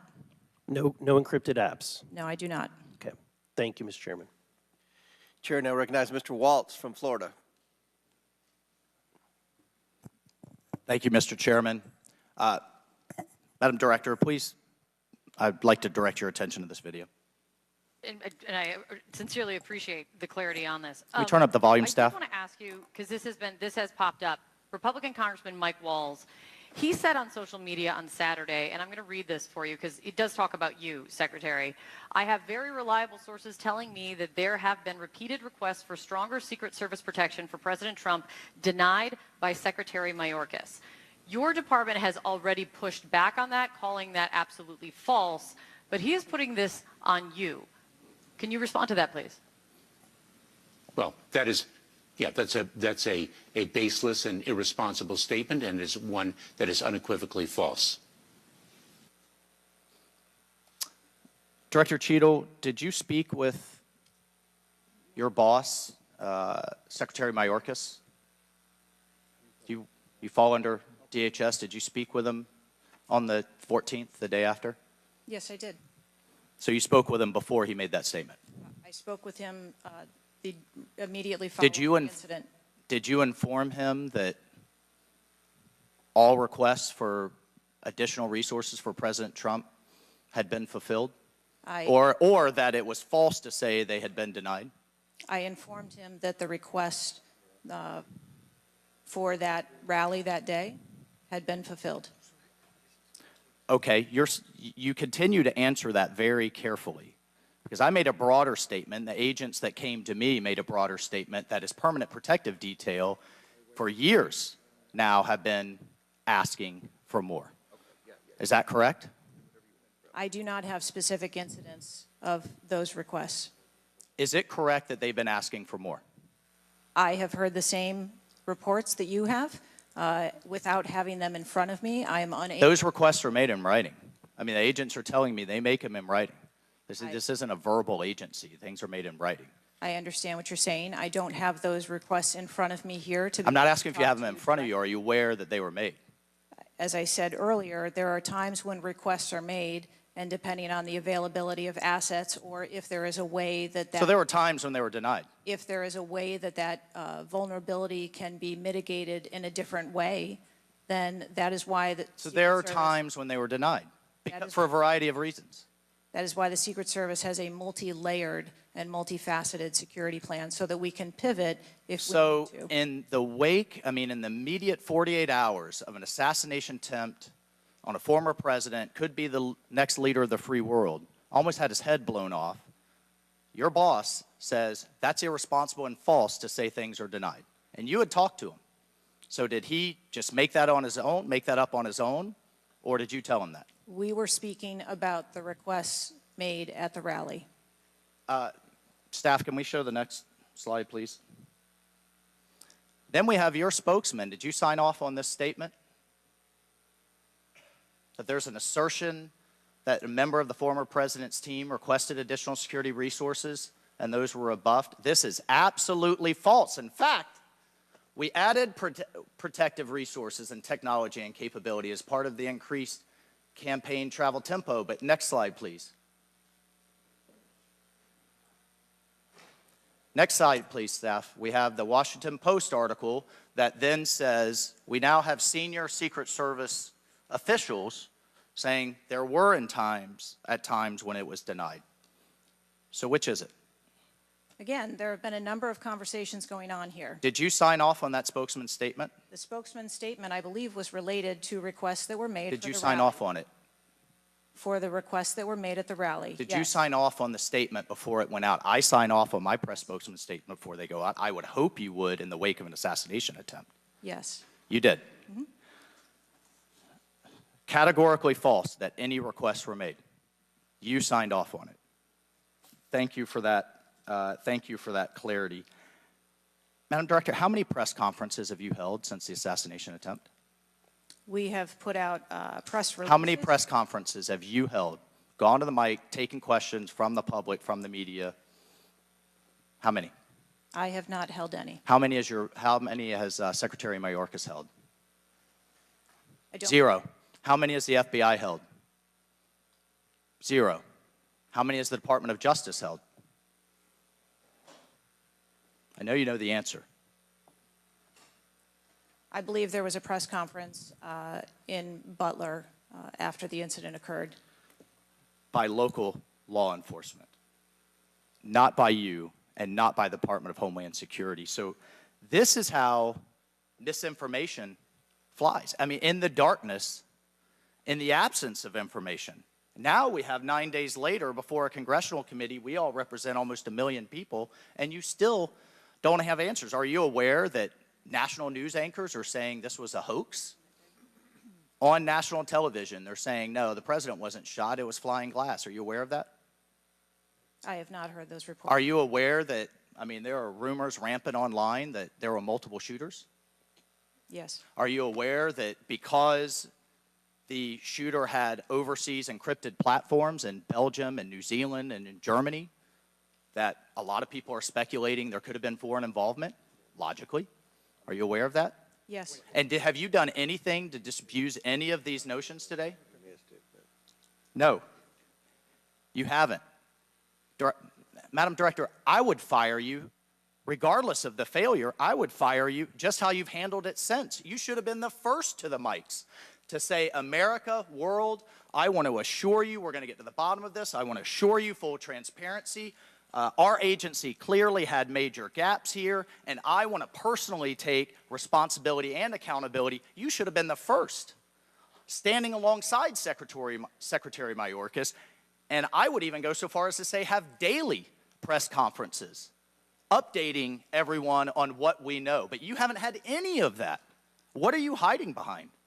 I am not hiding. Because you're making the situation worse. I think you've heard that on a bipartisan basis here. You are making this situation far worse in the absence of information. Let's move on. This is truly astounding. I want to be clear, because you keep dodging the issue. Has President Trump's permanent protective detail requested additional assets over the last few years? He is clearly not your average former president. He's not Jimmy Carter in an old folks' home. He's not President Bush painting out in his barn. He has multiple residences, a lot of rallies. He's very publicly engaged, and he has a foreign threat in addition to domestic threats. Have they requested additional resources? That's the last question, but please feel free to answer. Thank you. Director. We have continued, as I stated earlier, to increase over the past year the assets that are at the former president's residence and supplied to his detail. Mr. Chairman, if I could just ask for one more indulgence. It is clear you have not been to Butler, Pennsylvania. Leaders lead and should be on the ground. You have not been there. Instead, you went to the RNC, but you weren't originally even going to go there. Where were you originally scheduled to go besides the RNC, a national special security event? I was always scheduled to go to the RNC. Mr. Chairman, I would like to enter into the record that the director was scheduled to go to Aspen, hobnobbing around with, I don't know what liberal elites go to Aspen. That was where you were originally scheduled to go to speak at a forum. I was scheduled to go to the RNC. I was going to leave the RNC for 24 hours and return back to the RNC. I hope, as your predecessor, Julie Pearson, with a security incident on the White House and under the Obama administration and Reagan's Secret Service detail lead, I would hope you would have the dignity for the sake of the agents in the service to resign. Gentleman's time's expired. Thank you. I'd like to enter a few things into the record.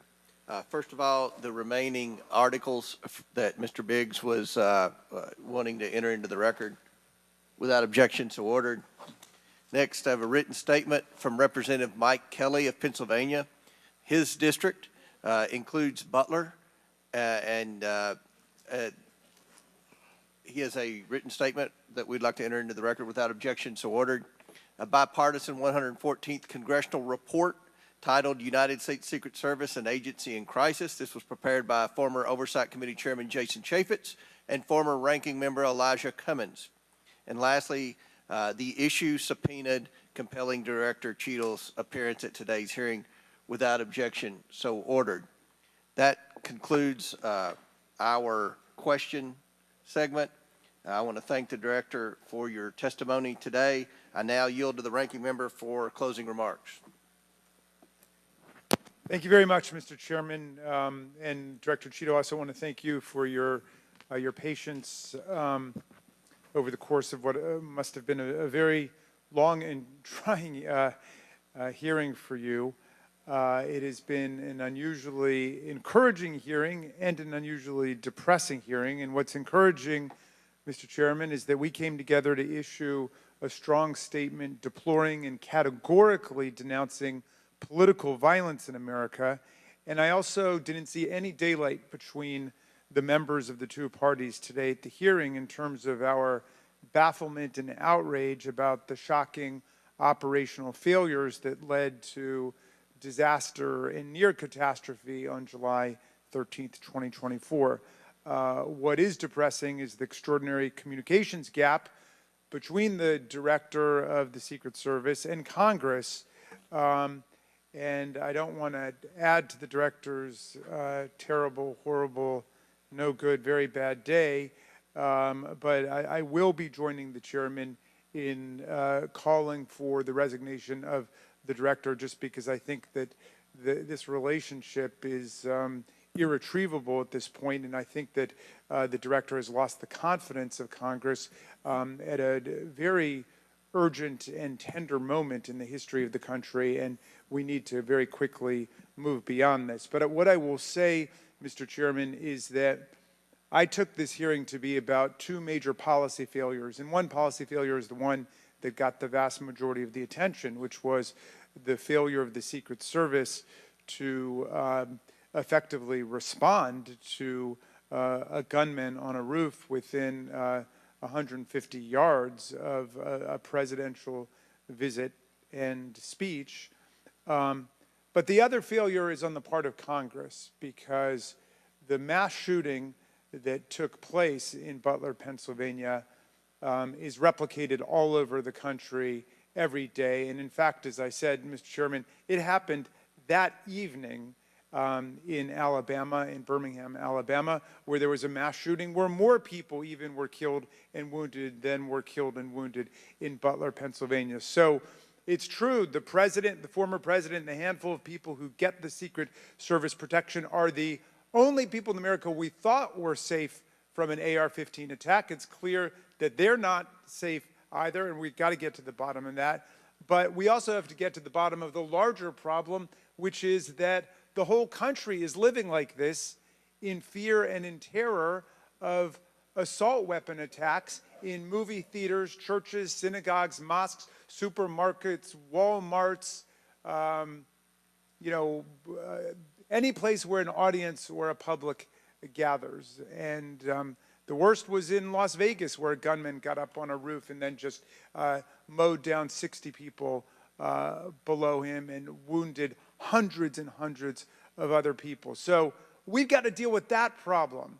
Yes, we've got to move as swiftly as we can to deal with the problems of the Secret Service, but the broader problem is still there. And I just wish to the heavens that our colleagues that could get together on the question of presidential security against an AR-15 attack could get together on the question of public security against an AR-15 attack, because all of us are vulnerable. All of our families are in danger by this, and the rest of the world doesn't live this way. And we have to look to see how uniquely strange it is that we allow 20-year-olds to access AR-15s, weapons of mass destruction, and show up in public places to endanger other people. And I hope, Mr. Chairman, we can work together on that with the same spirit of bipartisan commitment to the public safety that was exemplified here today. And I yield back to you. The ranking member yields back. I'll deliver my closing remarks. Director Cheatle, I subpoenaed you to appear today to get answers for the American people about the failures that led to the assassination attempt of President Donald J. Trump. Unfortunately, you refused to answer today. And this committee is not known for its model of bipartisanship, but I think today we came together unanimously in our disappointment for your lack of answers. You've stated that the FBI will investigate and give a report, and you estimate 60 days. We've been waiting for months and months for lots of different bits of information from the FBI. We have no confidence in the FBI. The majority of this committee has no confidence in the FBI. I sincerely hoped that the hearing today would give not just Congress confidence in the Secret Service, but the American people would have confidence in the Secret Service. We don't have confidence, not just in Congress, but I don't believe the American people tonight when they go to bed are going to have confidence that the Secret Service is the best it can be at protecting President Biden, at protecting the First Lady, at protecting President Trump, at protecting their families. That's what the primary role for the Secret Service should be. And some people have said and speculated, well, there needs to be more money and more employees. As I stated early on, $3.1 billion, I believe next year it's going to be $3.2 billion budget, over 8,000 employees. If the Secret Service is spread too thin and doing things like inspecting counterfeit, which is what the Secret Service was created to do, was to inspect counterfeit money and things like that with the Treasury.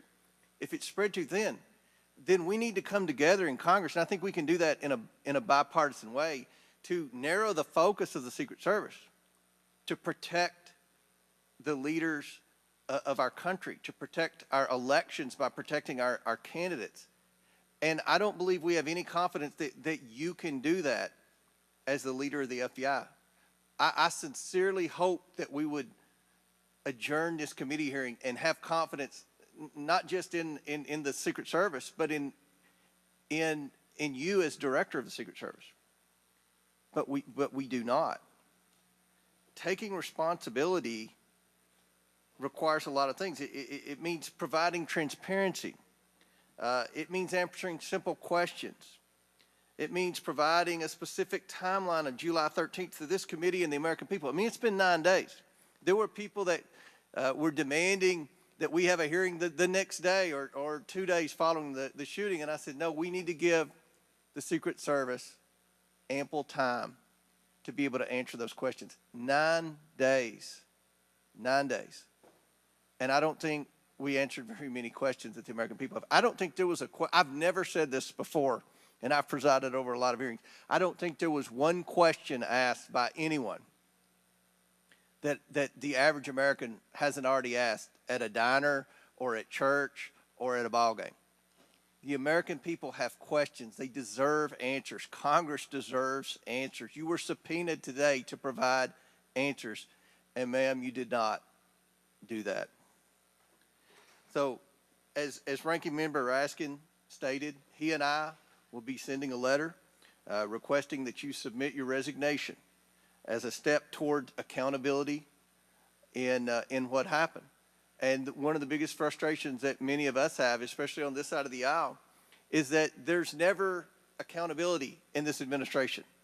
And when you look at the debacles prior to July 13th, I mean, it would be hard to beat the withdrawal in Afghanistan, the debacle there, and no one was held accountable. To this day, no one has been held accountable for that.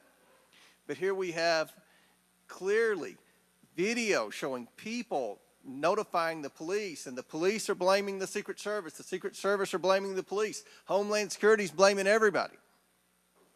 But at the end of the day, after this hearing and after our request for information, we don't have any answers for the American people, and we don't have that confidence that you can lead the Secret Service to restore the confidence. And again, I commend the ranking member for joining with me in the letter asking your resignation, and we certainly hope that you will take that to heart. With that and without objection, all members have 5 legislative days within which to submit materials and additional written questions for the witness, which will be forwarded to the witness. If there's no further business, without objection, the committee stands adjourned.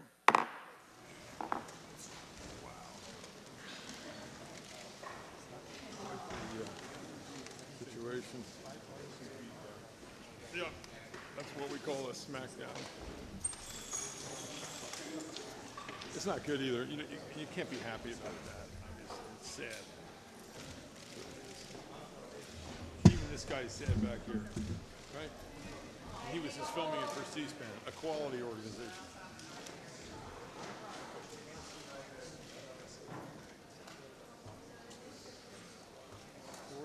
I used to work at C-SPAN. You still feeding? Can you throw me out? I'll just be sort of like, I'll kind of be like looking at it.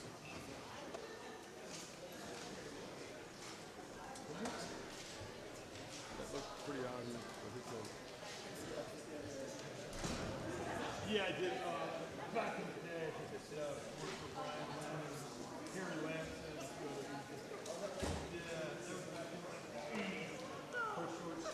It's a great group. I love C-SPAN. Yeah. I'm John, by the way. Brandon? Yeah, nice to see you. Yeah, keep on.